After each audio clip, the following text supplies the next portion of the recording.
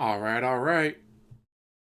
Got home, rode my bike it since it's so fucking nice out. I mean, I had to, guys. I had to. It's too fucking nice out. But now, we can get on to the piggy. You can see 11:37 his time. The streams start, quote unquote, at 11. There was 37 minutes of either dead air, not being in there in the first place, and the slideshow. 37 minutes.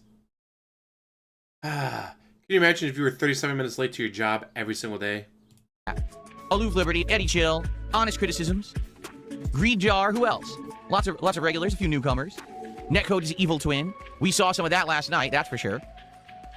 Okay, so good stuff.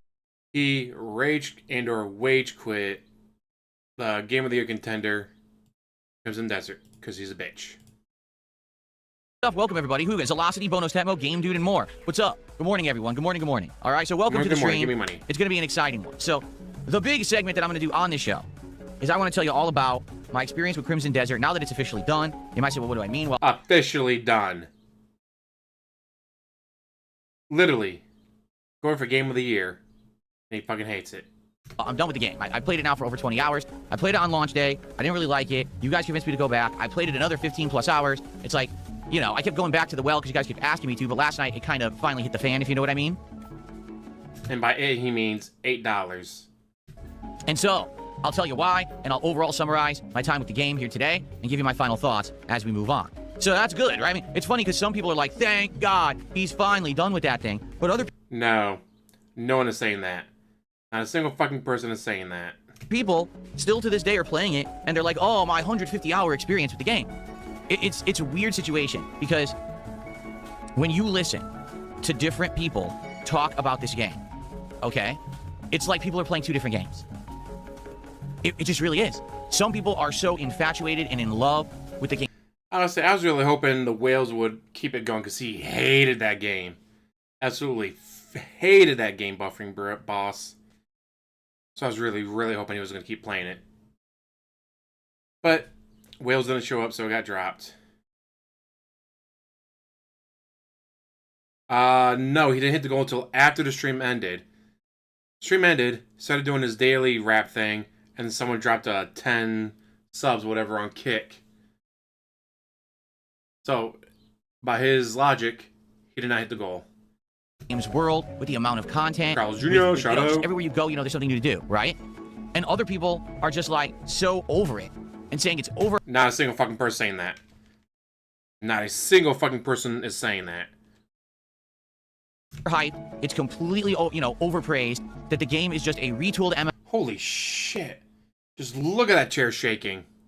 Roach bait, Star Digital. And that they don't understand how it could have sold so many million copies, except God, that chair is shaking so hard it's gonna fall apart. people are just dumb or ignorant or bandwagoners who love hype. And, you know, me playing the game, it's kind of somewhere in the middle. And what I mean by that is, I'm in a unique position where I can understand why there's some people that absolutely love this game. Really, like, I get it. I know why some people really like it. But from my unique perspective, okay, the way I see it, I don't see this being a game that for someone who makes content is something that's good for the long haul, unless you're one of these people who's so big, it doesn't matter what you play. Does that make sense? 230,000 subs. Guys, I'm just a small fry. I'm barely a channel. Like, I feel like the game is enjoyable for an audience. There's an audience for it, for sure. I get it, and we'll talk about it because we're going to get into detail about it here on the show today. But I just don't think it's a game that's going to really hold much interest for a viewing audience unless people are just there because they're there because you're already popular. Does that make sense? No, you're a bitch.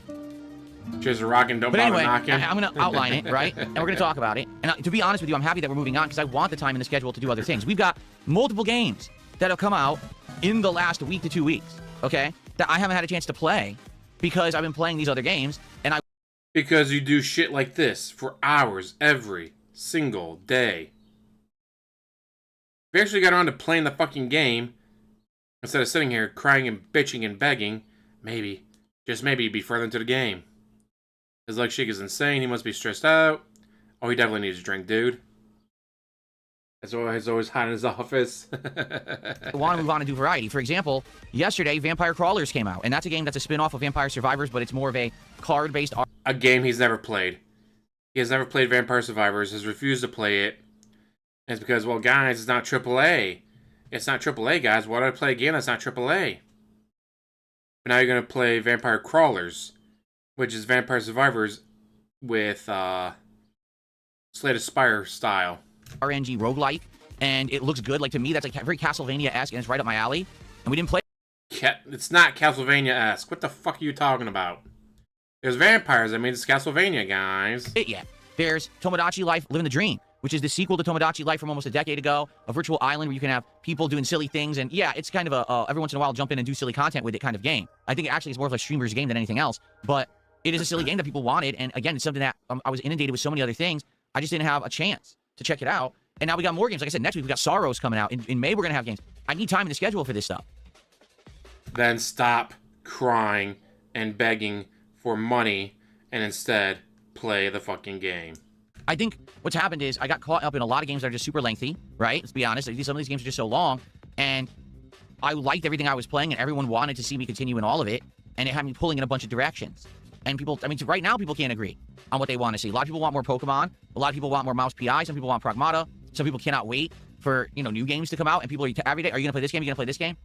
You know? So, we'll talk about it, okay? But Cyber Devil, or excuse me, yeah, it is Cyber Devil, did a €2 super chat. Says Crimson is really bad, Phil. Well, again, I can see different perspectives. I really do. Crimson is a fucking amazing game. Shut the fuck up. Like, here's the thing. Could be detoxing, yeah. I can get why people would like the game, and I'm going to talk about it today. But at the same time, I don't think it's a game for everyone. You know what I mean? Like, I think that... It's not a game for him because he's a dumbass. If you're a kind of person looking for a certain kind of experience, you can get it with Crimson Desert. And in fact, you can get a damn good one with Crimson Desert. But is that going to be what every single gamer is looking for? And that might be the question that needs to be answered. Because why are there millions upon millions of people who bandwagoned and bought the game, but I keep hearing every day, I quit the game today? No, it's not a bandwagon. It's going, oh, hey, this is really, actually a really good fucking game. Let's check it out because it's a really good fucking game. DSP, a game getting popular when it's a new game, whatever, and people going, oh, hey, it's actually really good. Gotta check it out. Fine, I'll check it out. Holy shit, you're right. It is a really good game. It's not being a bandwagon. It's going, holy shit, they made a good game. Awesome. I played for 60 hours. I finally quit. Nobody jumps on his bandwagon. Today, I'm done with it. Huh? Right? Like, it seems like everyone bought this game, but a lot of people just never followed through playing it.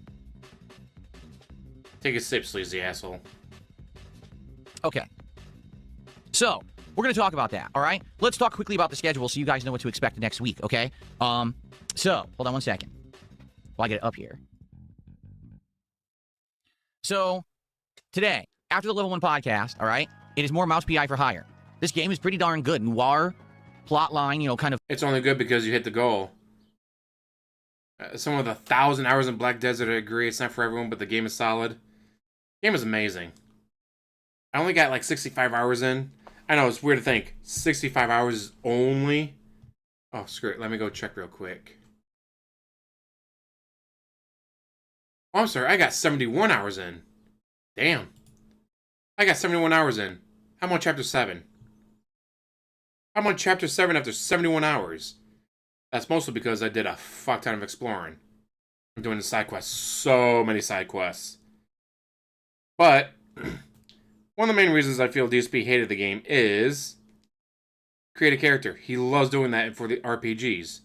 So he can make the character look like him. Well, you can't do that in this game. So, well, there's strike number 1. Strike number 2. Obviously, no hand-holding. No yellow paint. I mean, with the guides from the maps and all that, it feels pretty easy to get around. I've never truly been lost. I got frustrated. I was like, I've been to this place. Where the fuck was it?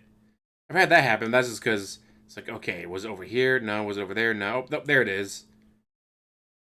But he needs more than that. He needs all the yellow paint. He needs all the hand-holding.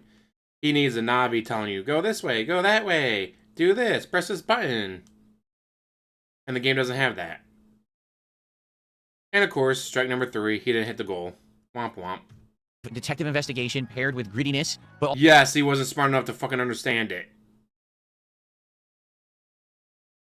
The game doesn't hold your hand. You got to think about shit, and he just can't do that. Also cartoony graphics, and you know, it's kind of a very unique mishmash of a game. I like it a lot. The more I play it, the more I like. I'm excited today to see what else we do. I'm sure there's more guns, there's more abilities and things that we're going to unlock in today's stream. So I hope that after He's probably using a guide already, so he knows what's coming up. the podcast ends, you will stick around and you will hang out with me for more Mouse PI for Hire. It's a good, really good game, in my opinion. Very interesting and unique. Okay? On the late stream, it's more Pragmata. To be honest, I'm a little nervous about Pragmata. I don't know He's nervous, guys. Can't tell by the chair shaking. why, but it doesn't seem to be catching on with the audience. Like when I played it last, people were actually kind of disengaged from it, weren't really talking much about it, and instead it was more like me playing the game for myself, which I didn't get because I was unlocking new abilities, new weapons, new items, upgrading, big epic boss fights, right? And people were like, eh. Like, wow, are you seeing the same game I'm playing? I'm loving it. Because you play it so fucking poorly. I've had people, like, they played it for the first time, never died. He's died multiple times in one stream.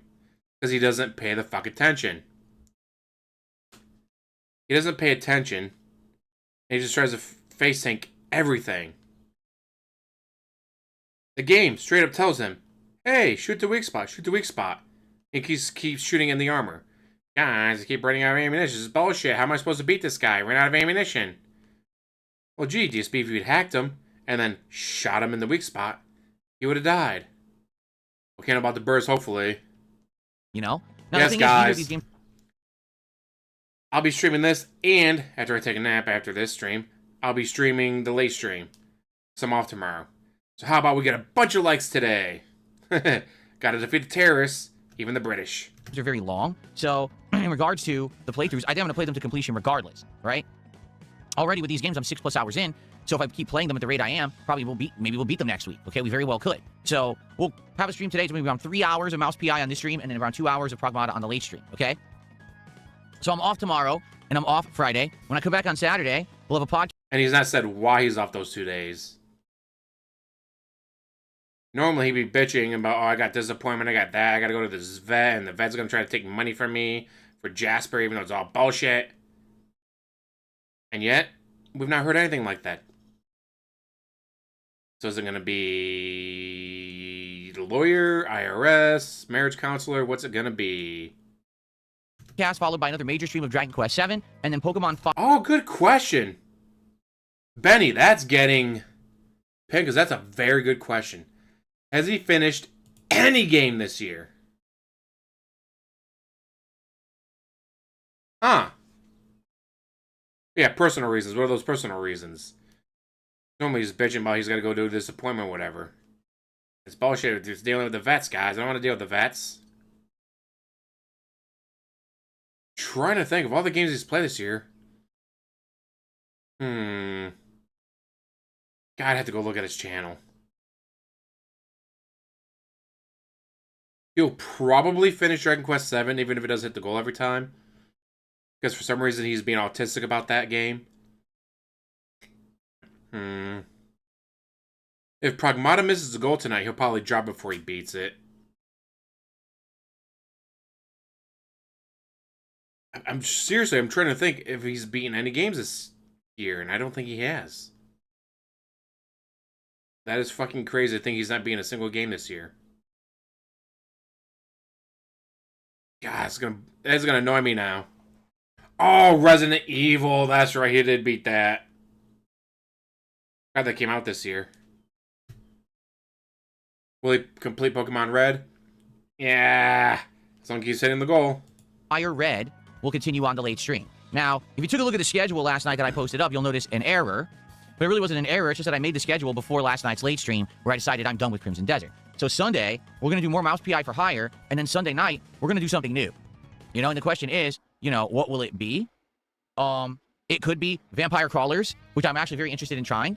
Okay? It could be Tomodachi Life. It could be something different, but I want it to be something new. And then... Fucking lip smack. Similarly, on Monday, I want to do a major stream of Pragmata, and then I want to do something new on Monday night stream as well. Okay? So let's talk about it and figure it out. We have time. You know, we have today and we have Saturday to figure out what we want to do kind of Sunday, Monday nights. But I definitely want new stuff in the rotation, okay? Cool. So, I love that he's replaced snorting with the lip smacks. Because no matter what, he's got to do something that's annoying. That being said, all right, that should be a good He said he might. He hasn't decided that yet. start to the week next week. As I've already stated, Soros, the new game, comes out on Thursday, which is April 30th. We'll be trying that as the daytime stream that day. Okay? The week will basically be juggling Dragon Quest, Mouse PI, Pragmata, trying to get as far as I can in those games, some Pokemon at night, and some new stuff in the night rotation as well. Thursday, the premiere of Soros, and then Friday, May 1st, it is the Mega Busting Marathon, where I'll be playing Classic Mega Man. So it's going to be a good variety week next week. Now, I'm looking for a DSP Tries It for next week. People have already suggested. I'm wondering, why is he focusing on May the 1st? Because he's literally taking the day off. If May the 1st fell on a Tuesday, he would take the day off. Now suddenly he's doing a marathon of bursting. What is going on that made him decide he has to do this? To this new Korean chicken place that's right about a block away from me, but sadly they're not up for delivery yet. I'm not going to drive there in person and then have idiots try to start problems in real life for everybody, because that's what they'll do. If anyone... Yes, he won't drive or walk across the street. He has stated the chicken place is across the street from his condo. He will not walk or drive there because Evil AJ, Duty, Tevin might get him. Detractors don't affect him. His life is unaffected by detractors. But he can't pick up Korean barbecue chicken food because Evil AJ, Tevin, Duty might get to him. It is literally across this fucking street from him. It is closer to his house than his fucking mailboxes at this point. If he walks to the mailbox, he could walk to the chicken place. But he won't. Because he's afraid of Duty and Tevin and Evil AJ and GTG and just anyone else that might be out to get him. But he's not paranoid, guys. He's not paranoid. Don't you dare say he's paranoid. anyone ever knows that I'm distinctly going to be somewhere, they'll probably try to do something anonymously to harass me or harass the business or whatever. And I'm not stupid, and I'm not going to do something irresponsible by saying, hey, everyone, I'm going to turn the stream off now and go to this business right now. Just asking for problems. So once they're on there and they're... You've literally taken 20-minute, 30-minute, 40-minute breaks before. You have literally taken 40-minute breaks before. So you don't need to turn the stream off to go pick this up. No. You're just like, all right, guys, I'm going to go pick up my food. I'll be right back. And then just leave clips going. Yeah, so currently, well, dude, Evil AJ's outside his window. Tevin's in the bushes, don't you know? It's fucking crazy just how paranoid he is. Like, dude, what the shit is wrong with you? to be like ordered from, then I will definitely be able to get some food from there, but they're not on there yet. They're so brand new that I can't order yet. So we're looking for a DSP Tries It for... Can you imagine? You're a DoorDash driver. You are a DoorDash driver. You see there's an order. You stop to pick up said order. And then you realize, you look up like, the fuck? I'm not even going to waste the gas. I'm going to park in the chicken shop's parking lot and then walk this across the street. I just cannot imagine being a DoorDash driver, seeing that the place is literally... You look up and you see his fucking house. You look up and you see his fucking house. I just could not imagine. God, I'd love to be that DoorDash driver, though, that realizes, like, wait a minute. Is this guy serious? I can see his house from here. He's literally going to pay me $20 plus all the extra fees for me to pick this up and walk it across the street to his house. Well, maybe it's someone that's disabled. Then he gets there and it's just DSP being lazy and paranoid. Holy shit. God, I want to be that DoorDash driver so badly now. Just to be, what the fuck are you doing? Why did you DoorDash this? You're literally in eye line of the fucking place. Next week, and I'm not sure what to do. All right, we'll talk about that. If you guys have any ideas of what we could do next week for DSP Tries It, I'm all ears. I would love to hear your suggestions. There is a new meal coming out of Burger King on May 4th for the tie-in with the new Mandalorian and Grogu movie. May the 4th be with you. Yeah, literally walk right over to the entrance gate. Like, what the fuck is he doing? Ooh, good idea. 1 second. Let me see if I can't get a map up real quick while he rambles. I will probably eventually try that. So, there you go.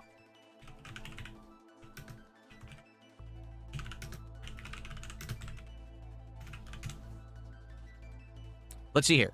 Rose Diamond says, are you going to play any of the Mega Man Star Force games? They're releasing a collection during the last few months during the marathon. Now, the point of the marathon is to try to beat the classic Mega Man.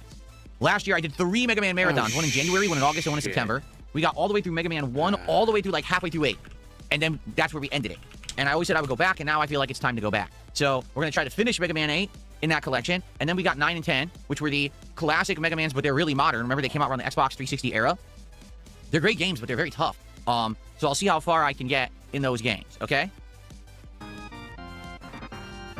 Jay Freeze Bees did a $10 super chat. Says, thank God you quit Crimson Desert because you're playing it in the most boring way possible. You're not good at combat. You play like an old boomer. Bad. Get You do.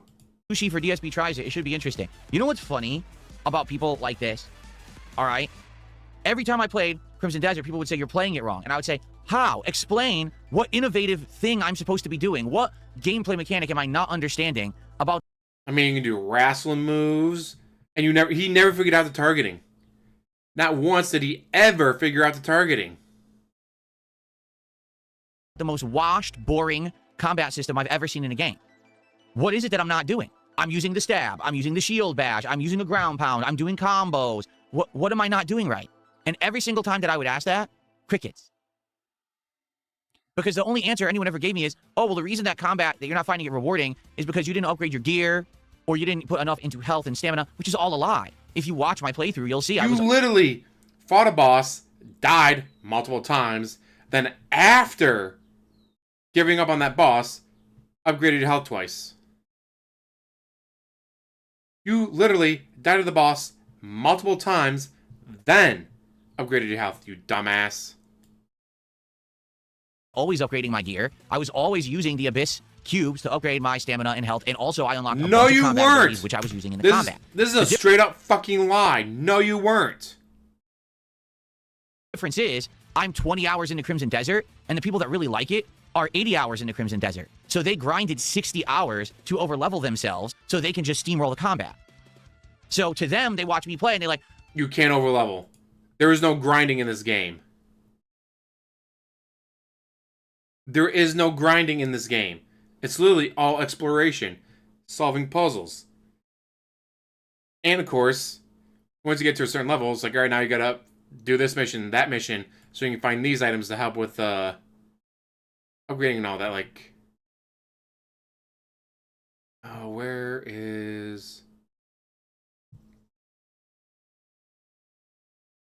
Damn, what was the name of the place?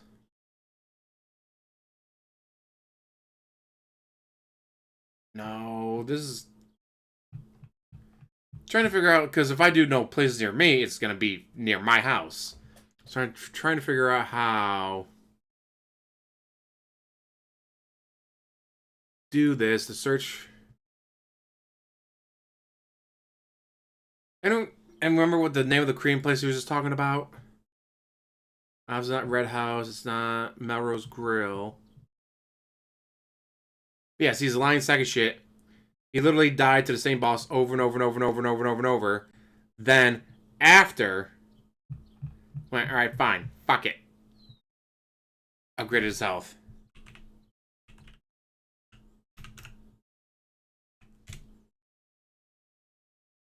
he's getting destroyed. It's because he's so weak. Yeah, because I didn't waste a month of my life playing the game to get to that point. I was waiting for something good to happen in the first 20 hours. I didn't want to waste 60 hours to become a god and crush everything like an ant. I just really love it. Everyone... You're such a piece of shit. Kill yourself. Yelling at me saying, it's my fault. Okay, explain how. And then there's crickets. No one can actually justify what they say about the game besides just kissing its butt blindly. Don't worry, because this is going to be a big segment of the show today, all right? Listen, I appreciate the $10 super chat, but I think we're going to agree to disagree on this one. And He's to get sushi for DSP Tries It. I've already done sushi on the show. It didn't do well. When I got sushi, people thought it was incredibly boring. And didn't, because here's the thing with sushi, right? You can't get 20 kinds of sushi. Dang it, I'm trying. Because for restaurants, Korean barbecue, Renton, everything is taking me to Seattle. I'm not trying to go to Seattle. I'm trying to find in Renton. I get this place is pretty brand new, but it should still pop up on Google. Piss me off. You can't. When you order sushi, you're getting an order of sushi, which is going to be a certain amount of pieces. Sushi is also expensive. Like, let's say, for example, I went to a sushi restaurant near me, and I wanted to try 5 kinds of sushi. Each order is like $20.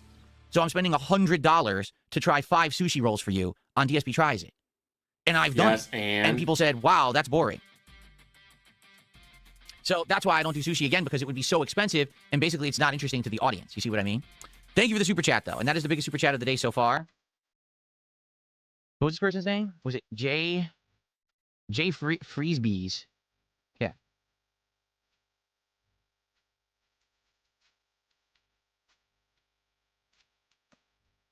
God, he's just a lying sack of shit. Okay.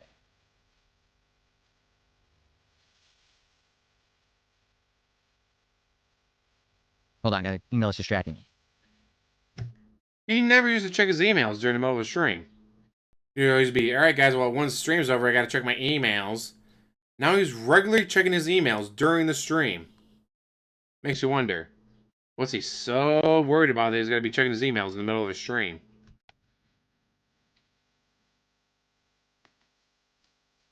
I received a generous $30 tip, guys. Thank you so much. I'm going to read this out in a second, but let's play an animation first. I can find it. Hold on a second here.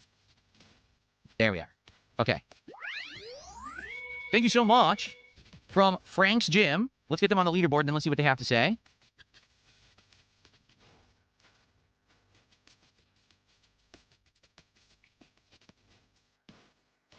Frank's Gym says, what's up, DSP? I just finished rewatching your Ghost of Tsushima playthrough. What an amazing game. I'm just stopping by to show some support. I appreciate that, Frank's Gym. Right. Totally believe that. Yeah, Ghost of Tsushima was a game that at the time, if you remember 2020, 6 years ago, we were in the middle of COVID, and everyone was stuck at home, and it was the middle of the summer. And by complete chance, this epic game comes out in the middle of the summer when normally good new games almost never come out during the summertime. They kind of save them for the fall because they think they'll get inflated sales as they come out around the holiday season. And this game coming out as it did, with the timing that it did, it hit at exactly the right time. And if you remember, absolutely gorgeous visuals at the time on PlayStation 4 Pro. Amazing amount of content, really well written and great story. Interesting combat elements where you could play either as a samurai with dueling or as a stealthy ninja. Just tons to do. And a game that felt meaningful throughout, which is pretty much the opposite of Crimson Desert, right? Like, if you really think about it. Wow. His hate boner for Crimson Desert is going to be fucking epic, isn't it? Crimson Desert and Ghost of Tsushima are similar styles of game, except one has this well-crafted, meaningful world, and the other is just everything slammed together with no substance whatsoever. There you go. Don't you believe me, Reeee? Okay. So thank you so much, Frank's Gym, for a $30 tip today. That is very much appreciated.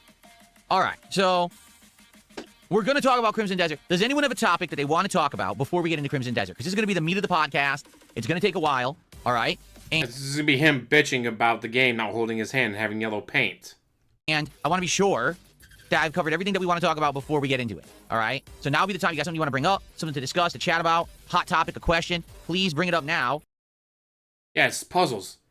There's multiple puzzles where I show him and go, okay, what the fuck do you do with this puzzle? Then you know what I did? I figured it out. There's literally one where it's like, huh, well, there's a pile of stones here and a pile of stones there. Then there's just a flat rock there. I'm guessing you gotta find stones, pick them up, and stack them. Guess what? That's exactly what you had to do. That's amazing how I was able to figure that out all on my own. I didn't need yellow paint on the rocks.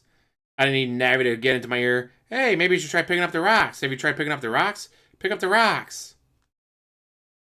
I didn't need any of that. I literally just went, huh.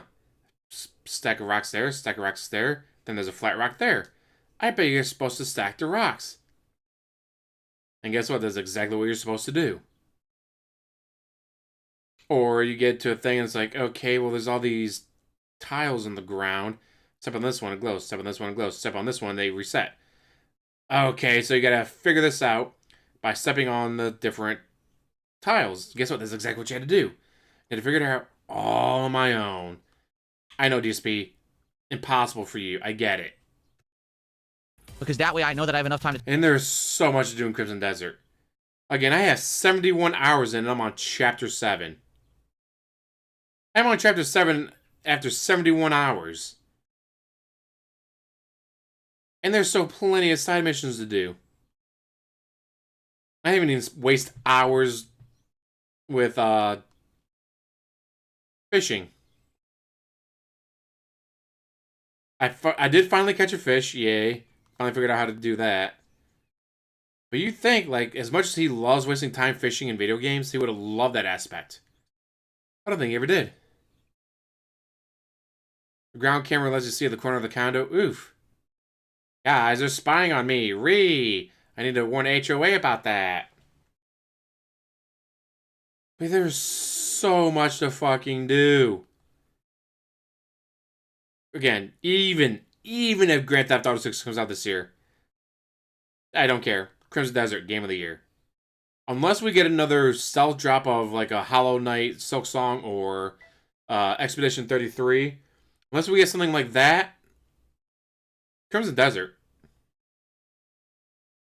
Because you know, even if it comes out this year, Grand Theft Auto 6 is probably going to be a Cyberpunk / No Man's Sky situation where, yay, finally came. Oh, fuck me, it's broken shithole mess. Alright, well, hopefully by the middle of 2027 we'll have enough patches out that actually fucking works. Yeah, there's a KinderCare near his house. It's completely wide open. Can you see all the cameras that the one cop saw? Although, I'm wondering, would the HOA be okay with all those cameras? I can definitely see him putting a bunch of cameras up, and then the HOA saying, you can't do that, what the fuck, that's invasion of your neighbor's privacy. Just for him to go, actually, I'm such a broke-ass bitch, I couldn't afford real cameras. Those are all fake. Which, talk about Crimson Desert after the fact. Shut the fuck up, DSP. There was a bank, and someone noticed, on those cameras, there's no bird shit. On those cameras, there's bird shit. I wonder why that is. Birds avoid real cameras, apparently. The cameras that had bird shit on them were fake. The bank apparently did not realize this. The bank paid whatever contractor to come in and saw a ton of cameras through a third private company, whatever, and didn't realize that like half the cameras were fake. Until someone pointed out, like, hey, you know, this one pointed at this part of the parking lot, that part of the parking lot, pointing at the ATM. You know, those are fake, right? Holy shit. Yeah, it only has so much resolution, Can I play Super Monkey Ball Banana unfortunately. Mania? No, not now. Maybe in the future. Can I take off my undershirt? No. Is today a Nautica Voyage Day? No. So listen to this. So now Jay Freeze Bees at a $2 super chat says you're old and stuck in your ways, not explaining. So you're going to refuse to explain to me what I should have done to play the game better because you don't know. Enjoy it. Have fun. Explore. Learn the systems. There is so much you could have done in that game, and you refuse to do any of it. One of my favorite things is when you're near a cliff, is grab them and throw them the fuck off the cliff. I think it's funny as fuck. I'm easily amused by it. At this point, it's become a running joke in my playthrough of Crimson Desert that, oh, you're near a cliff. You know what I gotta do, guys? Yoink, throw them off. Yoink, throw them off.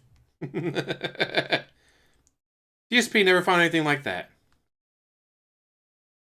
DSP could have found that all on his own. DSP could have found something that like, oh wow, guys, you can do wrestling moves. I'm gonna do an all wrestling stream or all wrestling playthrough now, guys. It'll be nothing but RKOs and German suplexes. And he didn't. Yeah, upgrade your gear, upgrade your stats. Oh. Okay, thanks for $2. Because that's the truth. If you knew, you would have said something. But you don't know. Because it's not If we told you, but well, that's not true. That's bullshit. That's your opinion. And then you just deny it, jackass. true. That's the problem. Okay.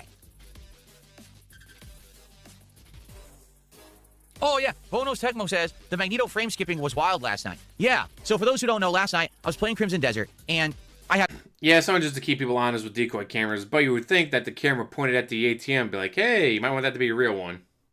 enough. So we only played it for like 50 minutes, and we had like an hour left, and I asked people what they wanted, and I said, what about some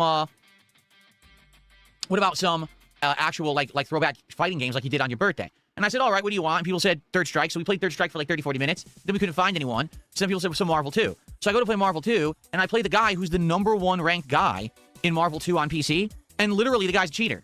And what do I mean by that? He picks Magneto, and he has a bad connection, so all he does is continuously wave dashes and presses buttons. Bullshit. Bullshit. And the game skips all of the animations. For those who don't know what a wave dash is, in Marvel 2, okay, you can dash by pushing 2 punches together. Now, there's a technique you can use that you can actually super jump cancel into an aerial dash, and basically you'll jump and dash downward, and it's basically an instant overhead. So the idea is with the faster characters in Marvel 2, you're trying to do instant overhead over and over to try to get people to block the wrong way, and then you get a free combo if it hits. Now, there's good ways around it. For example, having Sentinel. You can actually absorb a hit, and because he has that super armor mechanic, he can absorb a hit and call out an assist and knock off the people who are rushing him down. It kind of knocks them away, okay? It's not unbeatable. It's just a really good strategy in Marvel 2 where rushdown characters are very popular. The problem is, when you're playing Marvel 2 on the online collection, it's what the Marvel... What's it actually called, actually? It's some convoluted name. It's called Marvel vs. Capcom Fighting Collection. Arcade Classics, okay? That's what it's called. In this collection, the netcode, because it's a rollback netcode, actually can't keep up. The rollback netcode. Rollback. Oh, yeah, he rage quit it and just bitched about it the entire time. For what he's talking about, someone actually found the guy that was playing. Oh, because the guy that he's complaining about. Someone found him from his video, whatever that he was playing. Oh, I know I shared it to my page. Although the way Twitter is. Oh, is this it? Our Friday night fight's coming back. They will... Alright, guys. Shut the fuck up, DSP. You're a piece of shit. Kill yourself. If I can get this to load. With the game. So what happens is, the person who's using the rushdown tactic...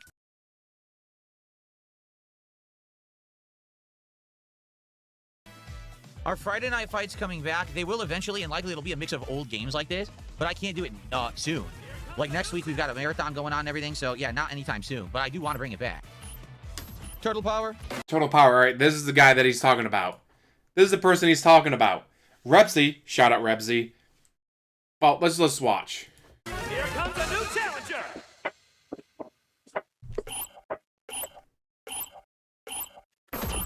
Doing alright, Hillbilly. So I don't even know how it plays at the end. Like, I literally... Yes, and I'm loving that the Clayface movie is going to be a rated R horror film. As it should be. Oh. Is this guy going to play? There he goes. He picked a serious team. He picked an actual serious team, so... Might get fucked up here. We'll see. Oh my god, I hit the button when I was trying to mash. That's lame. I blocked. You saw it skip frames? I blocked and it hit me anyway. Look what just happened. Look, it's skipping As you can see, this is from Turtle Power. frames. There's no way to block because it skips frames. Are you kidding me? Wow. He literally I don't know. I only mean, beat me anyone because can the put game their name skips Dark frames Side with Phil. Magneto. I don't think he plays It Marvel. literally skipped the frame. I'd be So he got surprised 3 if he hits at the plays end with Marvel. Magneto. That is absolutely fucking pathetic that it plays like that online. This is why no one wants to play this online anymore. You see how bad that was? It teleported all over. There was nothing I could do about it at all. I'm serious. Like, there's nothing you can do when that happens. You're fucked.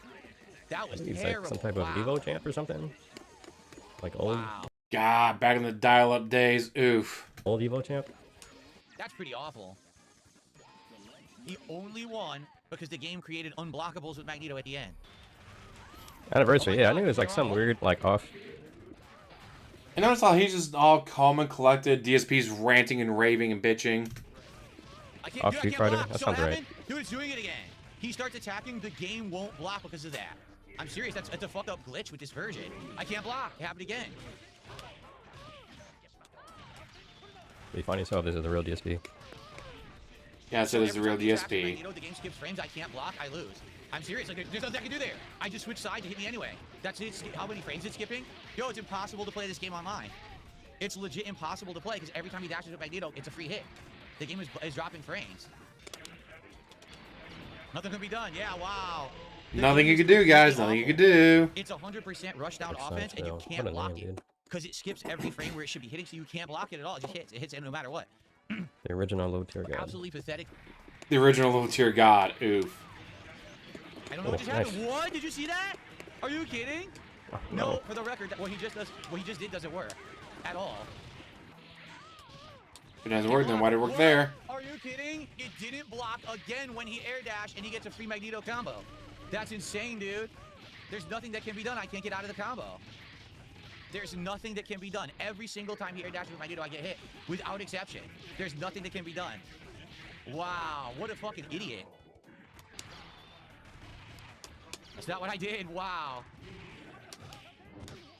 What is going on? It did it again.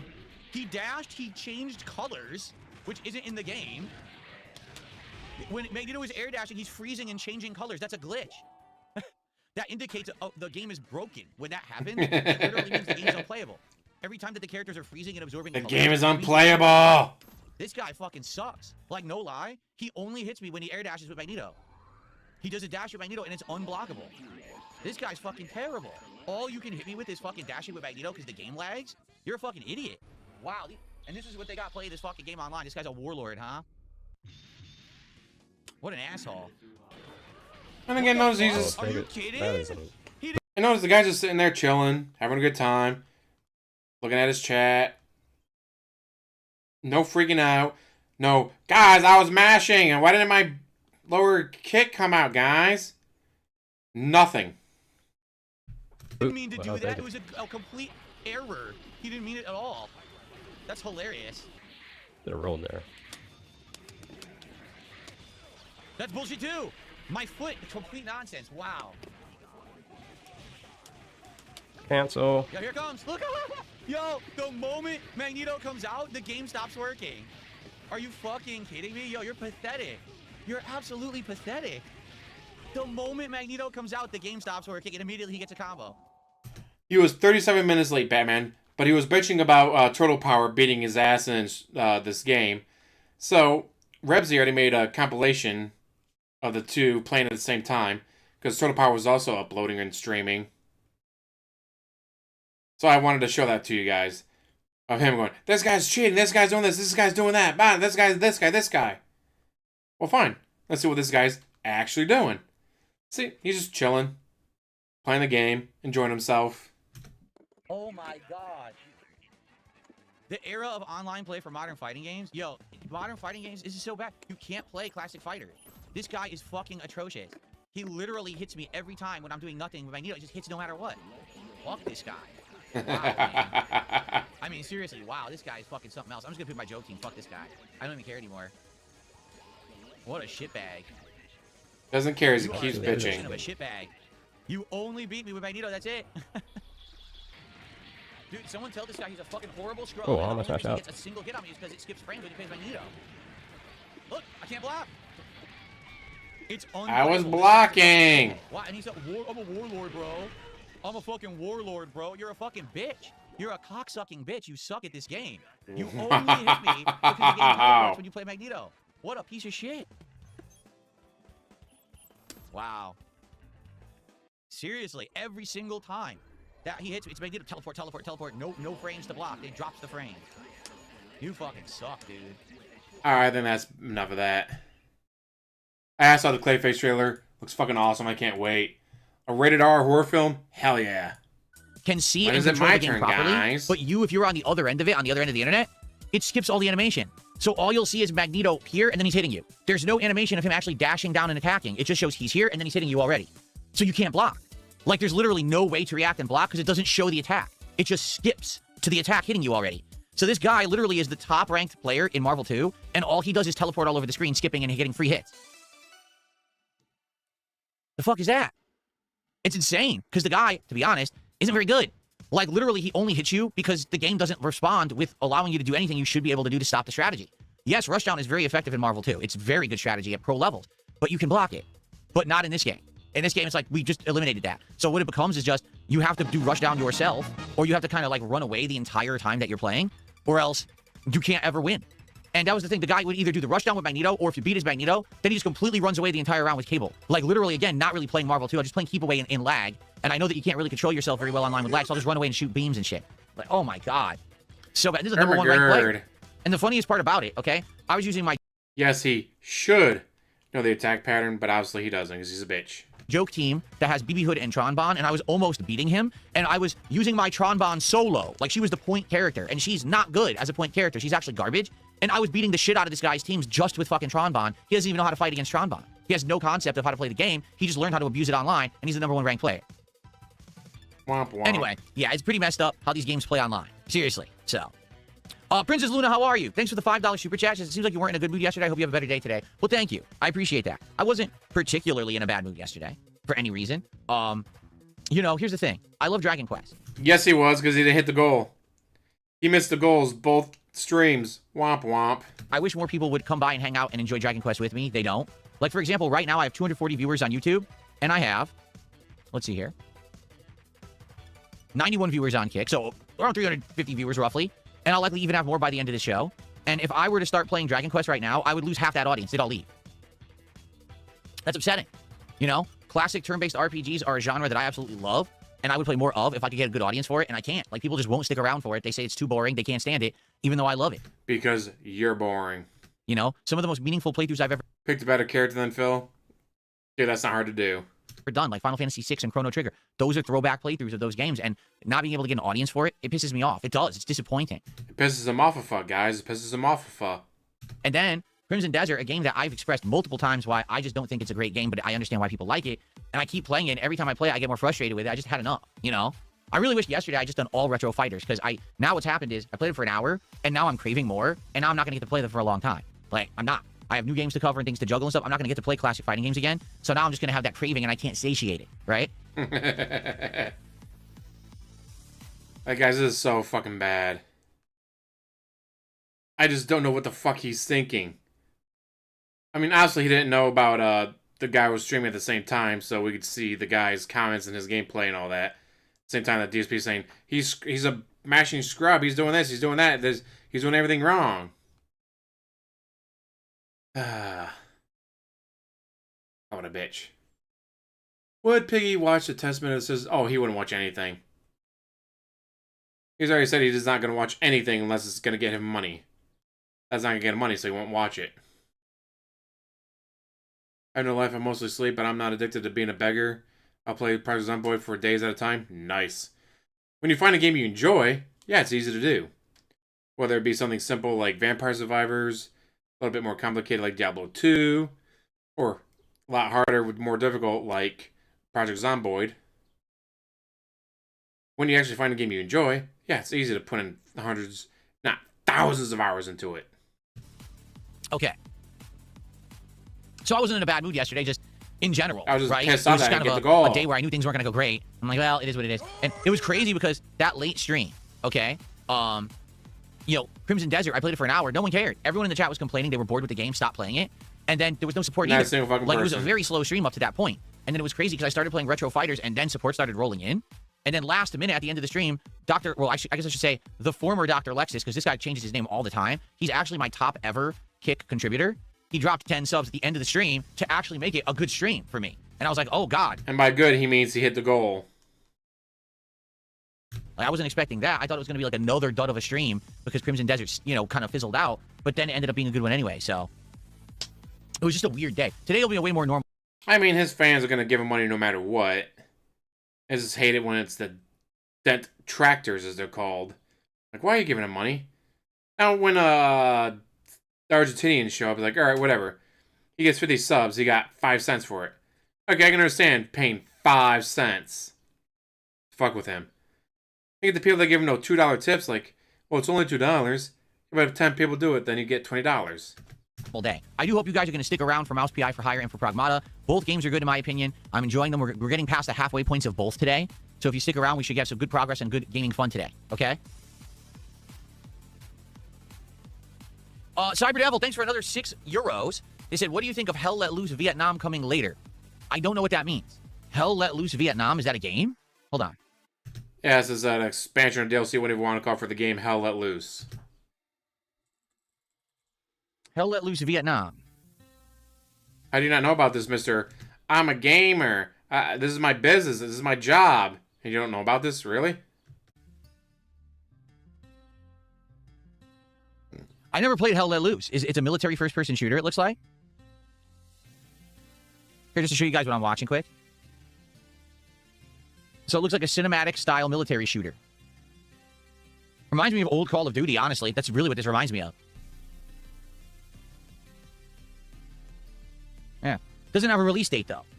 It's supposedly coming out this year, but no release date. If you guys wanted to see me tackle a game like that, I'd be willing. Like, I haven't played... Should play better games. He's bitching about a Game of the Year contender. Baldur's Gate, 1 Game of the Year. Bitched about it the entire time. Expedition 33. Bitched the entire fucking time he played it. Also, Game of the Year. The better the game, the more he fucking hates it. Played an actual, like, military shooter like that in 100 years, right? 'Cause they don't make them anymore. They really don't. And that looks like it's going to be kind of interesting. The graphics look really good. So thank you, Cyber Devil, for another €6. Let's see what that would be. Oops. That'd be $7.03. Thank you so much, Cyber Devil. So is it a possibility? Sure. In fact, you know what? I'll wishlist it.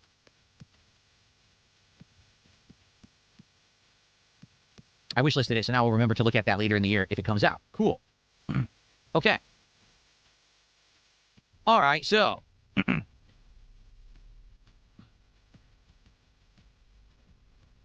Oh, is it multiplayer? That looks single player to me. People are saying it's a multiplayer with voice communication and everything. Oh, I didn't even get that impression. Look at it like that. Voice communication? Oh, nope, can't play it, guys. There's voice communication. Can't fucking do it. Yeah.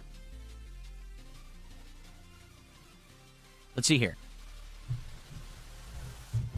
Vampire Crawlers is kind of like Slay the Spire. Then I'm still willing to give it a look. If it doesn't stick for a long time, that's fine. But I want to try it. It's on Game Pass, for the record. Vampire Crawlers is on Game Pass, so I want to try it regardless. I didn't play Vampire Survivors. It'll be my first... Vampire Survivors is also on Game Pass. And yes, as I said, he never played the original because he's a dumbass. attempt at enjoying something from that universe. Did I ever play Xenoblade Chronicles? Did we? We played a Xenoblade game, but I don't know which one it was. Hold on.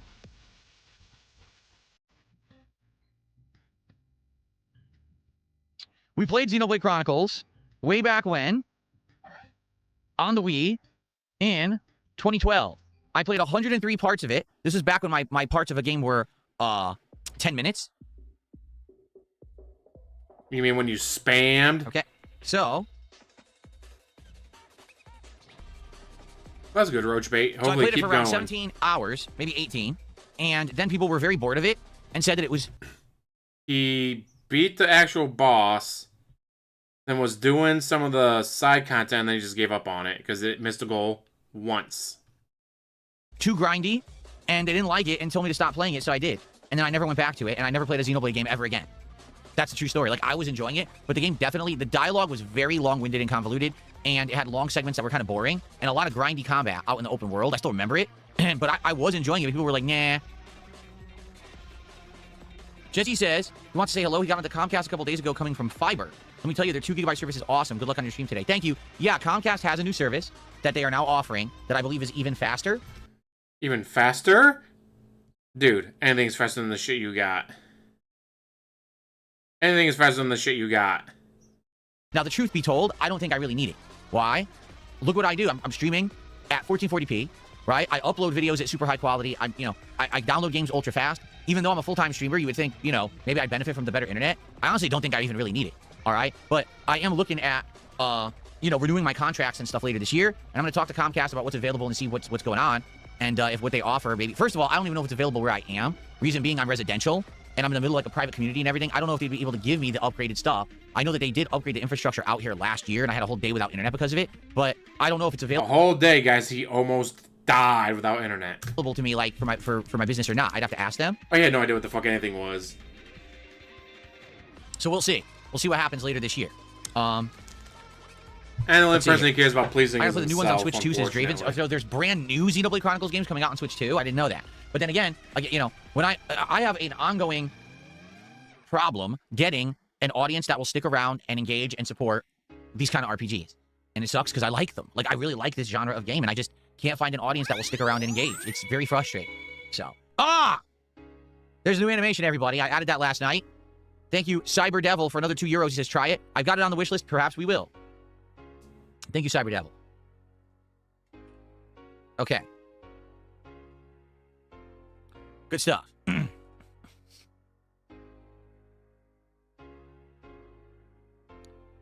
If the Ocarina of Time remake rumors are true, will I replay the original before to compare them? Probably not. I would probably play the remake, but I don't think I would replay the original and then the remake. Then it's just too much of the same, you know?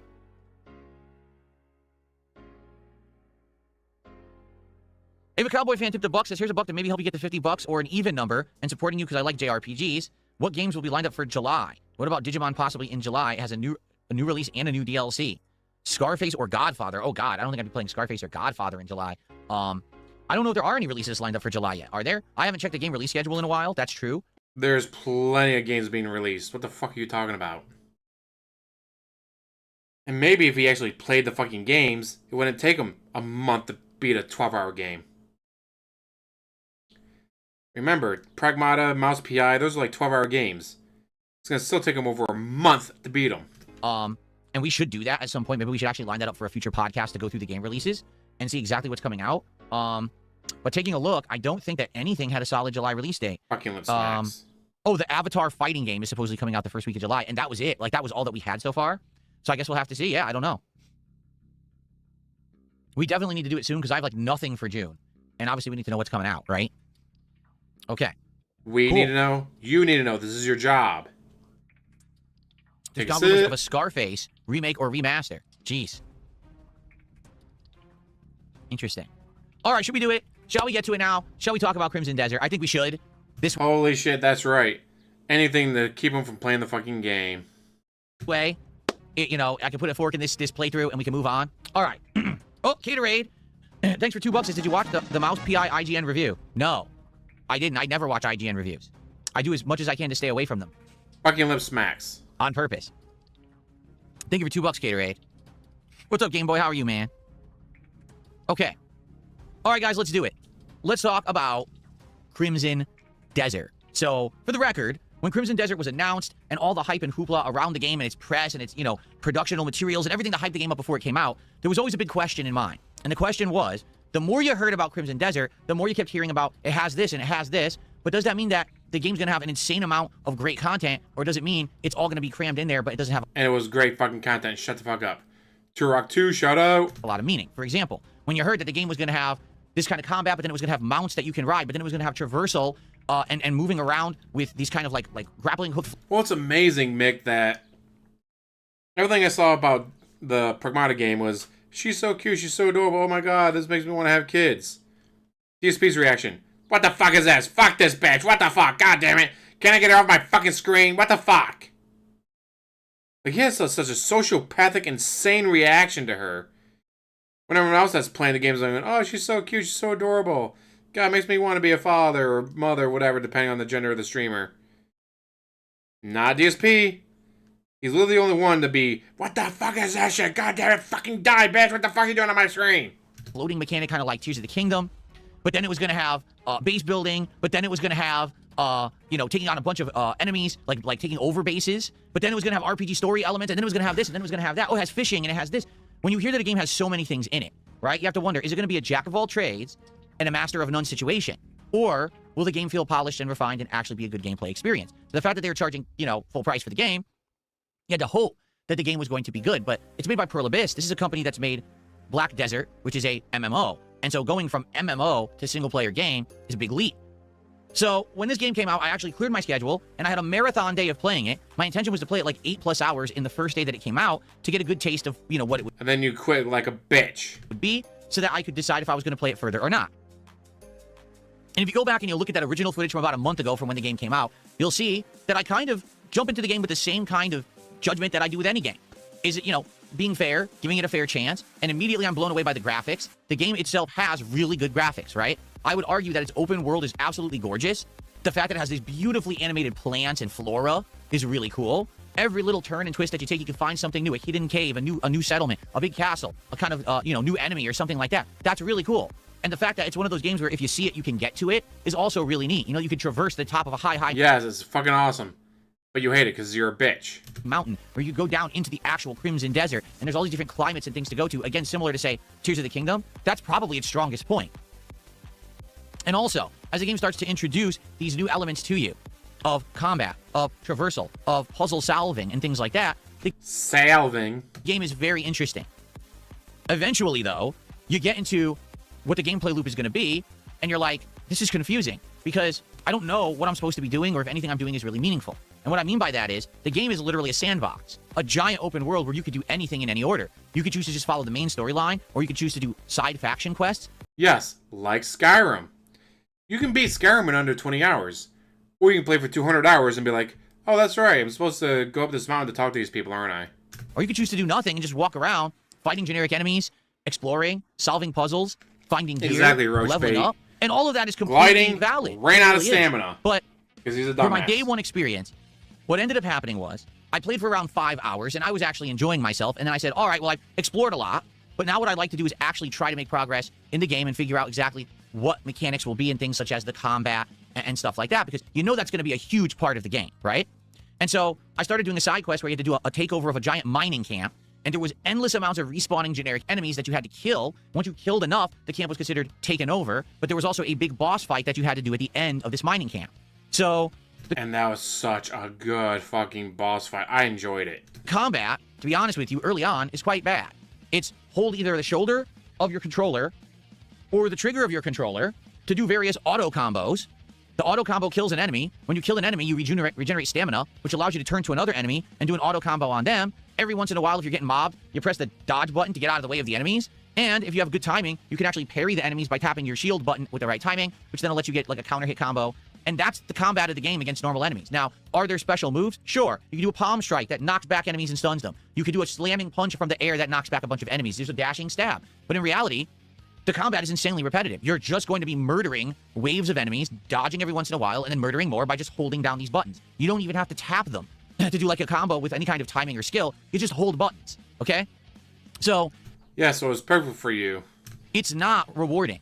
It's not fun. It's not interesting. It's actually very boring, okay? Now, on the flip side of that, when you actually encounter a boss in this game, the combat completely changes because every single boss in this game has super armor, which means you can't just be holding down the triggers or the shoulder to do auto combos because they're going to hit you through it, okay? Now, in regards to You can stun them. You attack them, do enough damage, you will stun them. Him and his fucking super armor bullshit. fighting bosses, there's a couple different ways that you can go about defeating the bosses in the game, okay? You can either go the puzzle-solving route, or you can go the brute force route. What does that mean? Well, when you What does that mean? I'm a fucking moron, I can't do puzzles, so I just beat my head against the wall until I win. fight a boss in this game, every boss is a little bit different. For example, there's bosses that are giant brutes who basically absorb all hits and can hit you for ginormous damage. Or there's bosses who may have special abilities where they like teleport around, and every once in a while you have to find the opening to try to hit them, or maybe you have to try to parry or counter them so that you can actually strike back. So it is doable that you could learn a boss pattern and actually beat the boss. However, the bosses usually end up either being way over-leveled or under-leveled for you. Meaning, when you get to that first story boss, as long as you've been playing the game and, you know, collecting armor and leveling it up at blacksmiths and things like that, chances are the first story boss is a pushover. But then if you go to the first optional fight in the game, which would be the boss at that mining camp that I mentioned, he's insanely strong and can kill you with 2 hits. So there's no real pacing or balance to the upgrade game. your health. It's just kind of like, well, when you encounter a boss, hope that you've played long enough to level up your gear Then and upgrade stats your so you health. can beat it. And if not, well, if you can learn the one strategy to beat the boss, that's like solving a puzzle, good for you. And if not, well, leave, go play for another 10 to 15 hours grinding and getting items and leveling up, and then come back and just overpower the boss because now you're way more stronger than he is. So that's the way you go about boss combat. And I hate to say it, it's just not satisfying. in any way. Like, when you play a game that has a tough boss, what you want to be able to do is, on the fly, learn the pattern of the boss, counter the pattern of the boss, overcome, win, and then it feels rewarding. That's exactly the pattern that FromSoft games use. And not to say that every FromSoft game is the same, because you got a game like Dark Souls, which plays very different than, say, a game like Bloodborne with parrying, which is very different than, say, Sekiro with the timed blocks. They're all a little different, but the idea is you get to a boss, learn the pattern, overcome, persevere. You can't really do that in Crimson Desert, because everything is just a puzzle you need to solve once, and once you solve that puzzle, you can beat it. For example, this first optional boss I fought, there's 2 ways to beat him. That's puzzle solving, either using the palm strike over and over to stun him and then get like a finisher on him, or if you use your sword, you can shine light in his face and he gets stunned and you can go do a combo on him. But that's it. Like, that's all you do to beat him. You don't actually learn his patterns or whatever. You just keep using the same tactic over and over, and then You can't... What the hell? You can learn his pattern. You can take the time to learn his pattern and really fuck him up. Just because you can't learn the pattern doesn't mean others can't, jackass. overwhelm him and you're done. Yeah, he had no upgrades, starter gear. Like, I just randomly summoned across a Stag Lord. That was a good fight. He'll never do that, though, because he's a bitch. Or you could overlevel yourself and just bully him.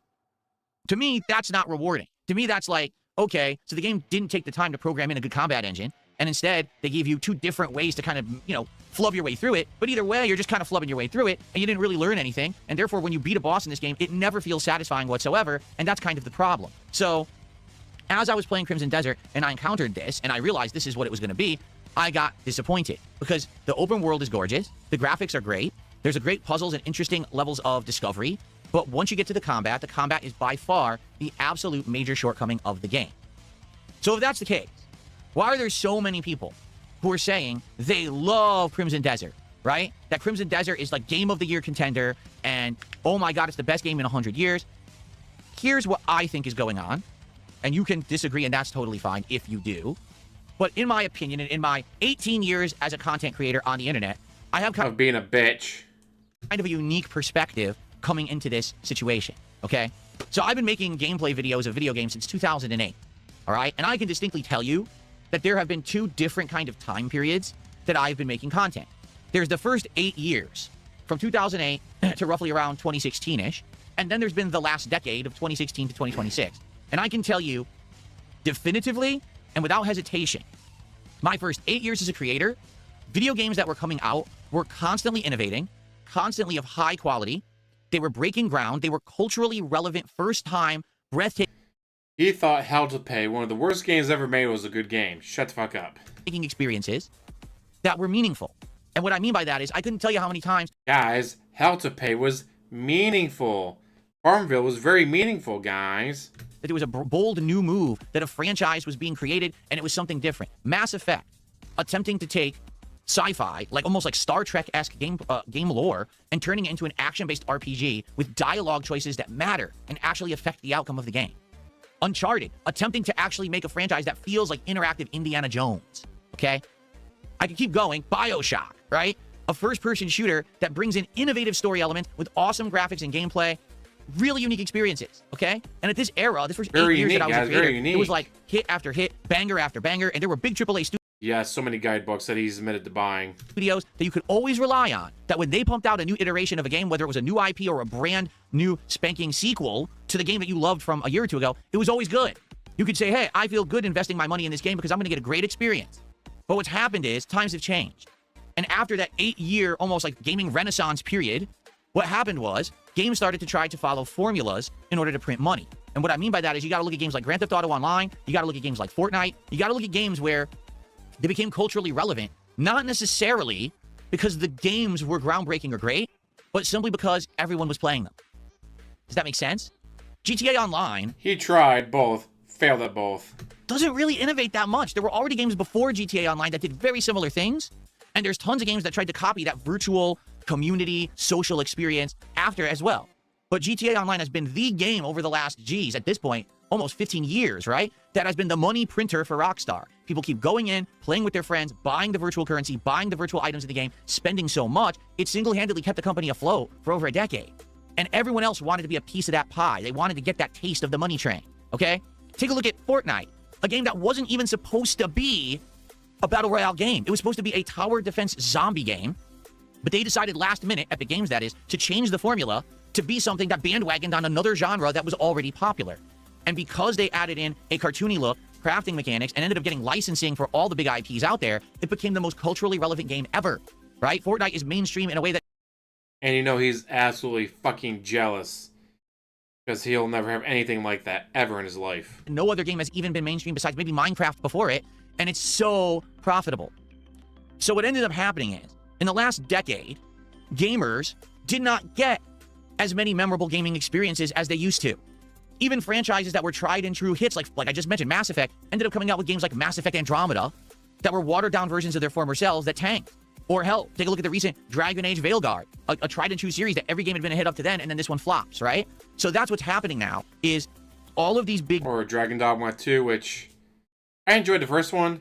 Second one, I may never play because of all the issues it had. Games Oh, that have been coming out recently end up being underwhelming, he's gonna know that. end up being either going in a direction people don't want because of its narrative or political reasons and agendas, right? Like culture war stuff. Or they're just not very good anymore. It seems like these big companies that used to always pump out the great experiences are a shadow of their former selves. Maybe the good employees have moved on or whatever. So when you no longer have that big, trusted amount of companies making great games, other people step up to the plate. And it's actually in the last few years, it's been indie companies that have actually stood up and started to... He refused. Absolutely refused to play indie games for years. Absolutely shit all over him for years. hit it on all cylinders, right? Smaller scale indie games that have really blown it out of the water, right? Companies like making Silksong. Or former devs who used to work for Ubisoft leave the company and then they go and make a big, humongous, successful game like Expedition 33. So the biggest games are not coming out of the big tried and true studios anymore. And so when you hear, oh, this company that made Black Desert, an MMO, they're going to make a single-player game, and look, it has all these elements of a game that you would want from a AAA studio, you're like, oh, I'm intrigued. Is this going to be... It is good. It is great. You're just a bitch. I'm sick and tired of you bitching about games that are so fucking good. Because you suck at them, because they don't have enough yellow paint for you, jackass. Good or not, right?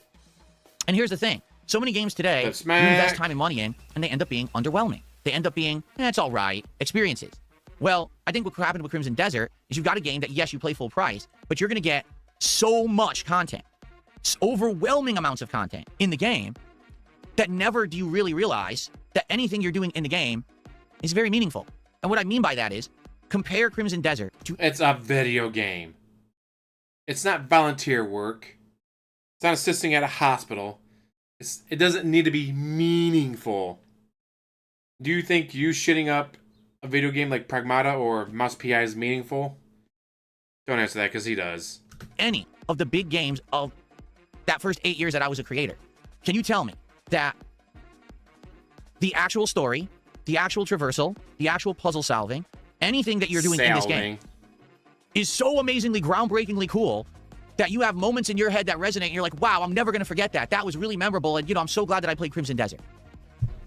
Yes. Grabbing people and chucking them off the cliff.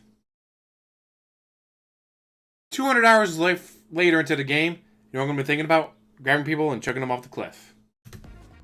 For me, the answer is no. In the 20-some hours that I played Crimson Desert, I never had a single jaw-dropping, oh my god, first time ever, culturally relevant moment. Instead, it was like, okay, so they're kind of doing this here, and they're kind of doing this there. This is from this game, this is from this game, it's taped together. All right, but why am I doing this? And ultimately, that becomes the big question for me when I'm playing a game these days. Why am I doing it? Is there a story that's riveting, that's keeping me going? Is there a gameplay element that I'm addicted to that I want to keep going back? Because the thing is, you don't need a good story for it to be a good game. And I actually think this has been one of the big things of contention about Crimson Desert, is that people are like, well, the story sucks. And then other people, big creators, have come out and said, the game doesn't have a story. Act like it doesn't. Even though it does, act like it doesn't, because that's not the focus. The focus of the game should be the overwhelming amount of content and the world that's created in the sandbox environment. That's what you should be sucked into and immersed in, okay? That's all well and good. But if it's just gameplay for gameplay's sake, then that's only going to appeal to a certain kind of audience. Do you see? Because there's people who play games for different reasons. There's some people who play games for challenge. There's some people who just play games to chill. There's some people who actually are super... And the different things you can do with the combat. It's not just hack and slash. You can do swords, spears, axes, maces, and of course the wrestling, bows, muskets. Professional about it, and there's others who just come home from work or school, they turn on their console or their PC for an hour or two a day, and they gel, right? They vibe. They're just, I'm just unplugging from the world, man. So everyone goes into gaming for something different. But ultimately, there are culturally relevant games that just seem to hit it for everyone. And I think this is the reason why Crimson Desert is like a must-play game of the year experience for some, and for others, they play it, they're like, meh, I don't get it. I really don't understand what the big deal is. For me, I land somewhere in the middle. And the reason I say that is, there's times when I'm playing Crimson The Desert. reason you say that is because you're a fence-sitting piece of shit. You fence-sit everything. And I'm exploring, and wow, look at this amazing vista that I'm standing on. You can see the view of the world and all these towers out in the distance, and I'm up here solving puzzles and stuff, and it looks really cool, and it feels awesome. And then there's other times when I'm forced to go into a camp and kill repetitive enemies, and there's a boss that's just a stupid slog of a boss, and I'm bored to fucking tears.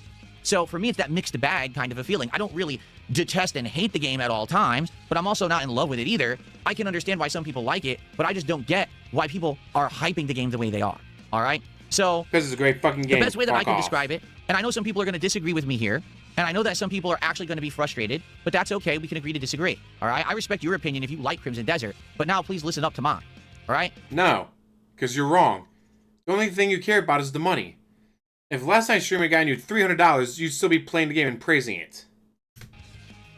When I play a game, as I get older, okay, more and more, I need more and more money. I'm looking for an experience that's memorable, that stands out, and is worth my time, okay? For example, if I'm going to go out somewhere to eat and have a meal out with my wife, I would much prefer to go to a place where maybe, all right, it is a little more expensive, maybe it's a shorter experience, but it's high-end food. So, for example, I'd rather go pay for seared halibut and a filet mignon steak and, you know, courses of good food than, say, go to an all-you-can-eat buffet. Does that make sense? For me, as I get older, my time is more valuable. I don't have time to just invest endlessly in game worlds, to sit here for 80 to 100 hours. I don't have a time when I'm playing a game and I hit a boss and I can't beat it to be told, well, you got to leave for 10 hours and grind, get better gear, level up your health, level up your stamina, then come back and fight the boss. That's literally how you play games, though. And mind you, this guy grinded for days, weeks, in various Dark Souls games. Like, he literally grinded for years across various games. Whether it be the Dark Souls series, Bloodborne, with the pigs. What was it?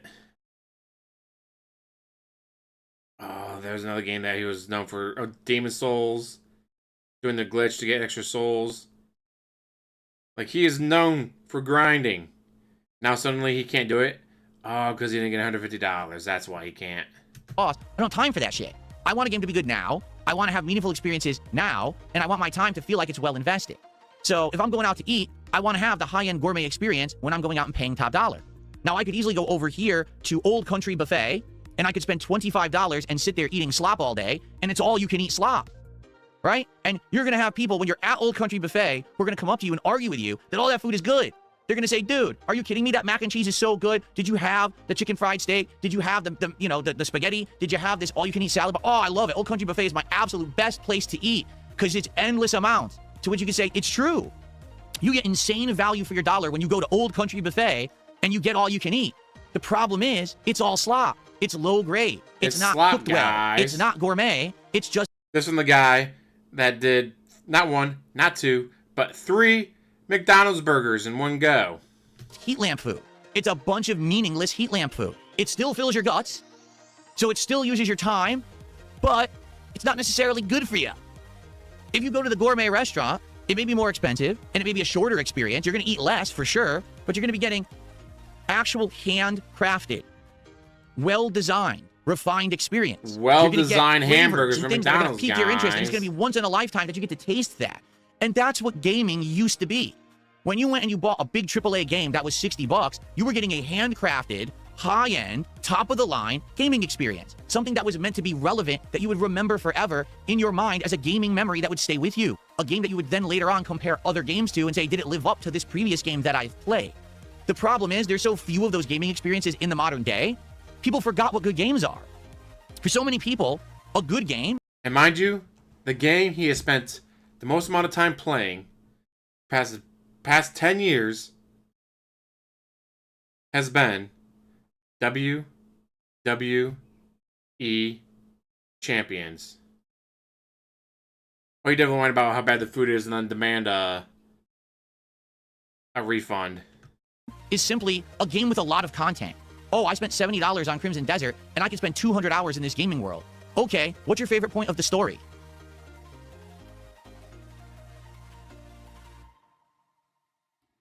What's your favorite camp that you took over? What's your favorite puzzle? In fact, when you ask people, what is it that you like about Crimson Desert, most people don't have a definitive answer. They just say, oh, well, I keep discovering new things and there's more content. Okay. Yes, discovering new things. I greatly enjoy discovering new things. Climbing another mountain. Discovering a new boss. Finding new random ass bullshit everywhere I go. I greatly enjoy all of that. I enjoy finding new puzzles and different puzzles and variations of puzzles I've already done. Okay. But what exactly is it about the game that is resonating with you besides the fact that you have so much content for the dollar? Again, you went to Old Country Buffet, you spent the flat rate, you're getting unlimited amounts of content, but it's slop. It's not coherent, it's not meaningful, it doesn't hold a candle to the good games of yesteryear, but hey, you got a lot of value for your dollar, you didn't get ripped off. Hey, the game isn't trying to hit you with a ton of microtransactions, or season passes, or stupid scheduled releases. Yes, we're just not rich enough to be like DSP, guys. That keep you coming back and spending more money. So therefore, the game's just good, right? Yeah, but okay, I get that. And there's going to be people that's all they're looking for. When they spend money on a game, all they want is endless content that they can go back to and say, the value is there. And I'll agree with you.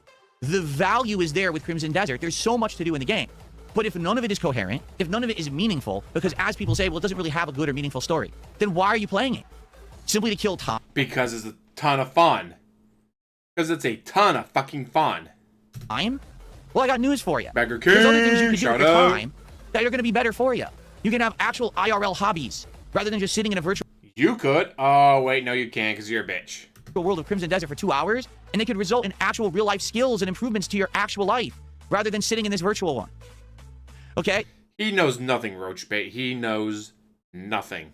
Just being honest, there's things you can do better with your time than spend 200 hours in Crimson Desert to then say, I'm done with the game, and say, well, I don't remember any of it. And I think this is what a lot of people have lost in modern society, is I found something to waste my time on. Hey, look, it's a mobile game. And trust me, I know a lot about spending time and wasting time and money in mobile games, so Yes, you do. Your favorite game of all time has been WWE Champions. I'm an authority on this one. There's a lot of people who I just want to do DSP. this. Okay, well, this is the best game ever, right? And it's mindless, and it's meaningless. There's no point to it. Crimson Desert is the slop of modern gaming. Now, here's the thing. There's an audience for it, and that's okay. Millions of people have bought it, and that's fine. But if you say that Crimson Desert is a Game of the Year contender over a handcrafted gaming experience that has a story, that has meaningful, groundbreaking content... Handcrafted. What, do you think Crimson Desert is fell out of the sky? This is actually at 1.35 speed. in it, you're actually doing the industry a disservice. And the reason is because when everyone jumps on a bandwagon, the industry follows because it chases the money. All right? I want you to take a look at Grand Theft Auto Online, and I want you to take a look at Fortnite and how the success of those two games has single-handedly changed the direction of the gaming industry in the last 10 plus years. How every major AAA company is now chasing the games as a service model. All right? Now, to be honest, the model is collapsing on itself. It's not working anymore. So now you have a game like Crimson Desert that comes along. No real story. Nothing really excels whatsoever. In fact, most of the game is straight up lifted from other games and just glued and taped together. It really is an all-you-can-eat experience, but it's... You take the 10 best games ever made, take the best elements of those 10 best games, add them to one game, yeah, it's gonna be a good fucking game. All slop, but everyone praises it. And if you don't like the game, you've got major creators coming out and telling you you're doing it wrong. How dare you not like Crimson Desert? How You are doing it wrong, DSP. You are. dare you approach it with the same criteria and judgments of quality that you would apply to other games? You are wrong. You should be liking it simply because it has so much quantity. And I'm proud of that, DSP. Well, I'm sorry. Maybe I just like better things. Maybe I realize I'm getting older and I don't have WWE Champions. Never forget. time to waste on shit that doesn't have a meaning behind it anymore. I want more memorable experiences and I want more useful use of my time because as I get older, I have less of it left. He says, as he plays video games for a living. I don't have time to spend 200 hours in Crimson Desert when I can play 5 to 6 other games in that time frame that I'll have more memorable experiences with. Maybe that's I.e., more money. not the case for you, and that's okay. And that's why it's okay to agree to disagree. But there's so many people out there that are polarized about this game and saying things like, well, Crimson Desert's the best game ever, game of the year, and if you don't get it, you're playing it wrong, and you have the bad opinions on this. No, not everyone is the same. But the point I'm making here is, if we act like Crimson Desert is the best game of all If we act, time, you will get 400 more games that are insane amounts of content. for fun, not money, Are you crazy, dude? content and none of it meaningful. You're gonna get 20 more. I actually like the Star Wars Battlefront. It looked good, it sounded good, it played well when you could get good connections. Which wasn't always every time, unfortunately. GTA Onlines and 30 more Fortnite clones, because that's how the industry follows. They chase the money. So seeing that this game sold millions and millions of copies, everyone's gonna follow suit. Oh, get another slop game out there. Slap everything together. Look, we have everything too. We have everything too. Play our game. Buy our game. That's how they work. None of these companies have creativity anymore. They follow the money. So if that's the case, and if that's what you want, go for it. They are businesses. They need money to pay their bills. Kiss the game's butt. Say it's the best game ever. But I'm warning you. Consequences have actions, pimp. If you say Crimson Desert is... Consequences have actions? Consequences have actions? It's actions have consequences, you fucking moron. so good, you have to understand that's going to actually change the industry opinion on what's good in a game. I'm sorry, but for 8 years, I had these groundbreaking games all the time that I loved. And now for the last 10, they all kind of went away. Well, I don't want the industry to change for the worse, because we all want to keep eating at Old Country Buffet. You made the industry worse! You were literally used as the dumbest piece of shit on the fucking planet by game developers. You are why we have yellow paint. You are why we have Navi. You are why we have the boy, do everything for me because I can't figure it out. You are literally used by gaming developers as the stupidest piece of shit on the fucking planet. Than eating a 5-star, Michelin star gourmet meal over here, that's a life-changing experience. And for the record, it's for the same price tag. $70 game here, $70 game there. I'd much rather play a 12 to 20 hour game that's a resonating once-in-a-lifetime experience that's truly original than play a 200-hour slop game that costs the same amount of money. That's my opinion. You disagree? That's okay. We agree to disagree. But I'm telling you, this is where it's coming from. This is why a game like this, I just can't really enjoy. I'd much rather play anything else right now than Crimson Desert. All right? So I hope this makes sense. And by the way, if you like Old Country Buffet, I hope I haven't offended you. I've been there too, and I had a couple good experiences at the place. I've also had some bad experiences at the place, because at the end of the day, it's all just heat lamp food. And I think that's the point I'm trying to make about Crimson Desert. Even though you might like some of the things in there and how much you're getting, at the end of the day, it's just overcooked garbage. It's not good for you. Nor is it good for gaming as a whole. And if we keep... Remember, he played RimWorld only because chat told him how to play it. Without chat telling him how to play it, he never would have been able to play it. fooling ourselves into thinking it is, you're going to get a million Crimson Desert clones, and you're not going to have... That'd be fucking awesome. ...those good experiences that we had from yesteryear. That's the bottom line. All right. Take a sip, you piece of shit. Okay, well, now, there's an incredible amount of shout-outs that I have to do. Thank you for allowing me to get through what I wanted to talk about, okay? And now let's actually do shout-outs. So, we'll do the YouTube stuff first, and then it looks like a ridiculous amount of tips came in too, but they could all be troll, who knows. So, here it is. So, Jay Freeze Bees did a $5 super chat, and he says, yes, nothing stays relevant forever. Tell us more basic stuff. We're all little kids, not adults. It's like listening to my mom. You're here listening. You chose to be here. You're not tied to a chair. No one's forcing. You're not a hostage. If you don't like my opinions on my podcast where I give my opinions, you can leave. Are you aware of this? Maybe you didn't know that. Here's the thing. You can actually leave the content you don't Not only is it too much thinking, it's dead in the water because it was just too much work for him. like. And you can watch content you do. You have freedom to do that. It's amazing. It's called free will. Let's see here. Don't you dare watch detractor content. Don't you dare use that free will to watch detractor content. Upgrade did a $10 super chat, and he says, is it possible you just aren't good at the game instead of saying it sucks? It has 57 positive reviews on Steam for a reason. You saying it sucks make you sound like a crybaby. Did you hear what I said about the game? I said there's things about the game I absolutely like. For sure, 100% there's things I really like about the game. It doesn't overall stink.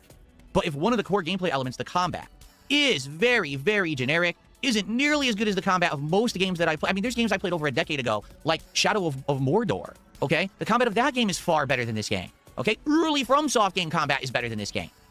It is. All right, now you can disagree, and again, that's okay. But for you to discount my opinion because you disagree without justification means that your opinion is invalid. You have to justify what you're saying. And every time that I ask people, what is it about the combat of Crimson Desert that's so good, I don't get any answers. I get crickets. I say, nothing. Instead, I hear, oh, just get good. Get good without explaining what I'm missing is invalid. What you're missing is joy, thinking, playing for your own self, not for an audience, not for money. So thanks for 10 bucks, but until you're going to explain to me how I'm misunderstanding this insanely great and complex combat engine, your point is moot. But thanks for your money. Let's see here. Dummy. Cyberdevil did an 11 euro super chat. He says, Phil, calm down. Crimson Desert sucks. Now take this. Well, thank you, Cyberdevil. I appreciate that. It's 11 euros. That's $12.88. And actually, that's the new top super chat. So thank you, Cyberdevil.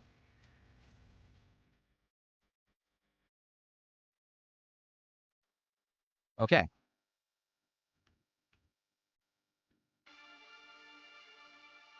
The whole darn world did a 2 euro super chat and says, 17th 2-hour rant from someone who values time. It's a podcast. Do you not understand what a podcast is? It's where you talk about topics. It's where he sits there and bitches about how you didn't give him enough money. Yes, a lot of people value this time. You want to know how I know? Because I have more attendance right now on this podcast than I've had of any game I played this week. And by the way, people are supporting and contributing to it. So it is meaningful use of time. Maybe not to you. That's your opinion. You're entitled to it. If you don't think it's meaningful use of time, then leave. You don't have to be here. Bitch Okay, mode. continuing on. Caterade did a $5 super chat and says, don't forget when Hollow Knight came out, everyone decided to make a Metroidvania. Elden Ring comes out, every dev wants to make a Souls-like. Exactly right. They all chase trends. And I'm not saying that there is no value in a game like Crimson Desert. There is. The value is quantity over quality. It's eating at an all-you-can-eat buffet of slop, but none of it really is good food. It's just... It's not good. It's fucking great.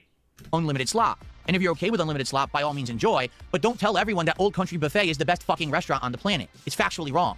Okay? It really is. But you want to be there with your fan group and your tunnel vision group who just say, best game ever, best game ever, best game ever. It's not. It's not, guys, because you didn't give me $150.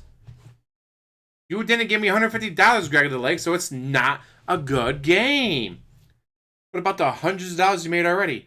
That money is gone. I already spent on WWE Champions, don't you know? Fucking morons. You didn't give me $150 every single stream, so it's a bad game. Or you're just such a piece of shit. God. I hate when he plays games I enjoy because he fucking just sucks at it and ruins them. He is so bad at everything.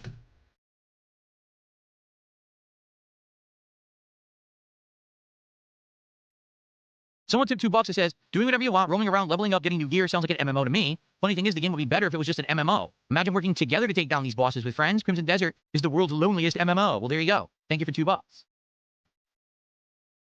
And again, it absolutely shows, as you play the game, you know that these people made an MMO. Like, literally, all the pieces of the game are taken from an MMO and just taped together. They really are. I'm a Cowboy fan. Random ass lip smack. The buff says, I couldn't agree more. I feel like it's harder to find good quality games nowadays compared to back then. Dead Rising up to 3 was really good. Nowadays, games seem to focus more on money than quality. Thank you, Eva Cowboy fan.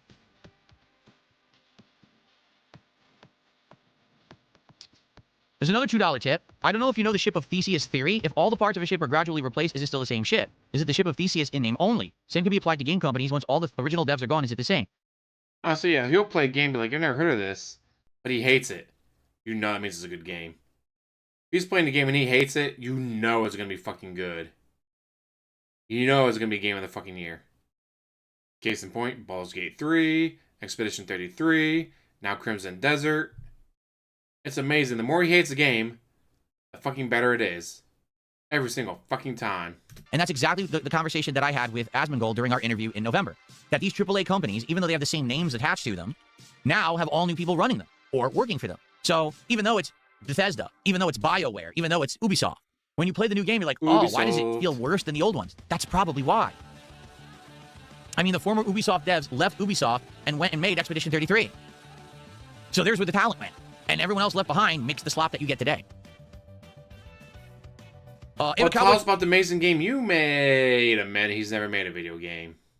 Granted another buck. That's one of the reasons I'm not into Fortnite. I'm more into story-based games with good gameplay. Even a game like Metal Gear Solid 4, which is a movie game, felt more artistic and original than a lot of games today. Do you plan on playing the remaster of Metal Gear Solid 4? Probably. Although, if I do play that, people have got to be ready for insanely long cutscenes that we're just going to be sitting and watching together, because that game has the longest cutscenes in history. It actually has, what is it, 90 minutes? I think the end of the game is a 90-minute cutscene. It's pretty insane. It is pretty crazy how many cutscenes and how long they are in that game. Shout out I just got a DSP $2 with tip. the Listen to this Zelda. one. Might be a hot take. I think Witcher 3 ruined gaming. As gaming as it is, it introduced... Oh, as amazing as it is, it introduced a really bad habit of mass and open worlds full of random filler content. Other companies just don't do it well. They have nothing for their open world, so they fill it with content. Well, yeah. See, that was the thing about Witcher 3. Witcher 3 was the game that made open worlds a standard, if you remember. After Witcher 3, every single game they've wanted to make a big open world with a million, side objectives, collection quests, tower takeovers, and shit like that. The difference is when you play Witcher 3, all of the side content feels meaningful. Like if you're doing a big side quest line in Witcher 3, it actually feels like it's the main story. Sometimes you'll be doing a side quest for 5 hours and realize, oh, it was just a side quest. That actually wasn't the story. Like, oh shit, really? That's great writing. That's great game development. That means you're immersed in the universe, right? As opposed to Something you haven't been in a video game in years. in Crimson Desert, yeah, there's a million things to do. Yeah, don't blame Witcher 3. It's KC, how's it going? So far, he's been ranting about how he hates Crimson Desert because it's too much. There's just so much in it, guys. Like, how am I supposed to focus on one thing? Guys, there's too much. So that seems to be kind of the main selling point. That there is so much to do. No, guys, it's bad. You gotta spoon feed everything to me. And do not forget, he is literally used as the poster boy for stupidest piece of shit on the planet. When the game developers went onto Twitch, went onto YouTube looking for the stupidest piece of shit on the planet, they found him and went, that's our guy. He's literally too fucking stupid to be considered a person. He's our guy. And used him for an example of the dumbest piece of shit on the fucking planet. But who cares? Once you do them all, they're meaningless. They don't affect anything. Oh, you got another Abyss core to level up generically again. Oh, gee, thanks. That's the whole game. Yes, like, oh, I don't know, maybe leveling up your health so you don't get killed in 2 shots.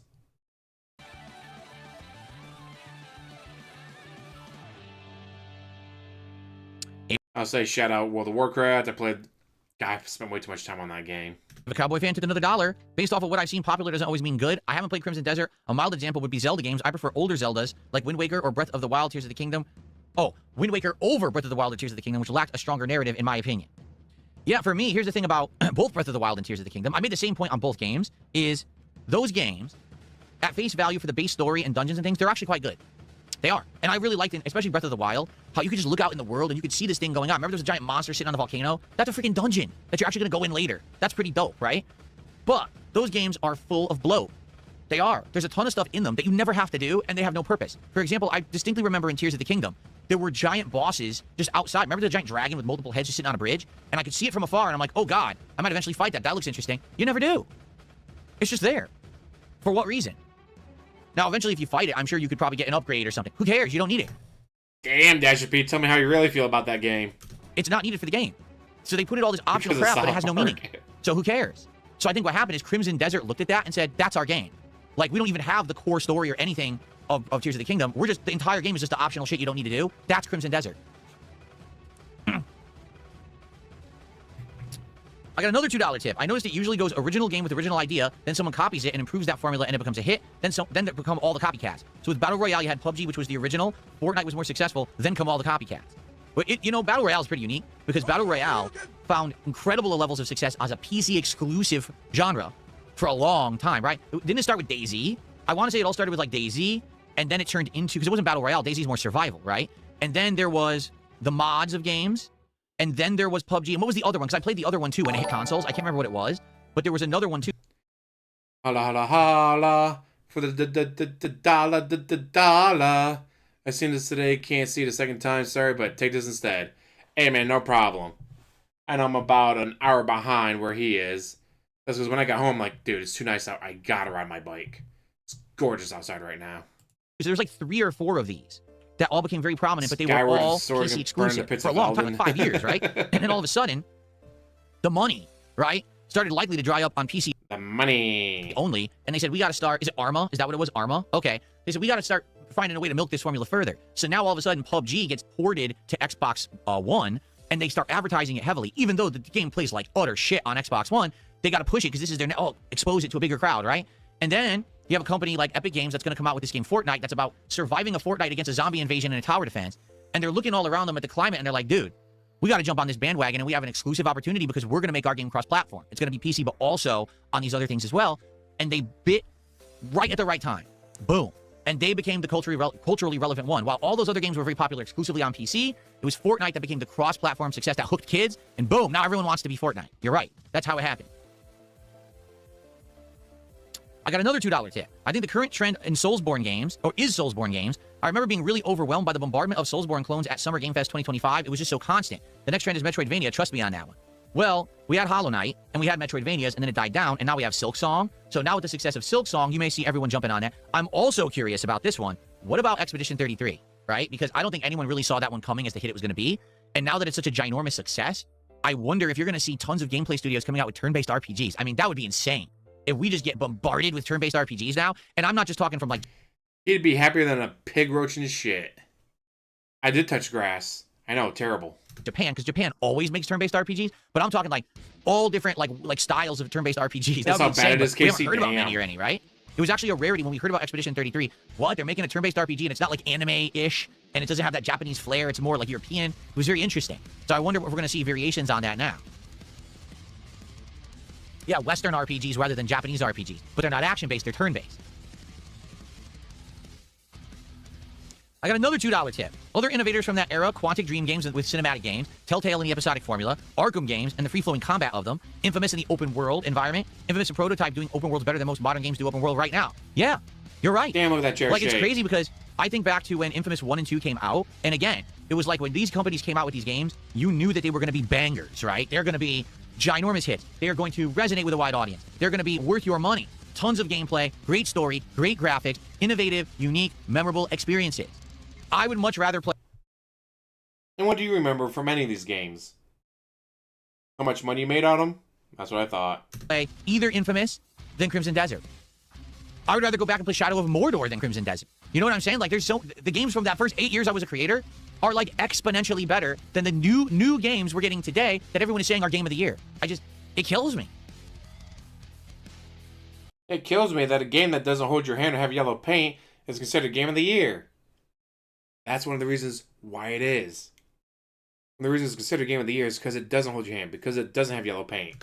Stuart, how are you? 20 months as a member. He says roguelikes are the current trend. It's one of the trends. For sure, I will agree there. The roguelikes are one of the trends that we're currently experiencing, that everyone wants to jump in a variation of a roguelike, right? I mean, hell, one of the new games that I want to play next week, Vampire Crawlers, is a roguelike. So I hear you.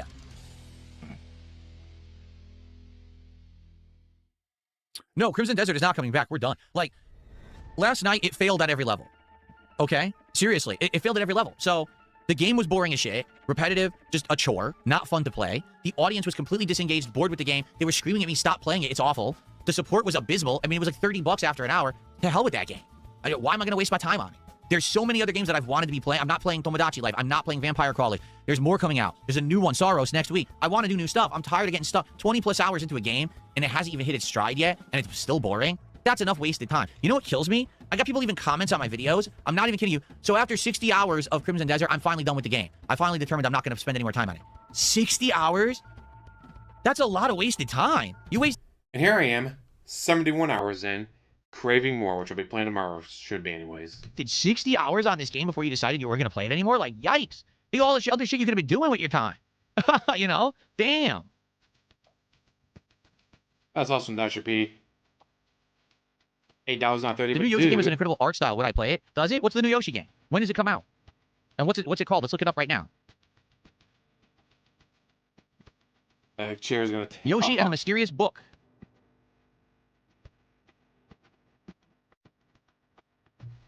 Releases in May.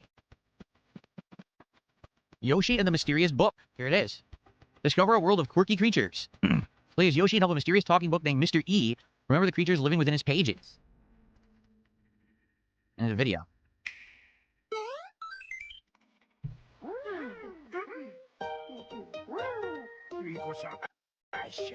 One day, on the island where Yoshi and his friends live, a talking book named Mr. E suddenly fell from the sky. Inside the book are lots of rather interesting creatures. Let's take a look at this one, which doesn't have a name yet.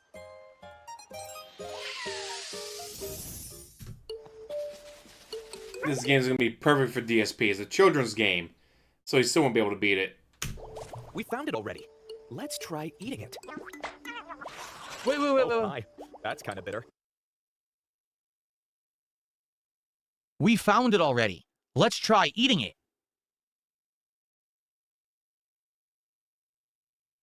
Yeah, it's what Yoshi does. Yoshi sticks his tongue out, grabs something, and eats it. That's what he does. Do you not know who Yoshi is?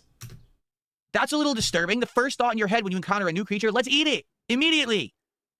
I mean, they kind of did that when people came from the old world to the new world. It's like, all right, what is this? I don't know what it is. Let's eat it. It looks like a storybook. It looks like a hand-drawn children's storybook, right? Any new discoveries you make are shown on screen. Bitter, soapy, sudsy taste. This creature spits foamy bubbles from its mouth. Look, we can enter the bubble. Ah, it pops after a while. We can also carry the creature on our back. Walk like this and, whoa, so many bubbles. Oh, we can even jump from bubble to bubble to reach this ledge. Interesting. It's pretty innovative. You know what this kind of reminds me of? Sonic Colors. Everyone remember that game from a long time ago? Where you would find the different little creatures, they were aliens, and each alien gave you a different ability. Like one was a drill, you could drill through walls. One was like electricity, we could zip around. So it seems like each creature that you eat will then give you an ability that you can use to traverse the platforming environment. Interesting. Is that an apple tree? Yum! It changed color. And the bubbles are even bigger. What's wrong with this video? Wow, Nintendo video quality is shit, because this isn't YouTube. This is like their own embedded player. Wow, it looks terrible. How pixelated like shit. Pretty sure that's your internet, DSP, not them.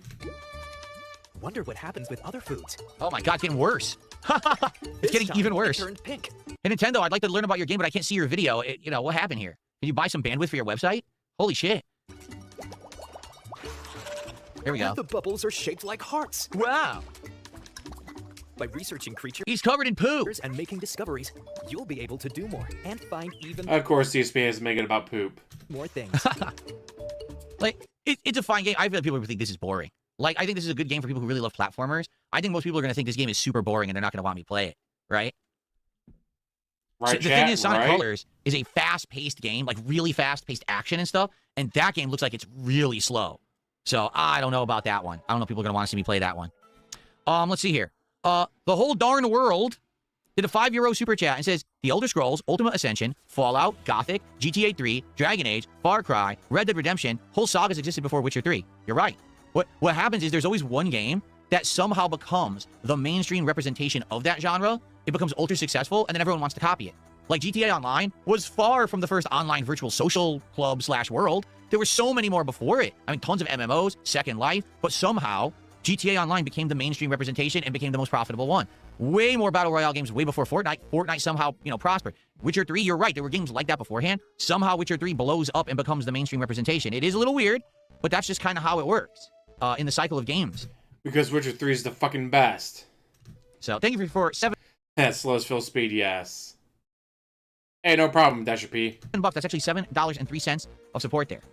Guys, back in my day, you just needed one joystick and one button to play a game. Okay, folks. Yes, because So- Witcher 3 is the fucking best. Oh, more tips have come in. Someone tipped $2 says, unlucky night last night in MVC2. The guy you match is really good. He's the top dog for a reason. Yeah, because his internet sucks and he teleports around the screen. You're right. Because the stuff he was doing, listen, it's not that he doesn't know how to play the game, but literally the stuff he's doing is unblockable. Like, you have to understand that. It's actually not defendable. You can't stop it because the game teleports. He gets to play the game, I don't. He doesn't see the teleporting, only I do. So it sucks because the game's not really competitive when it's at that level of lag. Let's see here. Ava Cowboy fan tipped $1. Would you be open to taking a look at Digimon Yes, back in the day with the Atari. Shout out Barnstorming. Time Stranger or Cyber Sleuth more? Yes, in the future, but not now. Okay. Thanks for the buck. True. Or Barnstorming. You don't need a button for Barnstorming either. Very good. What's up, Chris? How are you today? Oh, it's cold in here now. Okay.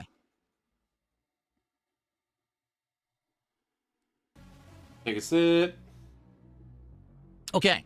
So, we have some time left. This is my last podcast of the week. We have a little bit of time left. Tag me in chat. Let's have a little bit of discussion and see what you guys want to talk about for the end of the show. No. Play the fucking game. Soft Sausages, in reality, if you watch me play most retro fighting games, I won't complain that much. Because, like, did you see me play Third Strike? I literally won nonstop. There was one guy. No complaining, huh? There was no complaining playing old school games, huh? Really? Oh, Street Fighter? That sounds right. Dude, it's doing it again. He starts attacking, the game won't block because of that. I'm serious, it's a fucked up glitch with this version. Guys, I don't complain when I'm playing old school fighters. I can't block. It happened again. Be funny as hell if this is the real DSP. So every time he attacks with Magneto, the game skips frames. I can't block. I lose. I'm serious. Like, there's nothing I can do there. I just switch sides to hit me anyway. That's it. How many frames it's skipping? Yo, it's impossible to play this game online. It's legit impossible to play because every time he dashes with Magneto, it's a free hit. The game is dropping frames.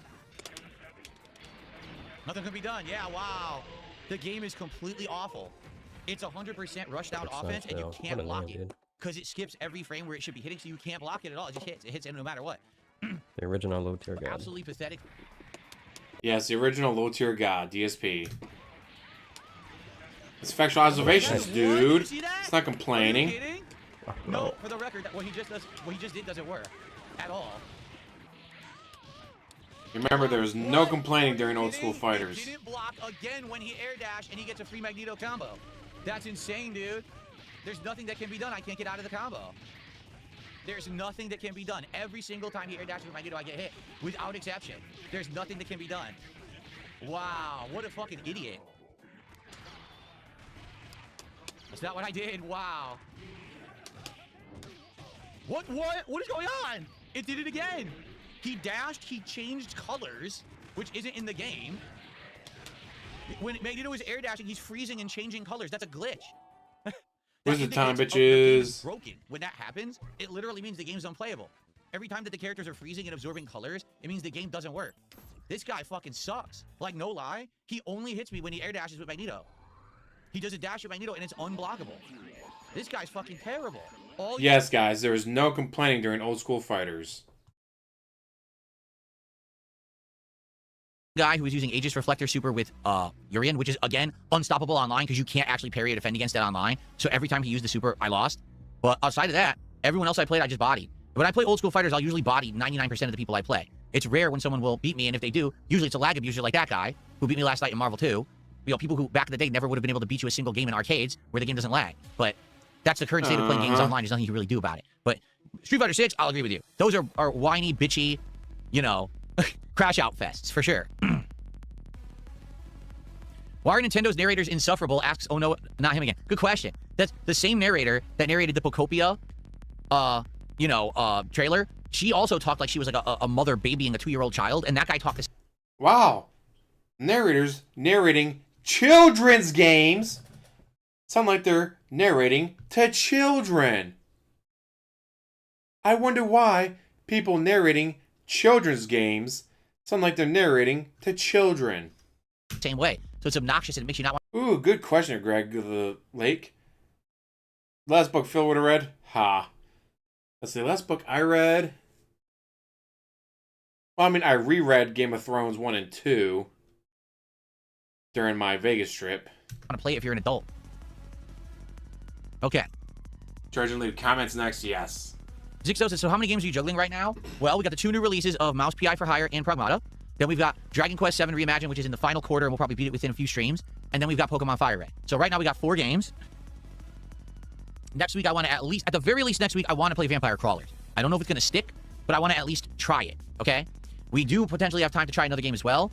And then, of course, Saros, we're going to try on Thursday on PS5 Pro. And then Friday, we're doing my Mega Man Marathon, but that's not going to be an ongoing playthrough. So right now, 4 games, potentially 5 or 6, depending on how next week goes. Depending on how much money you give him. Did I enjoy Assassin's Creed Odyssey more than Crimson Desert? Yes. Absolutely I did. Odyssey has a really good story. Odyssey's story is very interesting. It hooks you. The characters are more likable and better written. You know, to be honest, they're very similar styles of game. The difference is Odyssey has that kind of AAA flair and well-done story, while Crimson Desert just feels like it's a game with content for the sake of having a game with content, but no real purpose to playing it.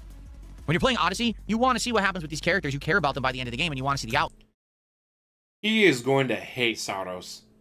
Dark sci-fi third-person action game from House Marquee, the creators of Returnal. Players control a Soltari enforcer on the shape-shifting planet Carcosa.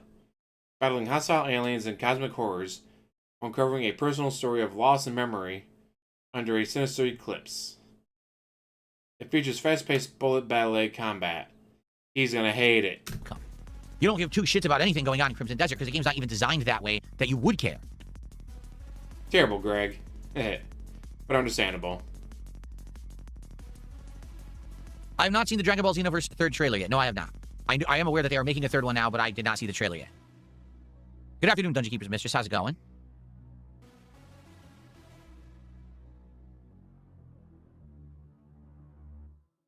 No, I disagree. Jay Freeze B says, it ruined Assassin's Creed. You don't care about AC. You're fine with them ruining AC and turning it into trash action RPG. No, I'm not. I strongly criticized Valhalla, stating the game was way too long, had too much meaningless slop content, took too much time to beat, and essentially was too much of a time waster in order to enjoy the game. And in fact, I've stated multiple times that the classic AC formulas of sneaking and actual assassinations are better. Remember the shorter game that came out? What was it called? The Assassin's Creed game that was much shorter that they did in between there? That game was much better. Much better. Yes, the orcs are the best. Daka, daka, daka, daka. Better. Like, Assassin's Creed Shadows was awful. Like, one of the worst they've ever made. The one right before that was like 10 times better. Mirage, that's what it was called. That was way better, okay? But here's the thing. Here's what I've said. I think Assassin's Creed should go in two directions. They should continue to make the open world games because there is an audience for it, but they should also make the classic Assassin games again. So, depending on your taste, you can play one or both, or neither. But I think that they shouldn't stop making the old formula. They should actually make both. That's my feeling. Because the thing is, Shadows was such a bad game and such a derailment. I don't think people want the next open world one. I think they're like, what the fuck just happened, right? And it's hilarious that they will not, Ubisoft will not admit that the game failed, even though it did massively. They've always been open world, haven't they? They keep lying about sales numbers and shit. It flopped, okay? So they have to regroup and do something different now. And I'm wondering what it's going to be, because you notice we haven't heard a peep out of them in over a year now about Assassin's Creed, besides the Assassin's Creed Black Flag remake.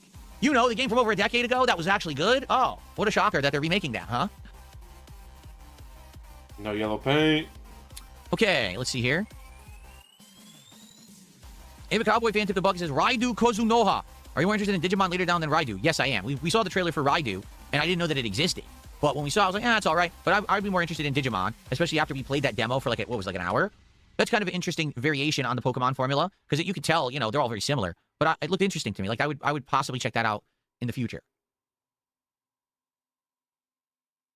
There's a new gameplay trailer for Splatoon Raiders. I don't care. I don't care about Splatoon. I tried Splatoon 1, and I actually liked it. And I played it for a while, more so than my audience did. Right? My audience told me they didn't like it, they found it boring. But I kept playing it for a while, and then eventually I got rid of it. I bought Splatoon 2 or 3, I can't even remember which one. Played it, everyone hated it in one stream, so I only played it once ever. So I'm not playing Splatoon ever again, there's no point. Bitch. Yes, I would like to do a playthrough of Final Fantasy Tactics at some point. I love the franchise. The problem is, it's very much a turn-based game. Final Fantasy Tactics plays very similarly to what we just played recently, Mugenics. It also plays very similarly to South Park The Fractured But Whole. Problem is, people don't like turn-based RPGs, they get bored of them. So I don't know if people would actually turn up for Tactics. They get bored of you, jackass. If I played it, I would love to play it, but that doesn't mean that people will be there for it.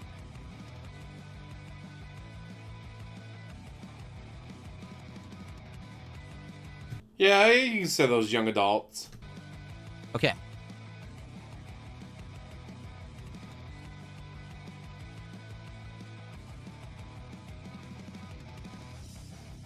Alright guys, anything else? I'm just curious. Anything else Wow, what a good healthy lift smack that was. to talk about? Or do you think that we're good? And shall we end the show for today? Because now I talked about what I wanted to talk about. We got through the topics. You know, last chance if you want to talk about something, or, you know, because after this, I'm going to go on my break, and then we're going to come back, and we're going to have 2.5 hours of... A break from doing nothing. Mouse PI for hire, and see how far we can get in the game today, okay? You guys are ready for Mouse PI?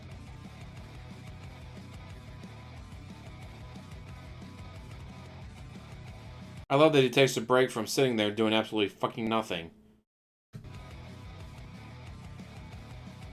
I can't imagine I'm watching a movie. All right, guys, I got to take a break. A break from what? From watching movies. All right, people say that they're ready for Mouse PI. Well, thank you for a great show. This is a great podcast. Thanks No, Mick, if you watch other content creators, you're wrong. for listening. Thanks for hanging out. Thanks for supporting. Right? I really appreciate you guys. Well, I was already showing off the Total Power because Repsy got the video. And remember, I'm off for 2 days. I'll be back on Saturday, not Sunday. I'll be back on Saturday with a return Level 1 podcast. And I hope that you guys will come and hang out and support if you can. And we're going to have a fun week of content. All the new stuff balanced, and it's going to be a good time. Next week, 7 straight days of streaming when I come back. Okay, guys? 7 straight days, you might die, dude. All right. So, Thank you very much for a great streaming, well, a great podcast, I should say. Thanks for a great streaming week. As short as it was, it's a good week. I had a good time. And I'm excited for the next week. That'll be doubly It was so good you panicked because you missed the goal 4 streams in a row. lengthy. All right, guys, thank you so very much for watching. I'll see you on Saturday. Peace out, everybody. Bye-bye. Okay, so what we'll do, let's get set up. And I'll get set up for my break here. And then we'll get started, all right? So give me a second here. Get all set up here.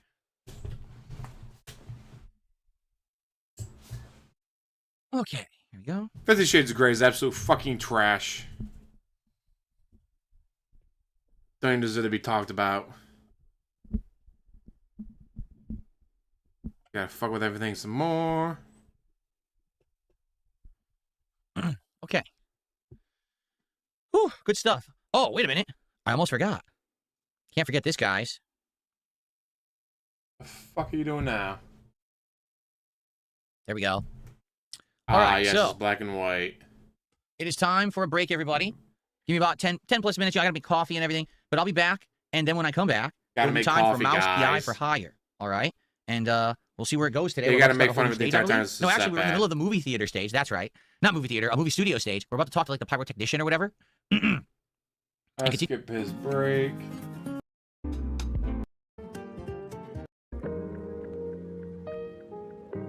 And he's back.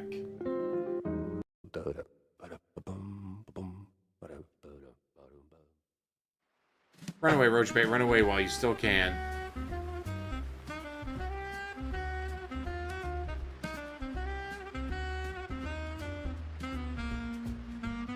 Good afternoon, everyone. Welcome back to DSP Gaming. It was a dark and stormy night. Just like tonight. My controller turned off in my hands, and I was unable to press any key to begin. There we go. All right. What's up, everybody? I'm back. Let's go. 2.5 hours of Mouse PI for hire this afternoon. We're about to speak to the pyrotechnician, or pyrotechnist, excuse me, and go from there. I'm here. I'm armed with a Tim Hortons dark roast coffee in my Yoshi mug. It smells good, but it's too warm to drink. I'm here to chill with all of you for another 2.5 hours, and let's see what kind of progress we can make at the game, shall we? Thanks for being here. Appreciate everyone who stuck around after the podcast ended. Thanks in advance to anyone who hangs out for this afternoon. If you do, please consider contributing or supporting the stream in some way. If you're here on YouTube, please give the stream a like. We have over 200 viewers on YouTube. Let's get that stream to 100 likes today, shall we? That will help the channel a lot and get people to check it out. In addition, No, it won't. Because the second you private the video, those likes count for nothing. if you support the stream in some way, I would greatly appreciate it, whether it be super chats, memberships, or gifted memberships on YouTube, whether it be kicks, Yes, it was Twilight fanfiction. Which is fucking weird to think. And say out loud. subs, or gifted subs on Kick, or whether it be a tip via PayPal. Notably, it would be great to get some support on Kick this morning. We haven't had any yet. So thank you in advance to anyone who contributes in some way. You guys are awesome. Let's begin. Big Mac actually becoming a member here this morning. Thank you to Big Mac for the membership. It says, encoding is overloaded. What are you talking about? How can my encoding be overloaded? I'm not doing anything. The font? How is that even possible? I don't think so. Yes, fuck up your computer. It could be that my PC is going to need a restart. I haven't restarted my PC in a bit, so it could be an issue. Yes. He doesn't turn off his PC every day. He's about to fry the fucker. Where there may be some memory problems and memory holes. I don't know. I guess we'll Fry see. it. Big Mac, Fry how it. many months Fry it. have you been a member? That's the question. He says, when will we get a new crown? Because I believe we got it 1, 2, and 3 months, 6 months, year, 2 year, 3 year, 4 year, etc. So depending on if you hit one of those milestones. 1 second. I want to blow my nose before I begin, and then we'll start. Give me a sec here. I will He was just on break, and now he's going to stall even more. hide the camera so you don't have to see this disgustingness. Okay?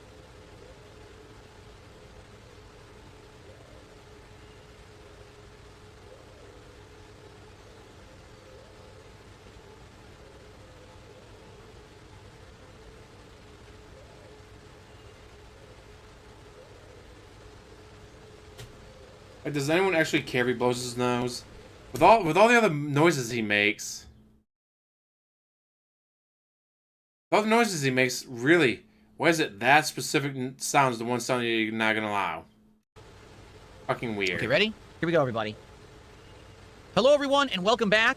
It is now time for the return of Mouse PI for Hire here on DSP Gaming. Been a couple days since I played. Today we got a bunch of gameplay coming here on the stream. If you remember, we're in the middle of the movie studio. And during this, investigation, we've been talking to various people here at the studio. And the pyrotechnist apparently knows something that's going to blow this whole case wide open. We now have the ability not only to hover with our tail, but to whip and swing like Indiana Jones. So let's see what happens. Here we go. You the, pyrotechnist? It's me, all right. The best of the best. Need something to go boom? You came to the right gal. As much as I enjoy blasting. No, not today. I need info on a Betty Lynch. Betty? Yeah, I knew her all right. Oh, real shame what happened. Good gal. Fiery. Like a pint-sized TNT crate. Oh, and sweet, too. Always brought me sparkling water. Spike D. Top of the line. Did you notice anything off about her before she died? Maybe acting strange, or meeting with the wrong kind of people. Man, my man. This is Tinsel Avenue. That's like asking if a cheese with holes has holes in it. Let's just focus on the holes in her story for now, huh? Well, Betty was a little quirky, but yeah. Now that I think of it, she met with some guy pretty often. All low profile. Never left a trailer when he was around. Real fancy schmancy suit type. You know how they are. Can't resist a rising starlet. I hear her trailer's gone. Oh yeah. They packed up her stuff, shoved it into one of the generic dressing rooms. Standard practice when someone checks out. Oh? Where is it? Just past the medieval set. Can't miss it. I made sure of that. So, you need any... The game itself looks and sounds pretty good, right, Dreambert? It's just a shame that DSP is going to ruin it. Explosions? Dynamite? Maybe extra dynamite, eh? Whoa. All right, look. No entry yet, but now there's entry. Okay. The hero moves to a new scene. Fresh challenges. Right to the fight. Ancient. It's just a few plywood boards slathered in processed cheese. Duh! He walked into the fire and killed himself. He walked right into it. Okay. Okay, what? That was so random. He just walked into it. Okay. Like, okay, yes. What a random time to say ask okay. I don't even want to go down there. Whoa.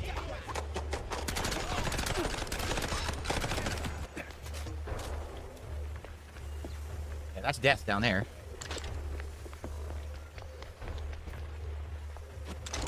Okay. James gun ammo.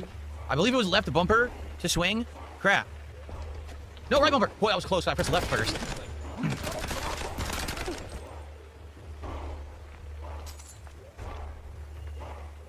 Armor there that I want.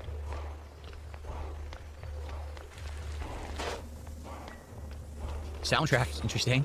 Whoa! I killed him before he could even be seen. Before it was visible, I murdered him. Okay. What platforms is this game on? I think this is on everything, isn't it? I'm almost positive this is on Xbox, PlayStation, PC, and I think it's also on Switch, is it? I think it might be on Switch too. I could be wrong. I'm pretty sure it's cross-platform. Your line's up next. So tell us, hero, what is best in life? To grate some parm, watch the cheese melt, and hear the joyful squeaks of my dinner guests. It's a Conan the Barbarian reference. You ever seen that movie?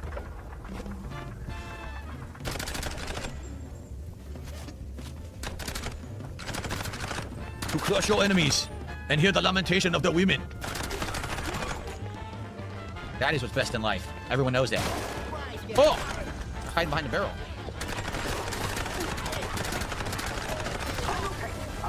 Damn, I cleared the room, almost. Not today. What the? Whoa, whoa, whoa. You guys slapped me around. Damn. Almost no ammo with this now. Holy shit, he is boring me to tears with this gameplay. This gun seems almost too good. The James gun, which is obviously a Tommy gun, it seems like way overpowered. It seems to murder everything, melt everything in the game. Aha. DSP, how are you making this game look so fucking boring? That's it. That's where I came from. Yep, it's all the items. I think so. I'll double check quick to make sure I didn't miss any ammo, but... Oh, this was a secret? Really? You say so. It didn't feel like a secret, but alright. Aha, I'll take that. Oh god! That was hiding in there. So I got the health. I immediately lost the health again, damn it. But at least we got some armor there. I lost the health instantly. Okay. What do you think? I think it's on everything. That's where we're headed right there. Anything here? Is this an optional door? Yeah, the game looks and sounds pretty good. It's just Oh, look. Okay. he's the one who's playing it, so back. it's just so fucking boring. Save. Well, here's the thing. All right, Broden says, I don't see how this game sets itself apart from other FPS games in a substantial way. It plays like a classic FPS, it has a unique art style, and it has an interesting film noir story, like an actual detective storyline. That's what makes it unique. A lot of these games, you know, are just for the gameplay, but this one actually has an interesting story going along with it, too. Aha. Anything else going on here? No. We're gonna do this, obviously. You Talk ever to think Robin about a Hood? career change? You wear that piece like it's made for you. Because I am. I mean, I'm real detective. I'm not acting here. What's he saying? Wait, what was that? Oh, there's a chest there. Nice. Uh-oh. No, lock picking. Boo. Secret money obtained.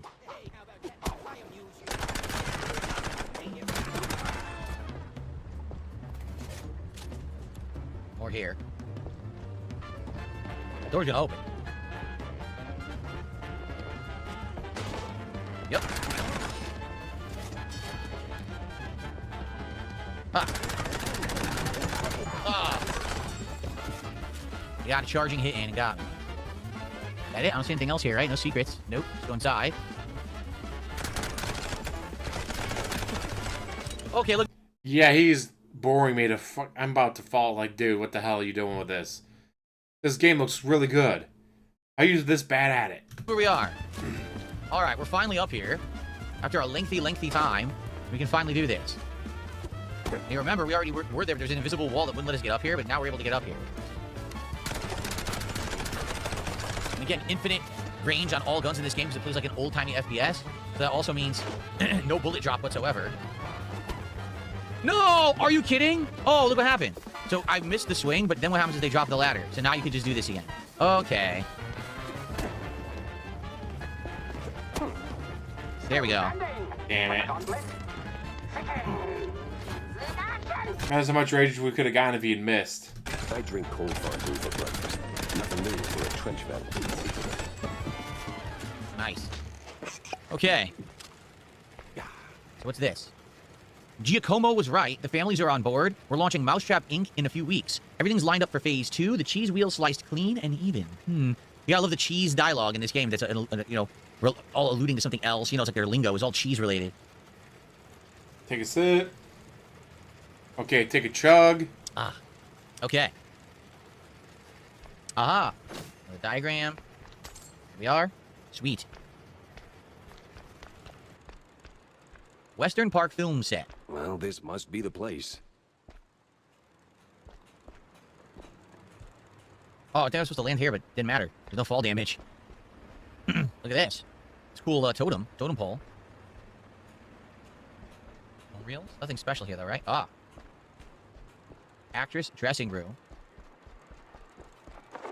Search for clues. Aha. A photo of Betty Lynch with one Milford Sawyer of the mayoral candidates. A stiflingly cologned note is clipped to it. Now that's a clue. A big mouse party meeting, and standing right next to Betty, the mayoral candidate, Milford, what's his name? High-stakes games, high-rolling friends. But the higher you climb, the harder you fall. Interesting. Okay, that's the second chug he just had to take. DSP, how much Irish should you add to your Irish coffee? We got the rear gate key. Who was my favorite cartoon mouse? Asked Cassio Tone. Probably Jerry from Tom and Jerry. I think so. I don't like Mickey. I never did. I never liked Disney Mickey or anything. So I want to go that way, but this just goes back the other way. Shortcut unlocked. Yep, okay. Oh, look. Oh, yeah. This is that room that we saw earlier. And now, there's a... What's this? Tail pick. Okay. Oh, wait. Oh, no.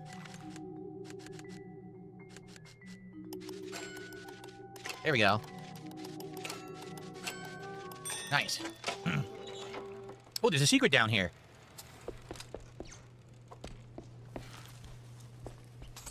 All right, so this is going to be a challenge one. Ready?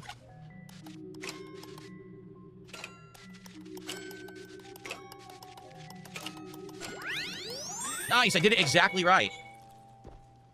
And we got a schematic for it. Cool. I wonder... Very good. Oh, how you like that animation? So now we have animations not only for this playthrough. You know, I wonder if he's using a guide on this to make it as boring as possible. Mouse PI for hire, but now we have an animation for Pragmata too, and I know you guys love that one. That's got to be your favorite one. Money. Okay. Money. Anything behind there? Nope. So, oh no, not him again. Did a $2 super chat says, do you know that Tom was originally called Jasper? What?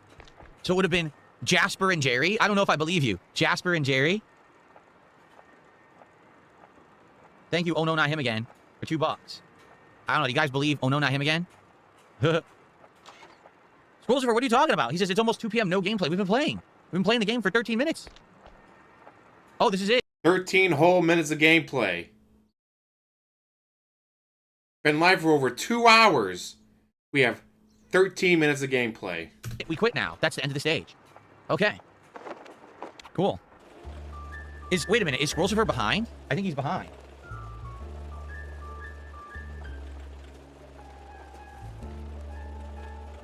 I think he's behind. He says, where's the gameplay? Okay, didn't still add. Here we are. Oh, look, that's plane. That's cool. Plane flying over. Here we are. Oh, finally ditched that tensile stench. Now it's time for a quick word with Vivian. Scrollsifer was behind. There you go. I figured as much. Okay, so it says new arrival. Let's see what they got. James gun ammo. Another newspaper. It recounts the infamous Puddle scandal where the mayor's promise to fix leaky sewers in Mouseburg turned out to be a plan to simply cover them with rugs. Any cheap cards? Yes. Joshua Diaz. And Justin Young. And we got a comic strip to buy. Okay. So we could buy these, but man, they're expensive. There's a 3 power swing. That's really good, actually. That's why they're so expensive, because they're really good cards. I see. Can we do upgrades? I think so.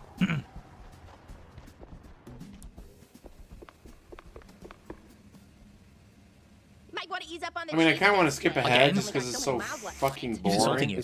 Then we catch up to him. Okay, we have 5 schematics, so we can actually upgrade the James gun to max, which increase damage, clip size, max ammo, and spread and recoil. Let's do it. So now that's max level James gun. There you go. We're using it like crazy. Damn, look at this Spike D right on it now. That's cool. And a battery. Okay. So we bought our upgrades. We can yak it up with a couple people. Who's this? You weren't here before. Looks like she sells potatoes or something. All right, here we go. Let's talk to Wanda. Everyone wants to talk. Well, you were right, Wanda. I found something at the studio after all. That is very interesting, Jack. More interesting than a truck full of Spike D fondue or a truckload of bug-ridden cheese. Feels like we're just scratching the surface. Mixing show business with politics, hardly a recipe for a long life. No, another head of the Hydra. I have no idea what you're talking about, actually. Okay. Stilton? Corny, why do we always meet in these seedy places? Screw you, Pepper. This is a well-respected establishment. Did you hear about River City ransom crazy as the people you least expect? No. What was it? It's one of his longtime dents. River rejection. Let's see. Distribution of objectionable material, including bestiality and infants. Yeah, DSP tends to attract these kind of people for some reason. Can't imagine why. Yeah. Real high class. So? Well, my dear boy, you've got to understand. I'm a public figure. Always in the spotlight, right? That you are. So, friends are friends, but business is business. So, what you're really saying is, you're ashamed of being friends with a bottom-shelf private dick. Well, I wouldn't put it quite like that. But you just did. Oh, come on. You know how these things work. What keeps the wheels turning. Sure, money. But it should be backbone. Do another quick game of baseball cards. Oh, banning. If you've collected enough cards to ban a few, click to choose the one you want to get rid of. It won't appear in this match. So what's a crappy card that I don't want to use? I mean, this is terrible. Joshua Diaz, only a 4 pitcher. Yeah. Okay.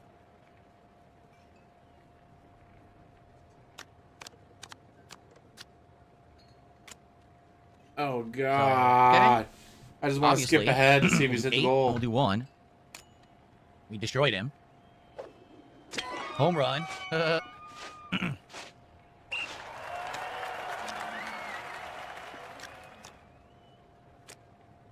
7-1. Tie. No, he beats me. He has a 9. Dang, a 9. An 8 with a speed boost. Oh, I destroyed him. That's a home run. Okay.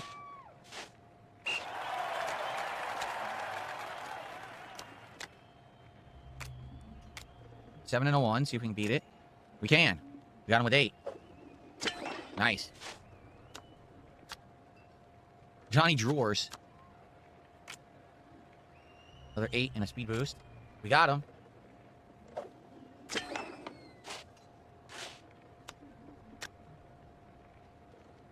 That's it. So I got 2. I scored 2. It's getting harder now. This actually seems kind of interesting. I'll just do 8. With him Hopefully that's enough. It was. Nice. Oh. Here we go. Dang, he's probably going to score on this one. He's probably going to score. Kid, $5.95 with a $20 super chat says, have a great rest of your day and stream. Yeah, Thank you so much, Kid. I appreciate that very, very much. That is actually our biggest super chat of the day. That basis. And I would say it's probably a combination of the two. Like, I think that Troy Baker is a really good voice actor. Okay. Oh, God, we got Troy Baker stuff. And plenty left. Gotta watch that. So here's the thing. We didn't find the thing for the burger. See, it says find a sufficiently hot and ashy spot. We didn't do that. Can we go back and look? Maybe? Maybe it was here and we missed it? Hot and ashy spot. Duty. Shout out. Not sure. Maybe we come back here later again, and that's where we find this spot that they're talking about? Because I don't see it anywhere. At least in this entrance. Oh, wait a minute. Uh-oh. Look at this. Oh, you're kidding. Oh, wait, there was an item there. There was a hidden item there. Okay, hold on. I think that's what it's going to be then. So people are talking to my chat about Troy Baker. You know, is he really so good at voice acting, that's why he gets all the roles? Or is it a situation where... Here we go. Is it a situation where, because he's known as a notable voice actor, that he literally gets roles just on that basis? And I would say it's probably a combination of the two. Like, I think that Troy Baker... So, yes, he's going to fence this now. Really? You're going to fence this? Fence it this? ...is a really good voice actor. But at the same time, someone made a point. They said, you do realize there's 300 million people in the United States. It's kind of weird that one guy keeps getting all the roles. It's a good point. It's kind of like I've said, from what I'm to understand.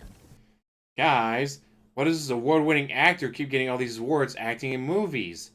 Gee, I wonder. All right. The voice acting industry is much like the movie industry, where it's about who you know, and it's about having a good agent, and it's about having that notoriety that you've already done good work, that now people want you as part of their voice acting cast because they legit feel that will get them extra sales of their game. Like, people might buy this just on the premise that they've heard Troy Baker in another game, and they really like him, and they want to hear him as a detective. Here we are. Is this it? Down there. We got a comic book, too. Look at this. Okay. Frying the patty. Yeah, I don't know. What the hell? Oh, he ate it. Oh, Lord.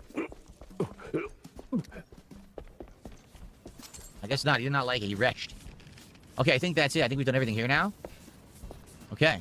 I'll return to the office, and we're going to give this to John and see what he thinks. Okay, but now we got to go back the way we came, right? Because that was the exit, was the phone. Can't go out the front door. Save again. Okay. Save's coming. Oh, trust me, we've done a Subway DSP Tries It last year. It was one of the worst I've ever done. Because Subway is atrociously bad today. Spoon says he... Guys, did you know he ate at the original Subway? Did an amazing job as Indiana Jones. I think so. I'm with you on that. I do feel like Troy Baker did a great job in Indiana Jones and the Golden Circle. Feels like he sounded pretty close to Harrison Ford. Maybe Vivian can make sense of the mess. Here we are. About that Azure burger. The Azuro Burgero? Not great, Nate. How are you? Good to see you. Good to have you. You took a bite, you rascal, didn't you? Sure did. So, how'd it taste? Well, it tastes like, how do I put it?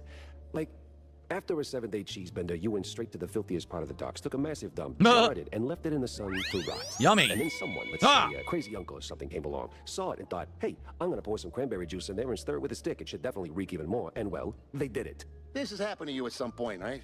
Yes, it has. Okay. I'm gonna leave the Azuro Burgero in the rough drafts then. Okay.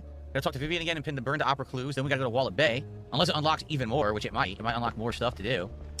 Oh, no, not him again. Did a $2 super chat. Who's better, Troy Baker or Nolan North? You see, here's funny. Before Troy Baker became so prominent as a voice actor, you could argue that it was actually Nolan North that got all the prominent roles. And that would be pretty accurate. I would say Nolan North.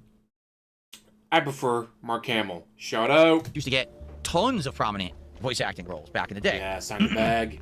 Bag. Okay, I don't want to be Mr. Kurt Bag. hates Betty. Ask Miles Kurt about Betty Lynch. She's either tight-lipped or vulgar. There's much more under the rind there, something he doesn't want surfacing. And Betty and Sawyer is a dead end. Miles Kurt insists Betty and Milford Sawyer were nothing but casual, just a friendship, just an evening. Interesting. Okay. So, any progress on the case, Monsieur Pepe? Yeah, and it reeks worse than the brie I left sitting in the fridge. I don't see a fridge. Exactly. But I did cross paths with Mr. Kurd. And? And he clammed up quicker than a marina shellfish in a cheese storm. Still, I found out that while Betty got close to Sawyer, she, well, how do I put it? She befriended Kurd as well, but... Yes. Quick, out with it. See, here's where it gets kooky. Like, real kooky. Kurd spoke of her like she was nothing more than a bottom-of-the-barrel wench, and then out of the blue cheese he threatens to slap me with a lawsuit like I'm some snooty millionaire. That is vital information indeed. Could be. At least I know where to go to next. You see, Kurd's got dirt close to home. Literally. So that's where I'm heading. So, you're leaving town, Mr. Pepper. Pepper. Just for a little while. Good. Go do your thing. I'll poke around here and there. I have a few friends in, let's say, mid to high places. You take care, Mr. Pepper. Oh, I will. So, White Lies and Dark Secrets head to Curdsville, but we can still go to Wallet Bay. We can talk to her again? So what exactly did you do at Tinsel's to get your glamorous behind kicked to the curb? Kicked? Please. I left on my own terms. Nose high, tail swaying, not a single boot print on my rear. Well, either way, there must have been a reason. Oh, I don't know. Ridiculous overtime? Zero artistic integrity? The occasional wandering hand? Oh, a paycheck so thin I could roll a cheese stick with it? Pick your poison. Surely those ain't the only reasons, right? Sounds like you got a soft spot for the place. You are persistent, aren't you, Mr. Pepper? Fine. Tinsel's wasn't just a job. It was an experience, a lifestyle.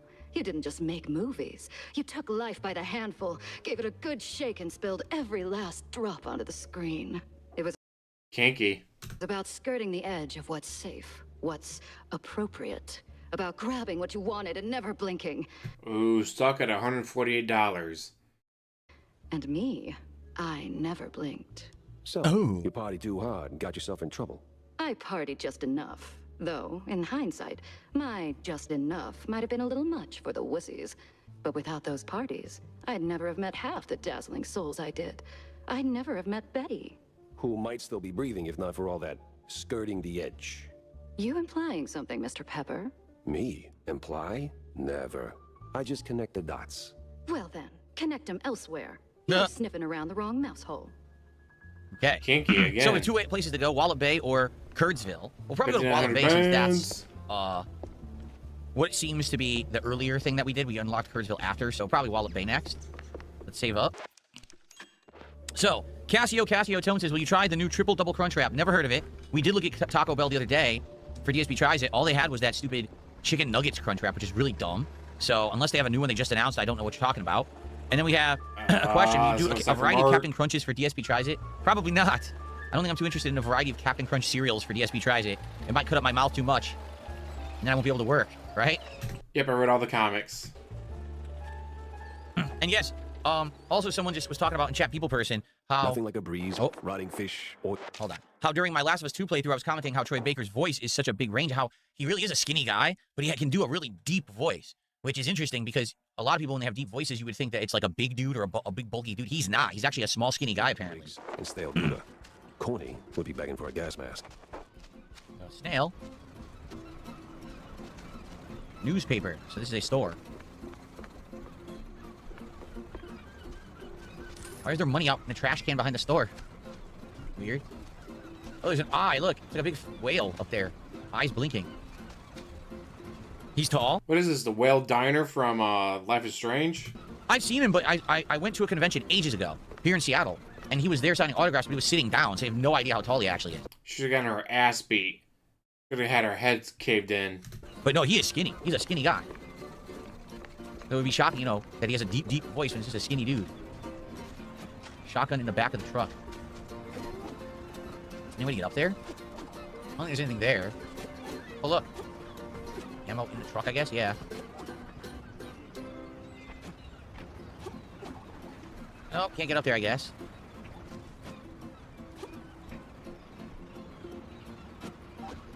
Nope, invisible wall. Can't get up there. Okay. Wallop Bay, look at this. Now we'll definitely have some Steamboat Willie vibes. An apple. A big fish. The size of this guy. So search the bay for canned herring. It reports an outrageously false accusation of blue cheese abuse against Steve Bandel, the famed magician of Mousy Mystique, have been dropped no further inquiry. Bandel expressed outrage, declaring, "I keep my nose clean unless we're talking sharp cheddar." Okay. The gun. Ammo. So no canned herring in here? Right? No, not that I can see. I don't see any canned herring at the store. I did look everywhere, right? Yep. Like car pieces and stuff. No canned herring here. The sour stuffed shrews. What's funny is, does that not look like Odie the dog? Not Odie? You mean Pluto, you jackass? Holy shit. Odie. Pluto the dog from Disney out front. It does look like Pluto the dog almost. Odie's from Garfield. I got my dogs crossed. Yes.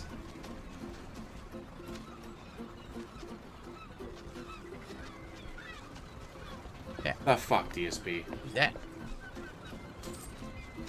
Someone asked in chat, is Captain Crunch worth trying if you're an adult and you've never had it before? Let me put it this way. Yes. It's very sweet. It's got a unique flavoring. Whatever it is that they put on the cereal, like the coating, it's a unique seasoning and taste. It really is. It's addicting, in my opinion. Like today, I would probably still eat a bowl of Captain Crunch, like remembering the flavor from when I was a kid. Like today, I probably wouldn't eat a lot of the sugary stuff. I wouldn't eat Lucky Charms or anything that has those marshmallows in it. That's gross. You know what I mean?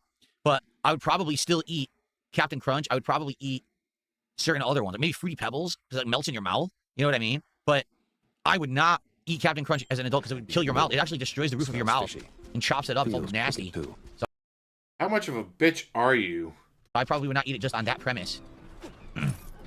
Flavor-wise, though, yeah. I love it. He can't eat Captain Crunch because it will kill him. Going up top? Really? Secret found.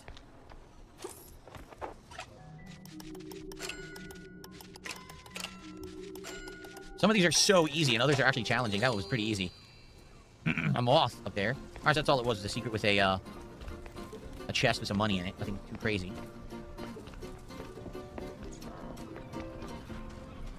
Okay. Watch it. This is where we came from. Yep. See that? It is weird they painted an eye on the wall. Look at that. There's a snail here. I don't know why they painted an eye on the wall. Anything here? No. Because they're watching you. Point is. Good. Lifeguard. I'd steer clear of the water if I were you. Sharks are circling just past the buoys, and they're looking real hungry. Cookie Crisp? Cookie Crisp I did like when I was younger. I probably wouldn't eat Cookie Crisp today. Because you're a bitch. It does look like there might be stuff. Let's see. Frog sitting there. Yeah, I can't believe he mistook that for Odie. Maybe this takes you somewhere. How the fuck did you see that and go, oh, hey guys, that's Odie from Garfield. Not, that's the end of the stage right there, the phone. That's how you leave. So that's for much later.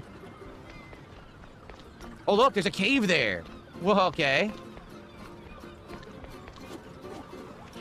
Oh, crap. Oh, crap. Oh, crap. That's not good. So we have to get to it from here. Yeah, there's a hidden cave, so you gotta go from, like, here. Here we go. Here we are. Oh, look, a figurine. And a chest that actually has a challenge to it. Yep, a safe with a challenge to it. So here we go.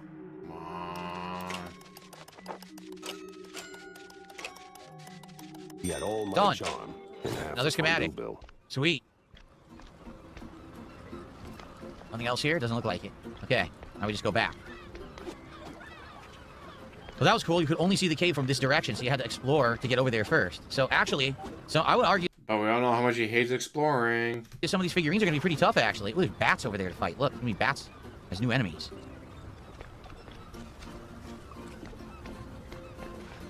Dead mice tell no tales.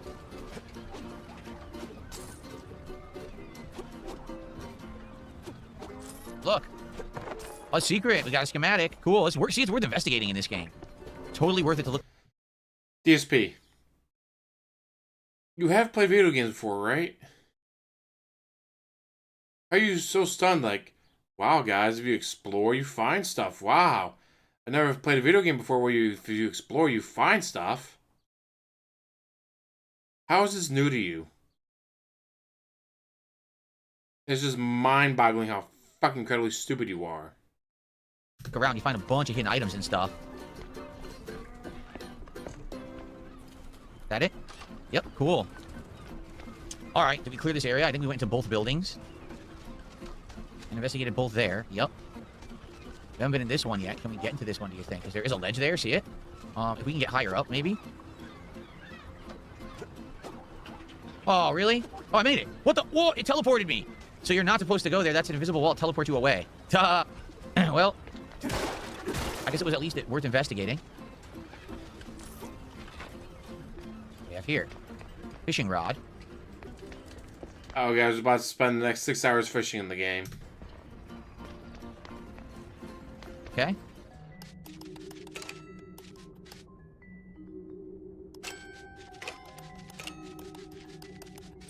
Here we are. Secret found. A lot of money. There's also money on the awning out there, see it? So I wonder if we can get out there onto the awning if there's somewhere that will platform too. Did the game should get a sequel or keep it a one-off classic? I don't know. Let's keep going. I mean, I really like the game. I do really like the game a lot. I mean, he's about to hit the goal, so he's definitely liking it. Oh, I can't use a weapon here yet. So we have to remember that if combat breaks out in this area, that we need to blow that wall up.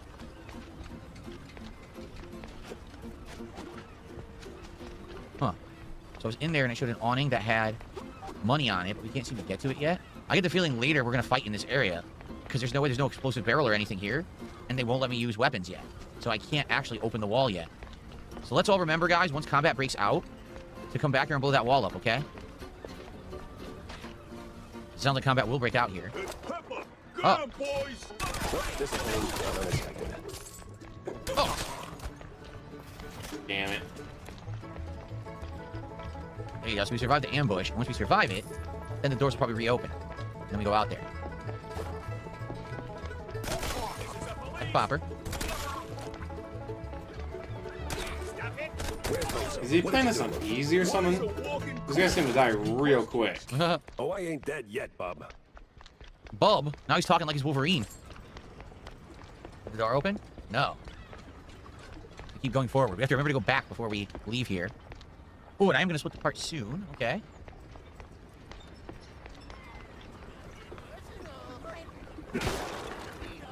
Yeah, like a lot of enemies about down to get there a begging segment.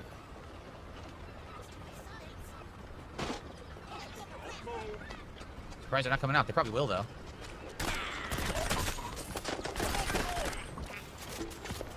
Ow, ow, ow. Oh, the flying guys are back. Fuck them up. You can't shoot the bats? Really? Odd.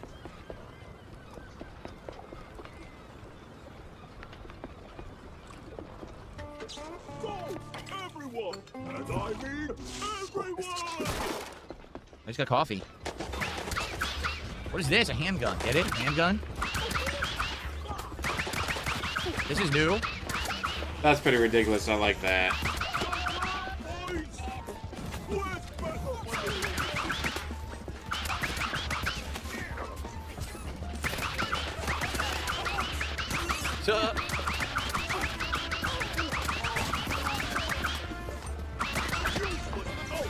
Okay. Sorry, I can't hear you over the rat-a-tat-tat. That was silly. An infinite ammo handgun.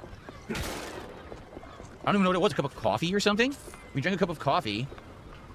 And then we were able to have infinite ammo. It was just sitting here, I guess, and we got it, but I don't even know what it was. I kind of got it while I was breaking stuff, so I don't know if it was just, like, sitting there. I don't know what it looked like. Okay. Anything up here? Yeah, typewriter here. DSP, how did you make that whole segment look so fucking boring? They want me to go here. Do you think they'll let me go back, though? Can we go back the way we came? Would the door be open now? No, still closed. So I can't go back to the main area yet. To blow up that wall. Not yet. Okay. Dead mice tell no tale.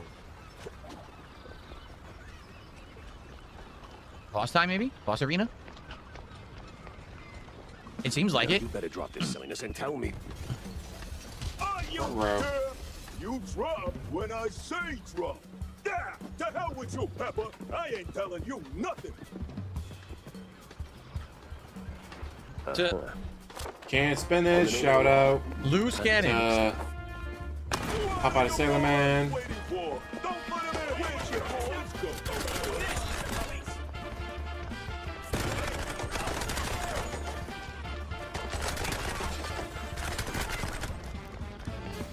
There he is. But you gotta keep getting ammo for that. And shooting him through the windows. The question is, where's the ammo for it? Perhaps in these side buildings? Got some cheese. I need to get the ammo for the James gun.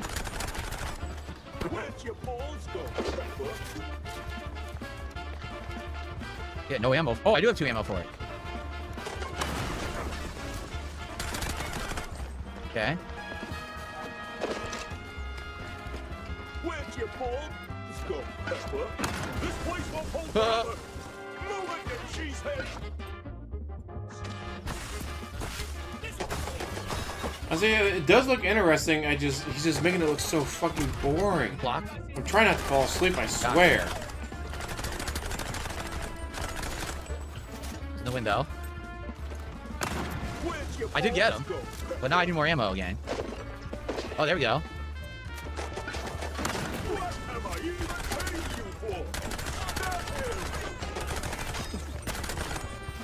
Upstairs window.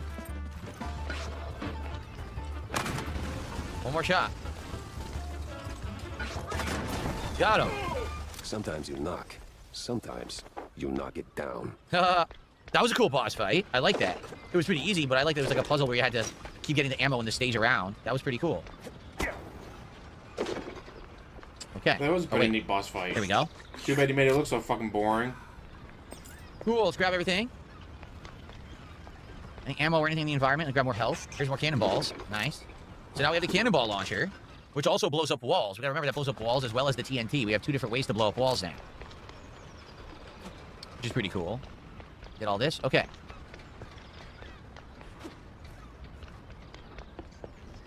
Damn. No! Stop! Have mercy! Moisey. Have Moisey. Then talk. Where's Bozo? He's still in one piece. He's alive, all right. We just roughed him up a little. I got him locked up near the shipyard gate up north. Now, for the love of... let me go! You're spared. And, bleeding profusely. Storms are coming, and I'm betting Bozo's got the weather report. Now, which way to the shipyard?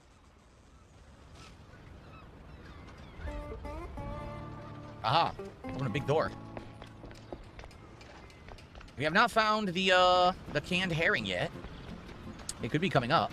Look, totally normal wall.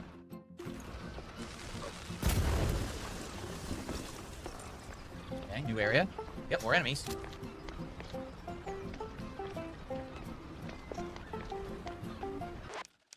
Okay, what time is it? Well, maybe we'll try to finish the stage before we adjourn here. Or split the part, I should say.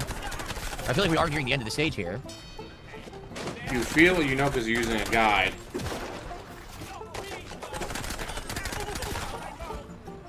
Too much dairy, dude. Never enough dairy. Oh, wow. I walked into him.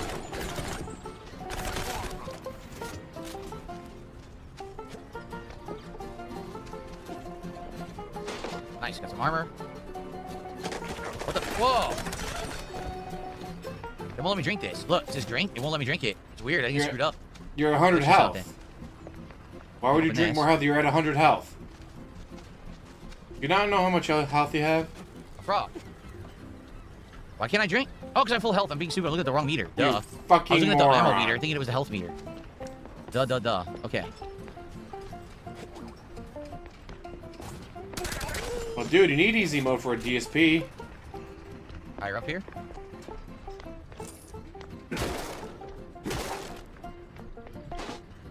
Aha. You think that's a secret?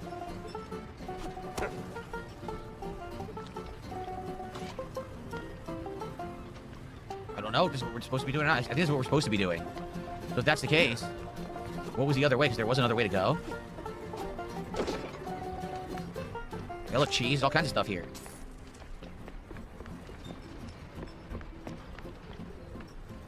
Go that way. Got the cheese. Okay, maybe that is it. Maybe it was only a little bit. I don't really see anything else optional here.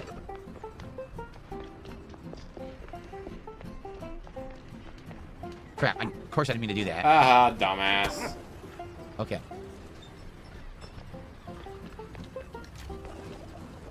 Boom. Money? Money. The pharmacy? Oh, okay, another big fight coming up here, I think. Another new area. Wow, this is a long segment. Much longer than I expected, so maybe I'll split the part here. Although we are close to the end, as you can see, that's where we started. And down there is the gate, that's the exit, because that has the phone over there. So we actually are getting close to the end. It's probably a big fight here, and then you end up heading that way, and that's the end, I would think. So do the big fight. fight. Real fast, let's see if we can beat it.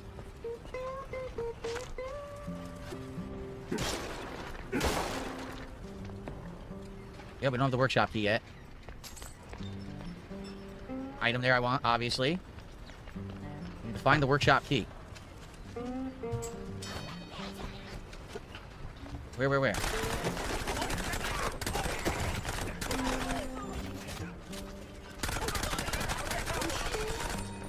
I do feel like this James gun is too powerful. It just dominates everything. Oh, you're playing on hard? I mean, I did upgrade it, but it just mows everything down. Yeah, the other weapons I do like upgraded it to accurate. This one max. you don't even really have to be accurate. You just full auto into everything. I'll say, wait a minute. Yeah, he upgraded it to We got max, everything though. here. Of course it's going to be powerful. We're looking for the workshop key. We don't have it yet. Right there. Nothing here because this isn't open yet. Nope. Is there a way to climb up there? There must be because there's money there, so how do I do it? Like this? Okay. That doesn't open. How do I get in there? There's definitely a way to get in there because you can see the building there. Invisible wall? I think it's an invisible wall. It is. I can't go this way. No other items here? Not that I can see. Alright. Weird. Okay.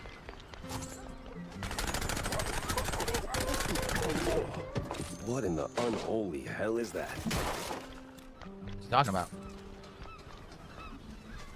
Snatch that Reeker. Oh, look. Oh, look.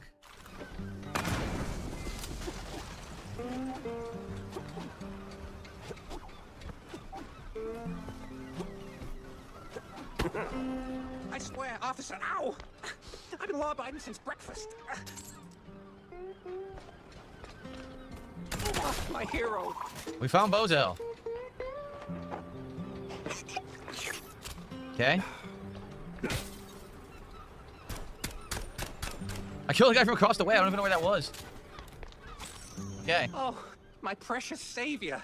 More noble than a whole truckload of blood of... Tammy's the one you should be thanking. Just tell me what I need to know. Yeah, of course, boss. But what exactly do you want to know?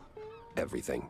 Well, see, I was born right here in Mount... Man, he's still at $148. He's been $148 for like an hour now. Like, almost 30 years ago. Mama wiped the docks, Papa...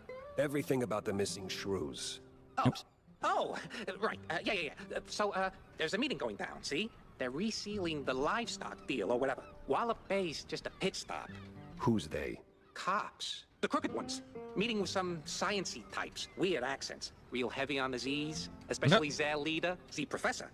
This some new racket? or business as usual? Oh, business as usual. Used to bounce around Shantytown, keep it quiet. Now, feels like they don't even bother hiding it. Bounce around where exactly? Bob's White Shop, Letitia's Pharmacy, maybe. Both good folks, just scared stiff. Oh, and they've been using that old underground shelter uptown. I used to squat there till they kicked me in the teeth. See, right here. Yeah, tragic. So when's the next deal? Dunno. Today, tomorrow. They don't exactly work on a schedule. Wait. Me without even a sandwich for the stakeout. Guess I'll start sweeping those spots. Oh, speaking of which, see, boss, I happen to have a key. A very special key. A pharmacy key.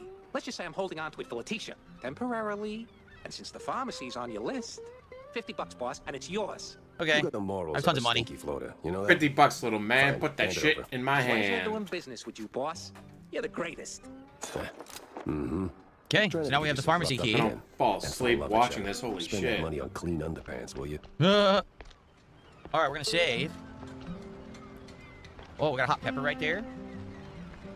The thing is, I feel like we didn't do everything, but it seems like they're forcing us to go into the next area. Yeah, because we fell from up here and we can't go back, right? There's no way to actually go back if we came in. So we're forced to advance. So we might have missed stuff and there's nothing we can really do about it. Okay. All right, I am going to split the part here, guys. We're about When to we get a go back bag. over another hour of Mouse PI for Hire. We'll obviously finish up Wallet Bay. And we'll continue on to another stage and more. And we'll see where the game takes us. So thank you guys for watching. See you in the next part. And Okay. begging. I'm just going to stretch my legs, guys. Can we bump it to hard and test it for the next split? Can you even do that? Hold on. Oh my god. But he's hit the goal. Hold on a second. You want me to? We could try and see how much harder it is if you really want me to. I just saved, so that's okay. All right. Snore Flicker, thanks for $5. He says, do you have any intentions of playing Arc Raiders again for the new map? For the new map, no. I did hear that they were going to add a complete PvE mode where everyone teams up and there's actually no, like, PvE killing. That instead the entire purpose of it is all the players team up against the enemies. I think that might be interesting to try. But as for another new map, nah. You know, the Arc Raiders formula, it kind of died and wasn't that interesting anymore. People got bored of it. So that's why I stopped playing. You got mad because the voice chat kept fucking with you. You know. Thank you so much, Snoreflicker, for that. Guys, we got about another hour, 15 minutes left on the stream. If you're enjoying yourself, please give the stream a like on YouTube, first of all. We got over 200 viewers. I don't know how many likes we have. I'd like to get it to 100 likes if we haven't yet. That would help the stream. In addition, any contributions greatly appreciated. Right now, we had tons of super chats today and a few tips. We had 0 contributions from Kick. I'm not even kidding. No kicks, no subs, nothing from Kick at all today. Womp womp. Please, if you're watching on Kick and you like the playthrough, please support the stream. One person contributing is better than none. You understand? Hint, hint. But thank you to everyone. Told you for we your get a support. bag. I hope that you are enjoying the stream. I am. I'm liking the game. And mind you, he's at the goal. He's hit the goal. But he's still gonna bag. Okay.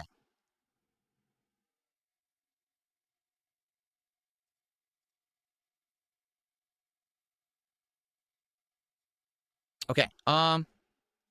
So, yes, if we could get some support on the Kick side, I would greatly appreciate that. Any other support, also greatly appreciated. Also, remember, tonight we're doing Pragmata on the late stream. If you guys want to come back and see more of the other new game that I'm playing, that's on the late stream starting around 7 p.m. Pacific time.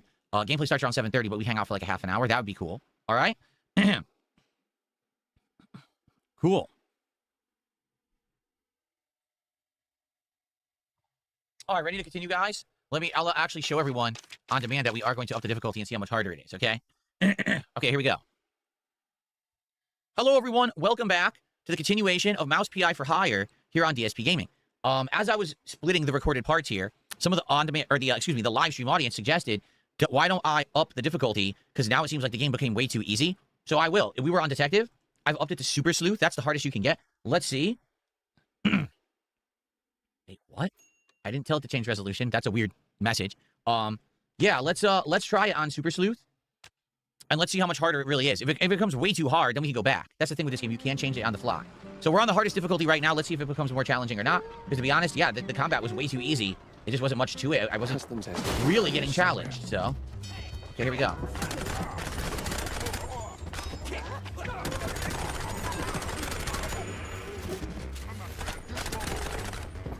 Okay.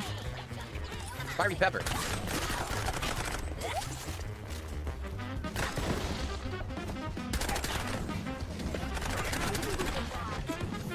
They're doing more damage.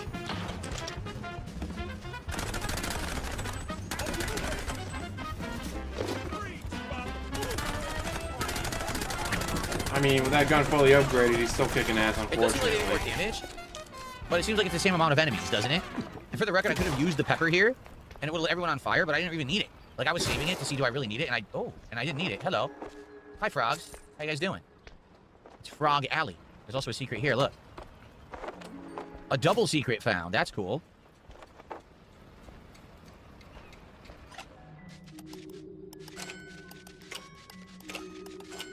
So I wonder, when you up the difficulty, does it make the saves harder too? Because the saves just haven't been that hard.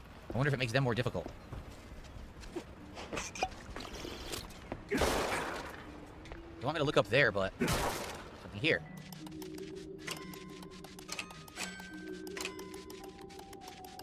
There we go. Boo. No, there's no cover mechanics in the game. It's like an old school FPS. It really is. Oh, look! Oof, We got the smells like herbal cheese sticks. every grandma's herbal tea. No wonder Customs held them up. All right, Yep. let's bring Stilton his delicacies. So we got that. Then we also have Fishy Business Snatch the Reeker. So we got to do that too. But we did get the cheese sticks. There's 2 optional things to do in this stage. We did 1 of 2. All right.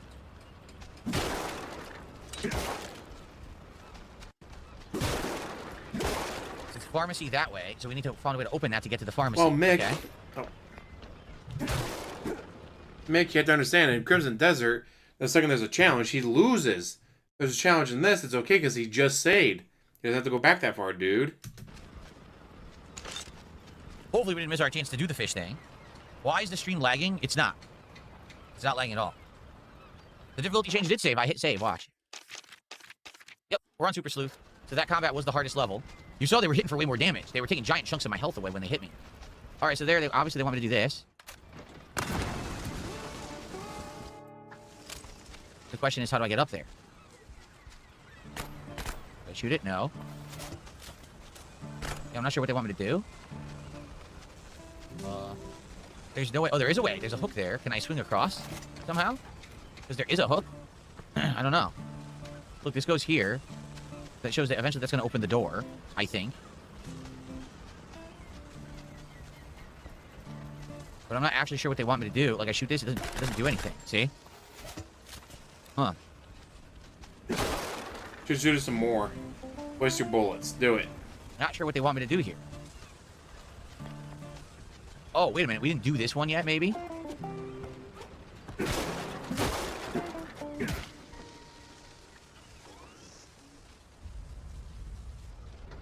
Okay. We had destroyed 2 out of 3. We had to destroy the 3rd one. Now they're all destroyed. Okay.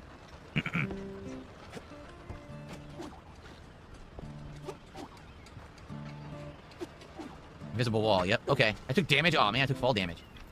Okay, so I think that's it. This is where we're going. What's weird is it said pharmacy this way. But we can't go this way. There's no way to open this door. So I don't know how we would use the pharmacy key to go back to the pharmacy. There's no way to do it. Look. There it is. There's the pharmacy. But there's no way to actually get back over there. There's an invisible wall blocking it. Womp womp. From what I can see. Maybe you gotta replay the area. Yeah, so I don't know how... Which you all know we he actually hates. get to the pharmacy to open that door. Absolutely fucking I hates want that. to, but it doesn't look like there's a way to do it. Huh. Like I said, I hope I didn't miss the pharmacy and now I can't do it ever. That would suck, but I'm not sure how to get over there otherwise. I'm looking everywhere. Nothing. It's just like they're pushing me this way. Dead end. Or... Obviously, there's a door there.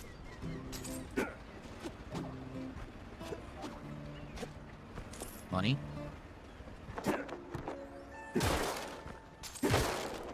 Ammo.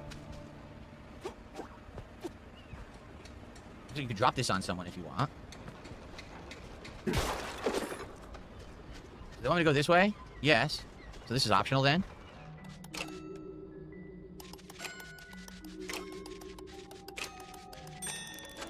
Okay.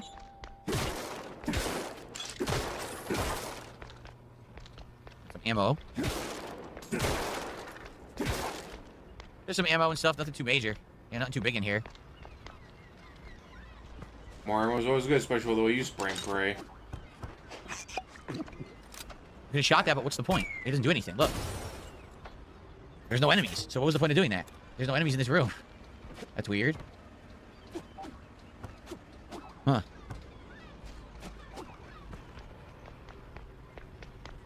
Alright, so we're going this way. Oh, we did that. We gotta go this way. We're going down there. Okay, anything here? This is the stuff we already got.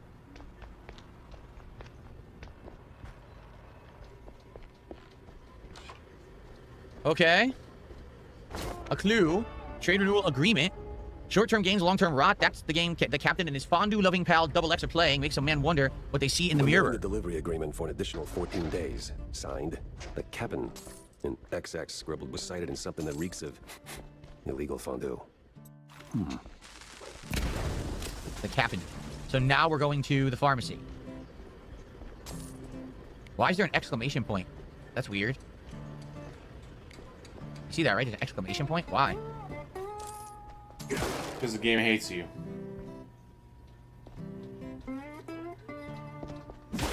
Oh.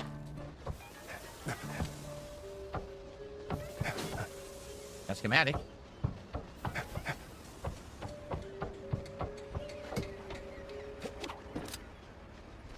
Oh, this is where we already were. Oh, comic book. Right? We're already here behind the car, right? Oh, no. Comic book, but he doesn't actually read it. Maybe read the comics, see if they're actually interesting or not. Different now. Oh, they're all out. Enemies showed up. Oh, crap. Okay.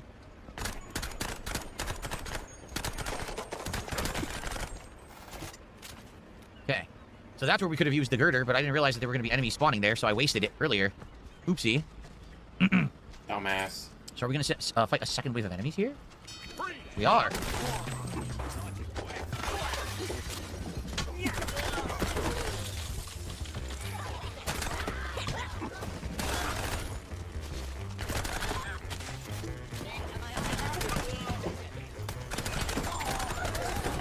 He's on fire. The mouse is on fire.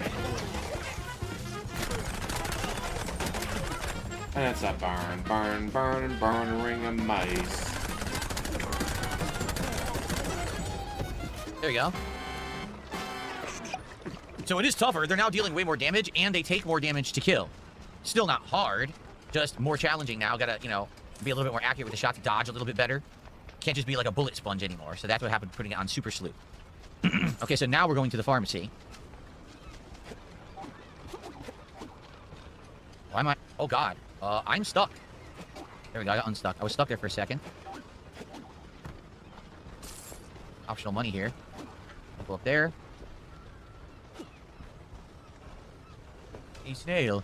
Enemies in the next area. Let's go up.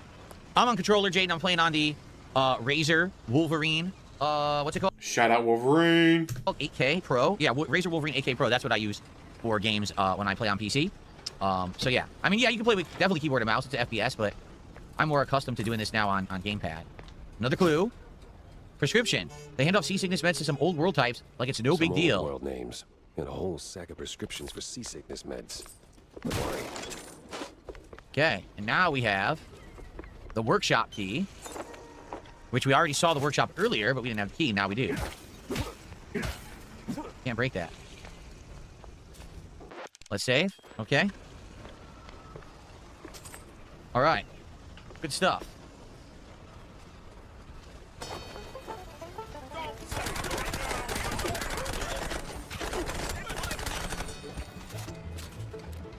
Okay, shortcut unlocked. I mean, back. Yes, this door now opens, so we can go back.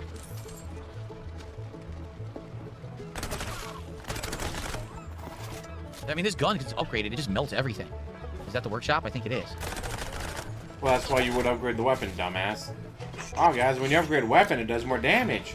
Yes. Yep. Back to why are you so Here's shocked by this? They're still playing music like there's an enemy. Oh no, I don't see one. But we'll go in the workshop now.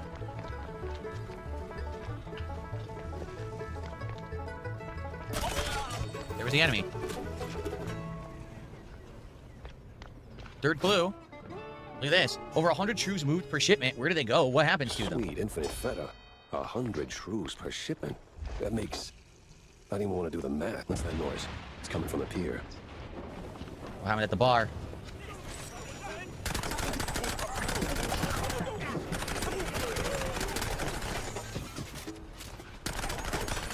I don't know. Super Sleuth, it's still easy. I mean, I'm almost out of ammo for this gun. But a Super Sleuth, it's still easy as long as you don't play horribly. It must be that secret meeting. There it is. Now we can do this.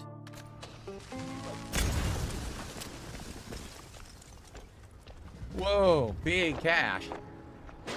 Nice. Plenty of ammo. Basically like full ammo for everything and armor too. Almost is getting you ready for getting your ass kicked. So it says catch that Reeker, but I don't even know what that is. We never found the catch the Reeker thing. That's got to be the optional mission. But I don't know what it is. Here's the bar.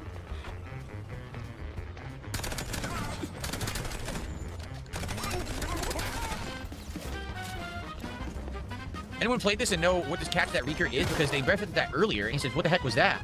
And it appeared on the screen and said, catch that Reeker, but I never saw what it was. Oops. No fondue way. Captain is Captain Goddamn Sims. The cop of the year himself. Huh. So all the cops are crooked in this game. But the other guy must be the professor. Ugh, he's got that particular brand of a quite big affair egghead I'd rather forget. And here come their lackeys, walking in on me like, oh hell. Where'd they go?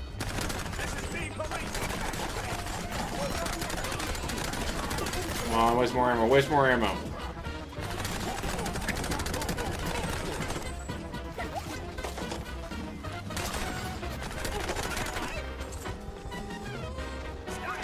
Whoa, where? Oh, there's a door behind me. That's the door from before that I said, oh, they're gonna come up behind me. Well, eventually they did. It was just much later.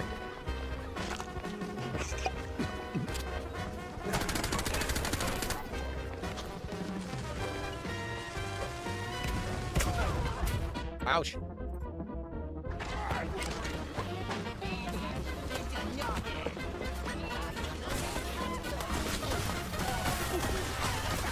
This piece was like a bad haircut. Messy, uneven, and way over my head.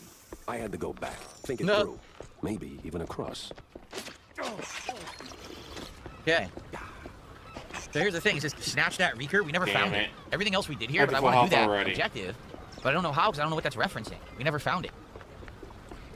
The game thinks I did. That's why that appeared on the screen. But I don't know what they mean. And there's no waypoint on the radar for it.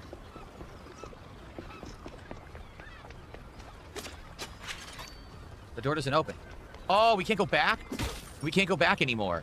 The door no longer opens. They locked it permanently. See that? So we're kind of screwed. We can't do the optional objective here because they won't let you backtrack once you get to a certain point in the stage. I guess we'd have to reload the stage, like rejoin it.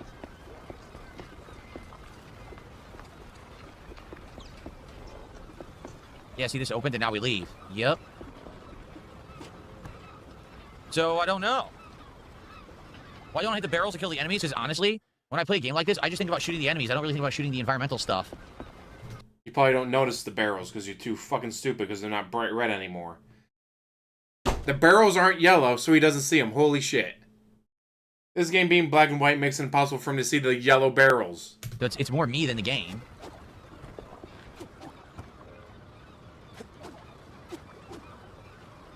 Okay, ready? Nope. They teleported me.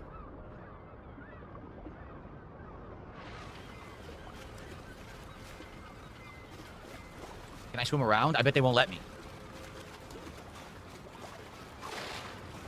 Nope, they don't let you. So once you're here, you're stuck. You gotta quit. Nothing I can do about it. All right, nothing I can do about it. Nothing you could do, guys. Nothing you could do. They won't even let me back. Look, they won't even let me back to the docks right now. So I really can't even do the mission. That sucks. Maybe I just can't do it now. Maybe they've locked me out of it. If that's the case, that really stinks. Because again, it did trigger and it said get the Reeker, but it never showed me what it was. I think like something was happening in the environment and I couldn't tell what it was. Them in place. Wasn't paying attention. Yeah, see, it's gone now. The side quest is missing. I can't do it anymore. You have these cheese curds, though. Cheese sticks. Or cheese sticks. They smell a little funny, don't they? Oh, you know, they're from abroad. They've got this herb mix, you know. Sharpens the aftertaste. Takes a bit of connoisseurship to appreciate it, but it really pleases the palate. You know, funny, I never took you for a cheesehead. Because I'm not. I just need something to calm my nerves. They're saying like they're drugs or something. It helps me with my speeches. Yeah, sure it does. Jack, I'm no saint. You of all people should know. if someone tries to sell you that they are, don't trust them. Maybe it's not a big deal. Maybe the side quests just give you like money. Look, pal, take your Money. nose outside. I just mopped. Yeah, see, we can't even do that. I guess it's done. We only had one chance to do it while we were there because we didn't. Now we don't get it. But what I'm guessing is it's just money then. It's probably just optional money as a reward. Because why would they lock you out of something Just important? money. Just because you accidentally missed it when you were doing a stage, right? All right, new newspapers. This article speaks about Mouseburg's most exclusive nightclub, which has become a hub for shady dealings, ranging from illicit cheese tastings to under-the-table mousetrap bets. It sits right beside a monthly pamphlet praising police efficacy. One of the Mouseburg Herald newspapers takes a chaotic stab at the recent wave of missing reports. Despite the editorial disaster, it's painfully clear. When it comes to vanishing rodents, mice are front-page news, while others barely get a mention. Tragic, but apparently not that tragic. Okay, we've got... These are crappy. Like, these cards. We really need to sit through this. They're pretty crappy, honestly. But they're only 100 each, and you get rewarded for having more cards, so... No comic books to buy. Okay. Don't want to do any upgrades.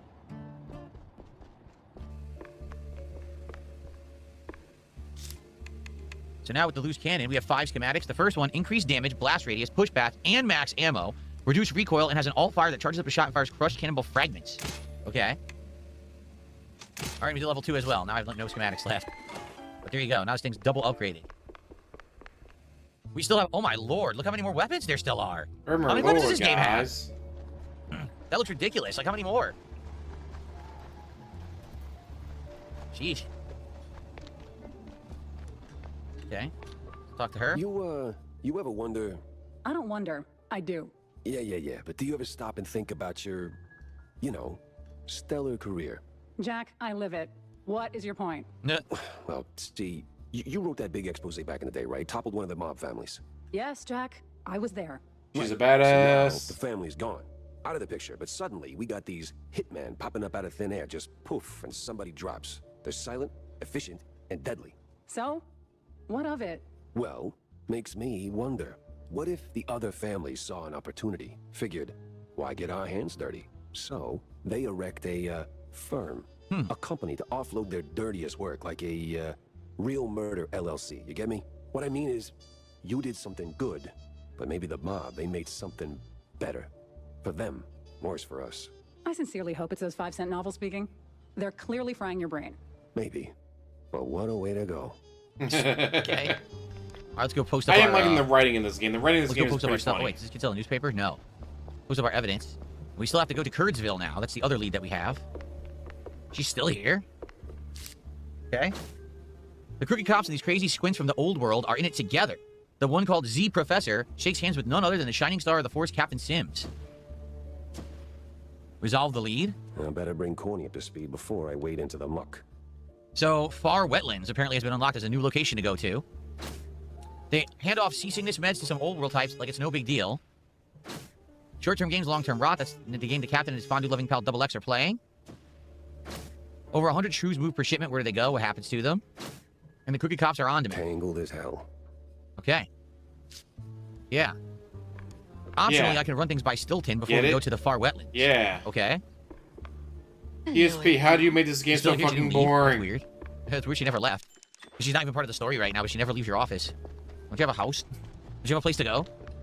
Oh, look, another side quest. Jack, listen up. If you're planning a trip to the countryside and happen to end up in the wetlands, there might be a little something you can do for me. No stink this time. I swear on True Thicket. Oh? Yeah. Oh? See, back in the day, I used to run a small processed cheese side gig. We did stuff. All sorts of stuff. For all sorts of reasons. Way out in the swamps. Anyway, I came up with a really great recipe. Real special one. Problem is, I forgot it. You'd be helping me a ton if you could find it. It's called Perfect Bog Fondue.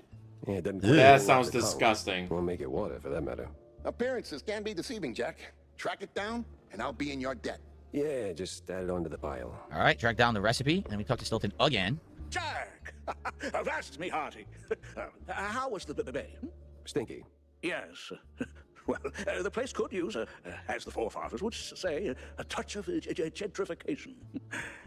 But did you find anything useful? I did. The cops are neck deep in the shrew racket, dunked like a breadstick in a bowl of melted mozzarella. That spells trouble. Either for us or the shrews. What else did you come across? Well, looks like there was some kind of a deal between the cheeseleggers and the real leader of the crooked cops. Goes by Sims. Captain Sims? One and the same. Oh, terrible news indeed. We need to tread carefully from here on out. That ain't all. There was this scientist of sorts there. The way he carried himself rubbed me all wrong, and not in a good way. This ain't your run-of-the-mill trafficking ring, Cornelius. I can feel it in my gut. Either that or it's something that I had for lunch. Either way, something much all that bad cheese was going on. You have to dig deeper, Jack. Little lives depend on it. You don't need to remind me. With the cheese leggers in play, the cops likely headed for the wetlands. That's where I'm going. Good, good.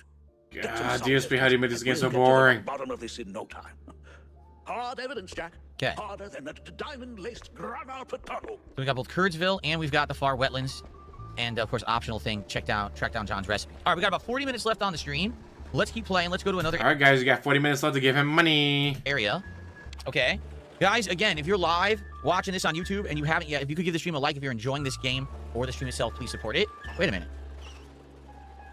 Why is it acting like there's more to do here? There's another finger there.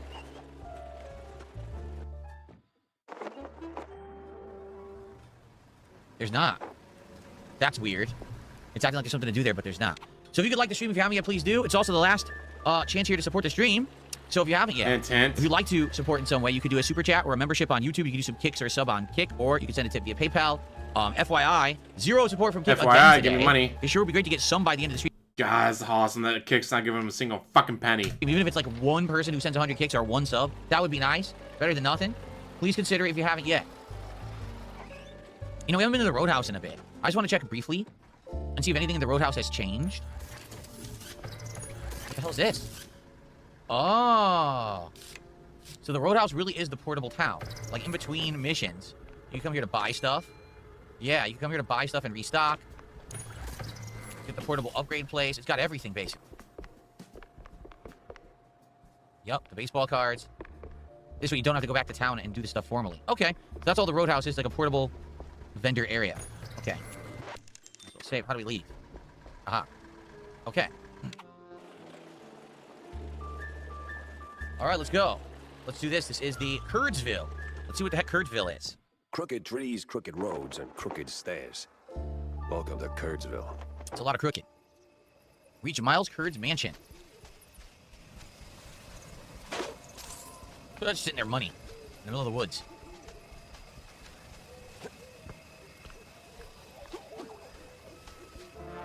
Oh. All sleepy and hollow, just the way I pictured it. Look at the moon. Big craters and stuff on it. That's cool. That's cool. This game has... Oh.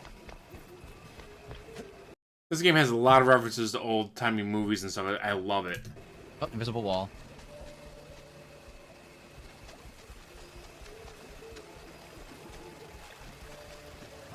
That's who I'm supposed to talk to, obviously. Whoa! The heck?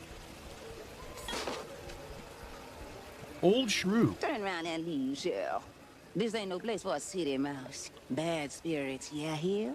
Old sins, unknown forces. I'm looking for the family home of Miles Curd. That the big one overlooking the village? And why's that, huh? You don't look like one of them cheese-snorting shysters.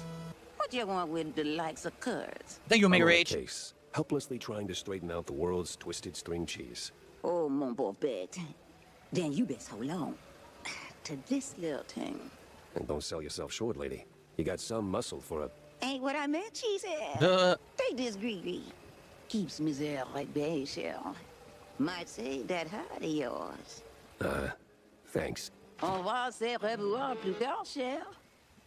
A warding charm? Yeah, she gave me a warding charm, but I don't know what the hell it does. Does it even show up in, like, your inventory? I don't think so. Okay. So, Omega Rage, thank you so much for a gifted sub on Kick. We actually got one piece of Kick support on the stream. I appreciate that. So happy now. Celebrate good times. Come on. Thank you so much. And let's see here. Velocity says, you know, I like how the game isn't just in the city. You get to explore all these completely new places. I agree. Right? The atmosphere is cool because it's not just the city. Look, this is more like creepy graveyard. Almost like, yeah, look, the cultists are back. It's those cultists from earlier on. And dogs now. Look at this. New enemy type. This is cool. Nice. So the cultists have returned for another round of combat. That's cool. But yeah, I do like the different locations. It's very awesome that they did this big variety. To be honest, this game is much bigger and more complex and better done than I thought it would be. I thought it would just be kind of a quick indie throwaway game. It actually looks like they put a ton of effort into it. Can't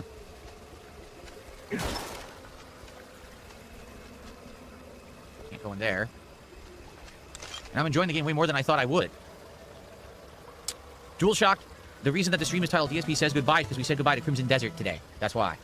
I explained why on the podcast. I had a ginormous segment about it. My final thoughts about the game. Well, what if they weren't there for the podcast, dumbass? They'd be very, very confused. How the hell did a car get crushed? Wow. They're like a landslide. Jeez. Pumpkin. Something's gonna come out of that pumpkin. Okay. Reeee, thanks for $2. Says, why are you black and white? Because I'm noir. For Mouse PI for hire, that's why. Thank you for the super chat. I appreciate that. Let's see. Someone tipped $2 says, did you write your apology to the Twist Crimson Desert devs after the way you blasted them yesterday? No, in fact, I blasted them again this morning. I did. Go watch the podcast, you'll see. You will see what I mean, because it deserves to be blasted. I'm going to be honest with you, the game is way overhyped and way overpraised. No, it is not. You're just a sack of shit. Oh, well, you look at that. A trick and a treat. Remember, so we've got the sawed-off shotgun now. They call it the Kiss Kiss. Wait, where did it go? Oh, there it is. Okay. This is the boomstick. This is the Kiss Kiss. So it's just like Doom. You'll never use the regular shotgun ever again, because now you have the dual barrel, or the double barrel shotgun. Oh. Hornbucker. They're coming.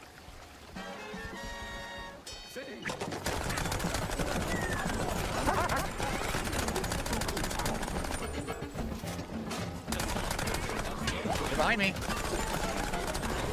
Help! They're behind him, guys. Help! It's gonna be way harder when they can come out behind me.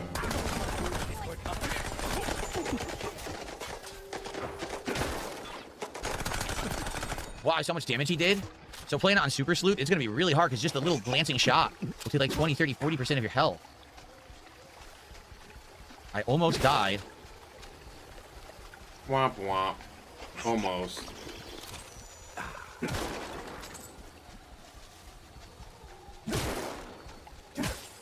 Okay. I'm sure there's a nice, rational explanation for this. Somewhere.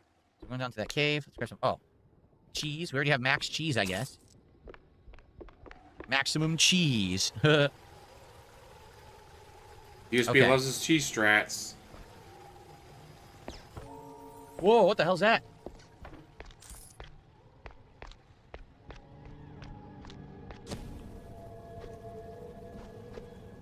Teleport?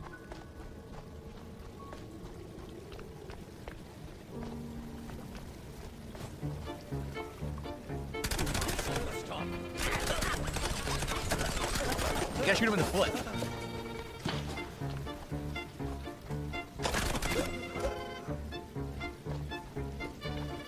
Come on. I think we're good. Something kill him. Need health, though. It is kind of surprising, even on Super Sleuth, like, nothing's hurting him. Huh. I honestly think that's going to be the running problem on Super Sleuth. You always need health, because everything does insane damage to you.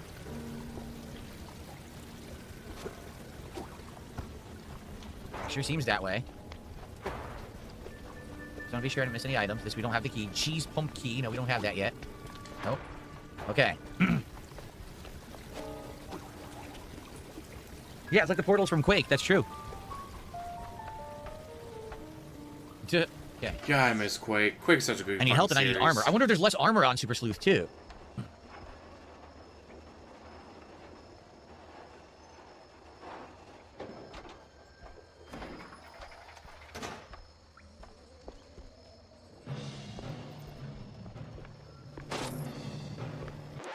Save. Great. A bunch of zealots, loaded with guns, rags, and just the right amount of crazy. I will be the silence.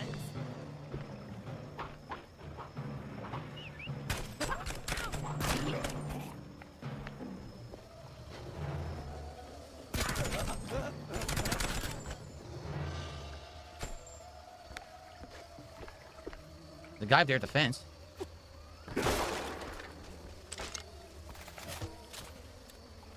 Okay.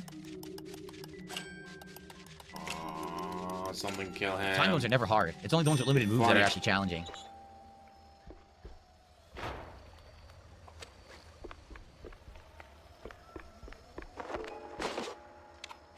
Secret found.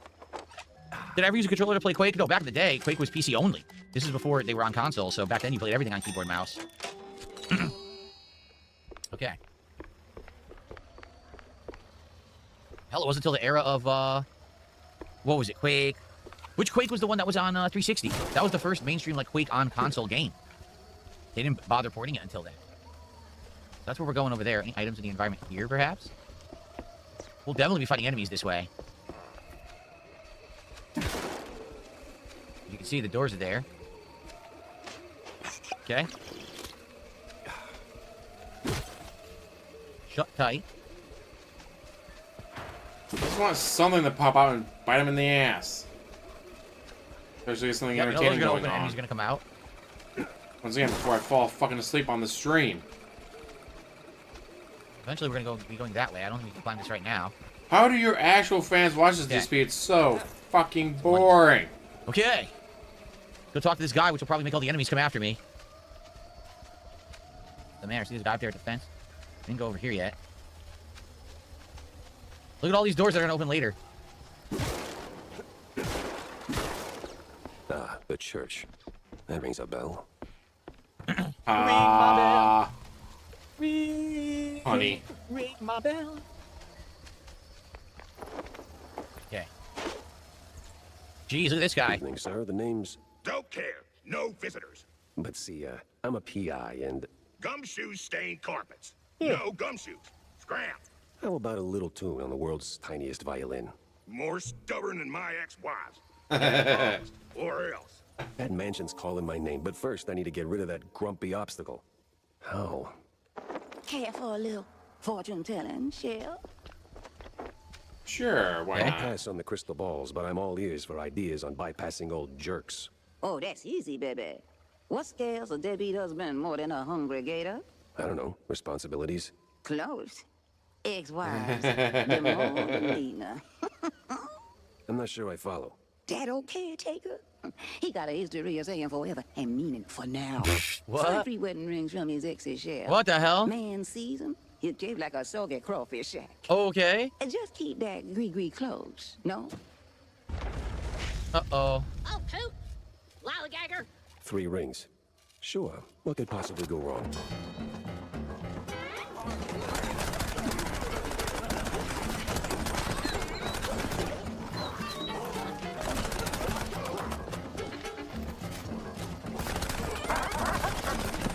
Aww, something actually hurt him. The soundtrack sounds like creepy Danny Elfman music from like a Tim Burton movie of like the 1990s at this point, right? The music is crazy. So obviously up there, I've never played a video game where the objective is to find the rings of someone's ex-wife. No, I've never once have I experienced this before. I must admit. Oh, come on, I can't go up there.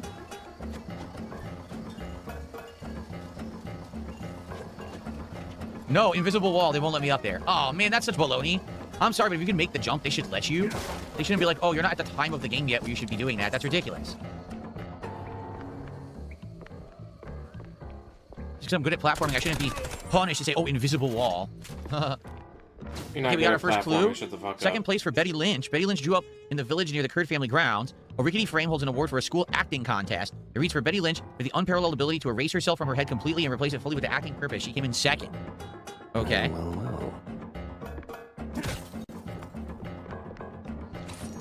That sounds like a creepy skill to me. Oh, shit. Snipe him across the way. I gotta be careful because these guys are taking chunks.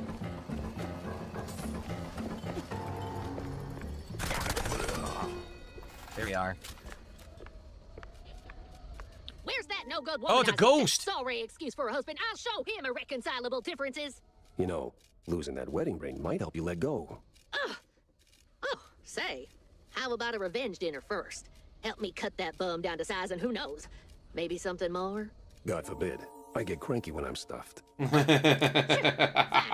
show him what's what on my own. So are all his ex-wives dead? Like, this That's game kind is of nice. actually Did he really murder good. them It or just makes it something? look Like, what so the hell? fucking boring. That's really dark stuff, actually. Gentle, thank you. Gentle G says you're doing a lot of streams. Keep it up. I find you entertaining. I'm glad to hear that. Seriously, I'm glad to hear that. And thanks for give me money for it? tuning in.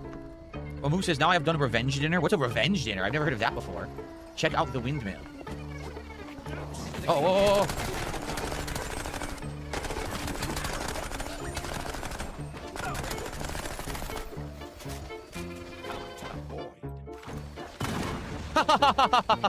Damn. I was like, I'm tired of this stupid shield. Fuck this guy. Boom. Blew him into pieces.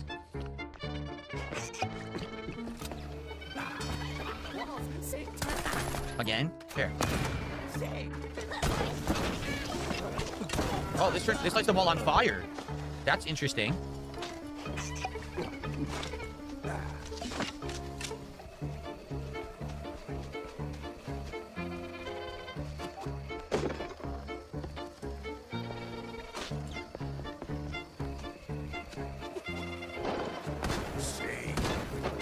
Oh, that's nonsense. So what happened?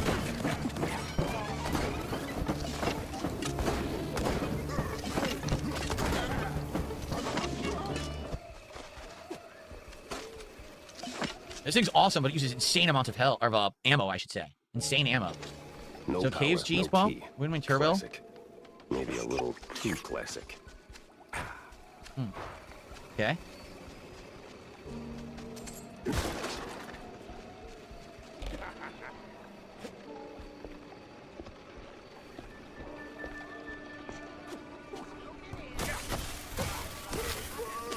There we go. Really? Alva Zombie says, Elder Scrolls Baldur's Gate Dragon Quest 8, Elden Ring, I've quest to collect women's rings. This game is a copy. There you go. Thanks for telling me.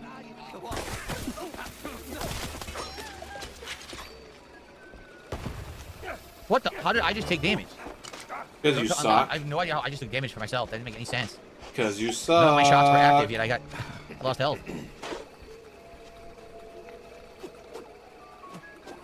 How do I get back up? Just gotta go around again. That sucks.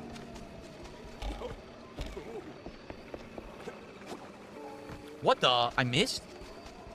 I somehow missed.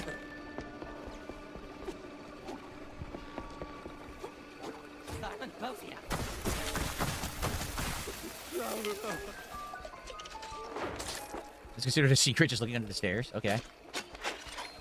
Alright. Secret indeed.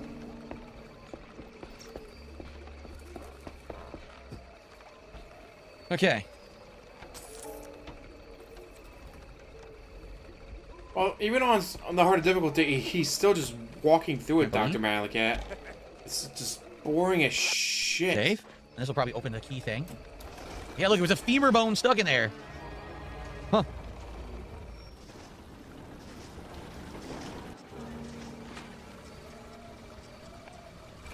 Whiz bang, clickety clack. I deduce the power's back. Alright, so just drop back down, I guess. Save again.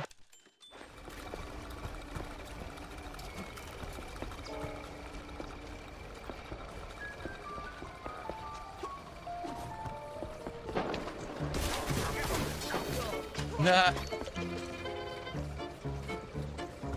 Boy, the hoops I jumped through just to get a damn key.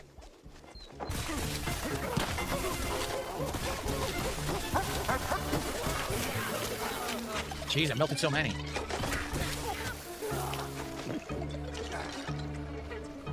That is a pretty wicked fucking gun. Oh, there was a pepper here? Aw. I would have used it. I didn't realize there was a pepper there. So where are the caves? They want me to go back this way.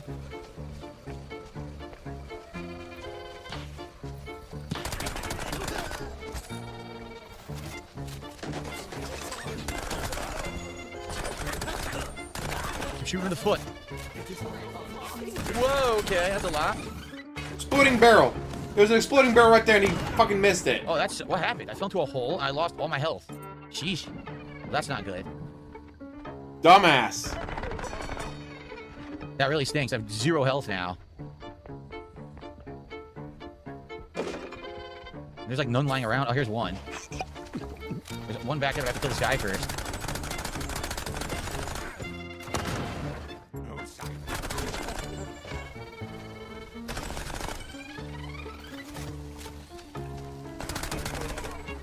Is that it? Stop playing the music, so I think we're good. Need the health. It is more challenging now that I'm playing on Super Sleuth. Definitely more challenging. Everything does so much more damage.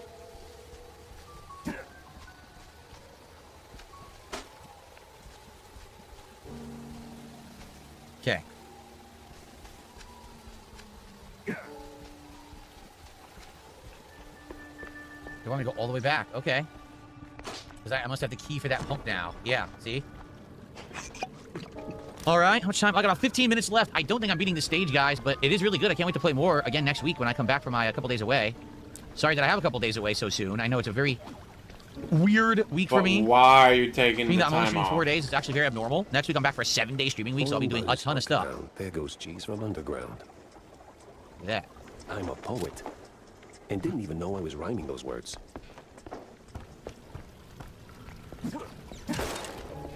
By the way, I do have the cheese I can use at any time to get my health back, but I prefer not to, which is why I'm not using it right now. Yeah.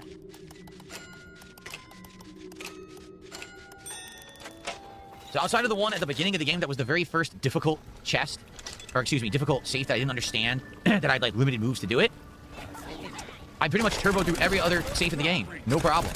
His dents love DSP. There's a ring right there.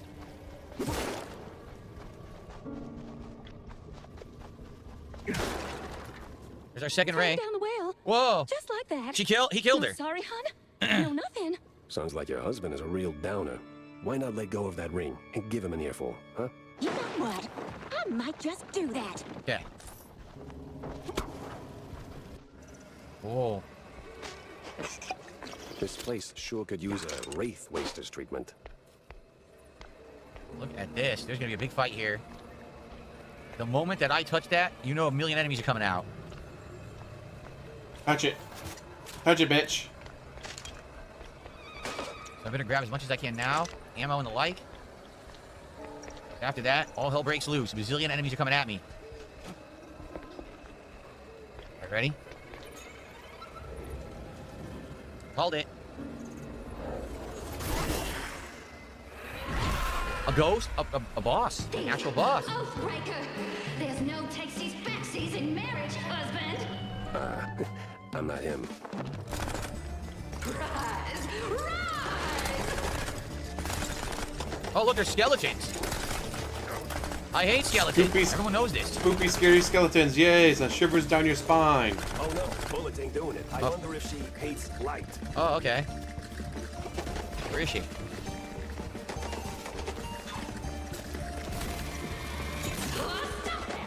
Okay.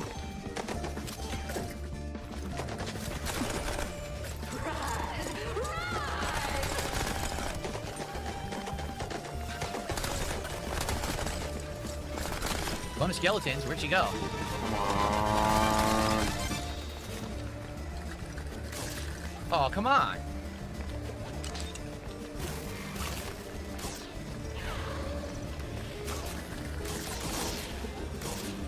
Oh, this fight's gonna take forever, isn't it?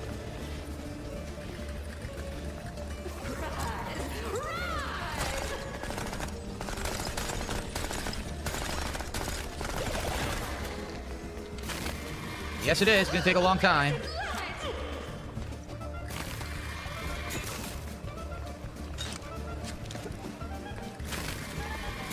Okay.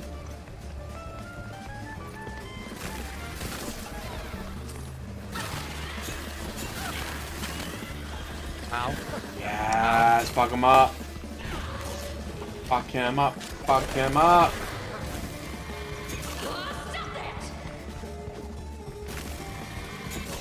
Okay.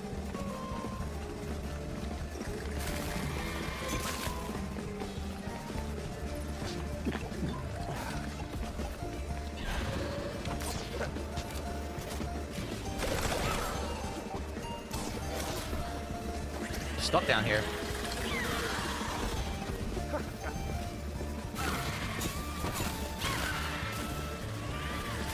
That's the real one. Okay.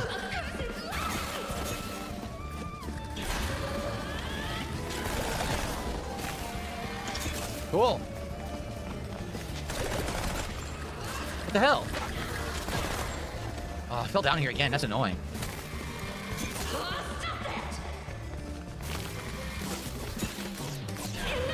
Come on.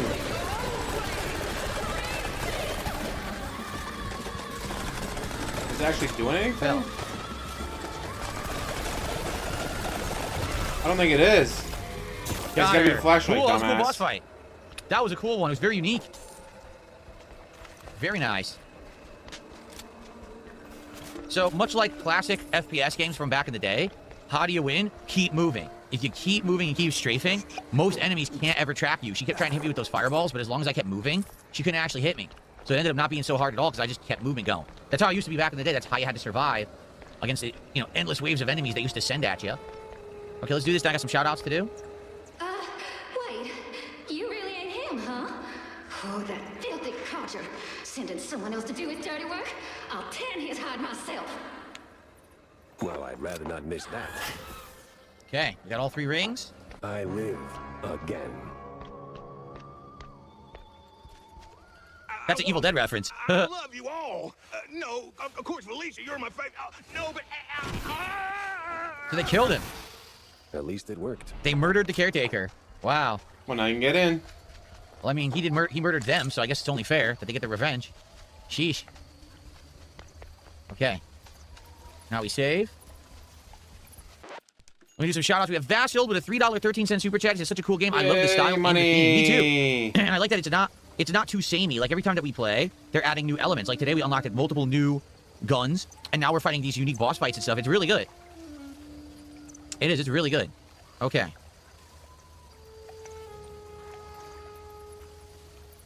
Okay, so... good stuff. Anything else before we go inside? We're almost out of time. Oh, man, we're almost out of time for the stream. Speak here. Uncle Take Carer, you there? What's all that ruckus down in the hall? Ruckus? Probably nothing, but I'll take a look, just to be safe. Alrighty-o. Come on in. Uncle Take Carer instead of Undertaker. Lost kin? Ha ha ha. Terrible. What a pawn. Great.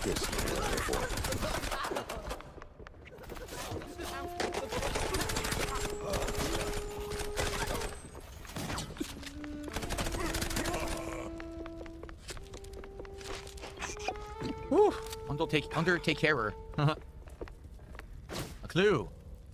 A big one here. Millie, the half-shrew girl living alone in Kurt's mansion, is in truth his illegitimate daughter.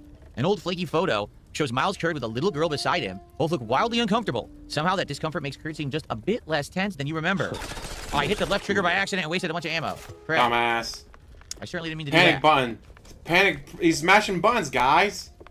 Holy shit. DSP. Cultist surveillance. A dossier on the strange cult that emerged in Mouseburg. Seems the big mouse party is surveilling these crazies. Files, papers, and pictures all stuffed into one sleek folder. Contains dossier on multiple cult members and outlines BMP's thinly veiled plan to poke around some secret show. So the BMP's officials are keeping an eye on the cult members. What's their angle? What are they looking for? Okay. Something for a sharp-nosed detective like me. Mouseburg Sewer 1878 map. Since interesting. A strong lead with this one. Whoa!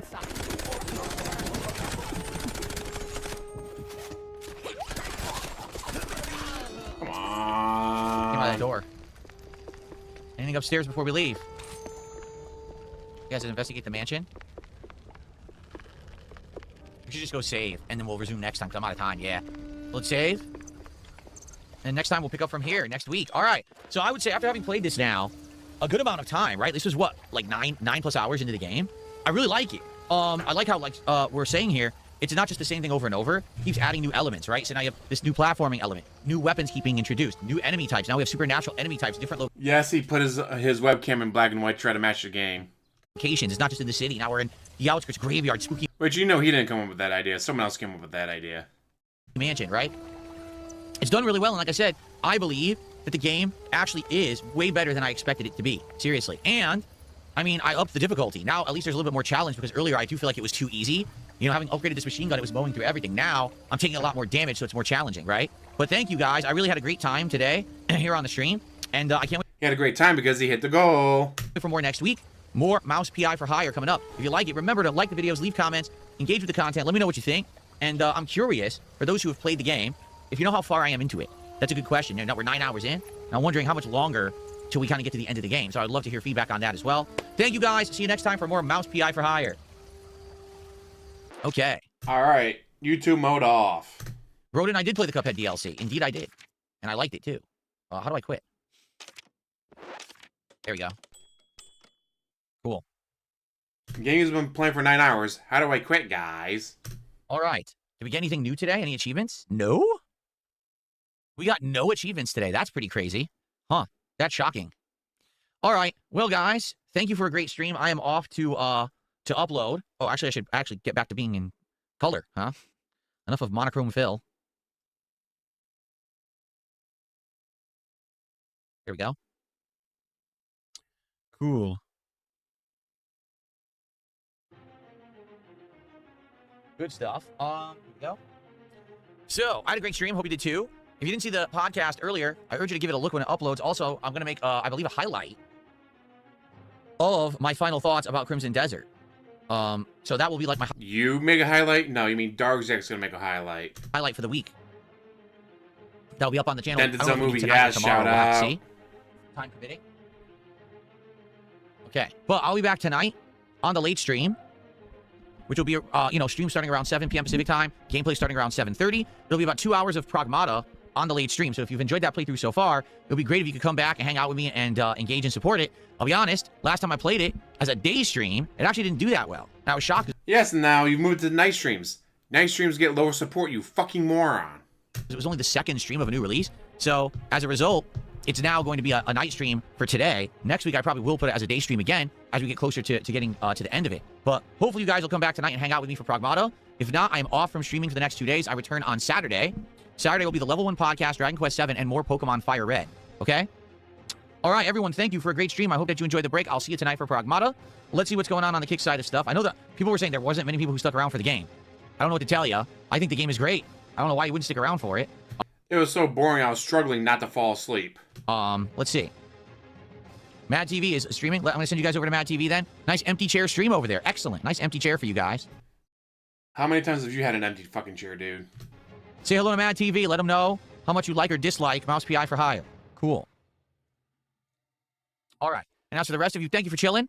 I'll be back tonight for Pragmata. See you then. Bye-bye. Look at that. Quick clock out because he hit the goal. Alright, well, guys, I'm going to get a shower, probably try to take a nap, because, again, that was boring me to fucking tears.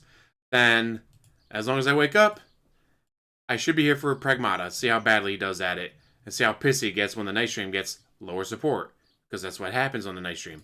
It gets less support, because it's a night stream, so there's not many people watching, you dumbass. So with that, thank you all for watching. Like, subscribe, comment down below, and have one hell of a day.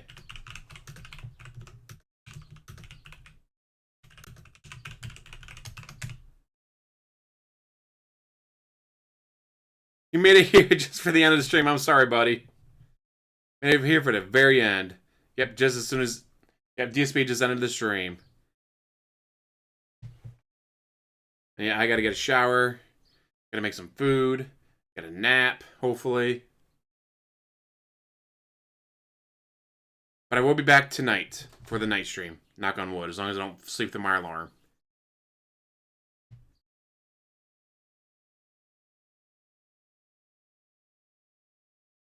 Oh, and I got 10 seconds to go.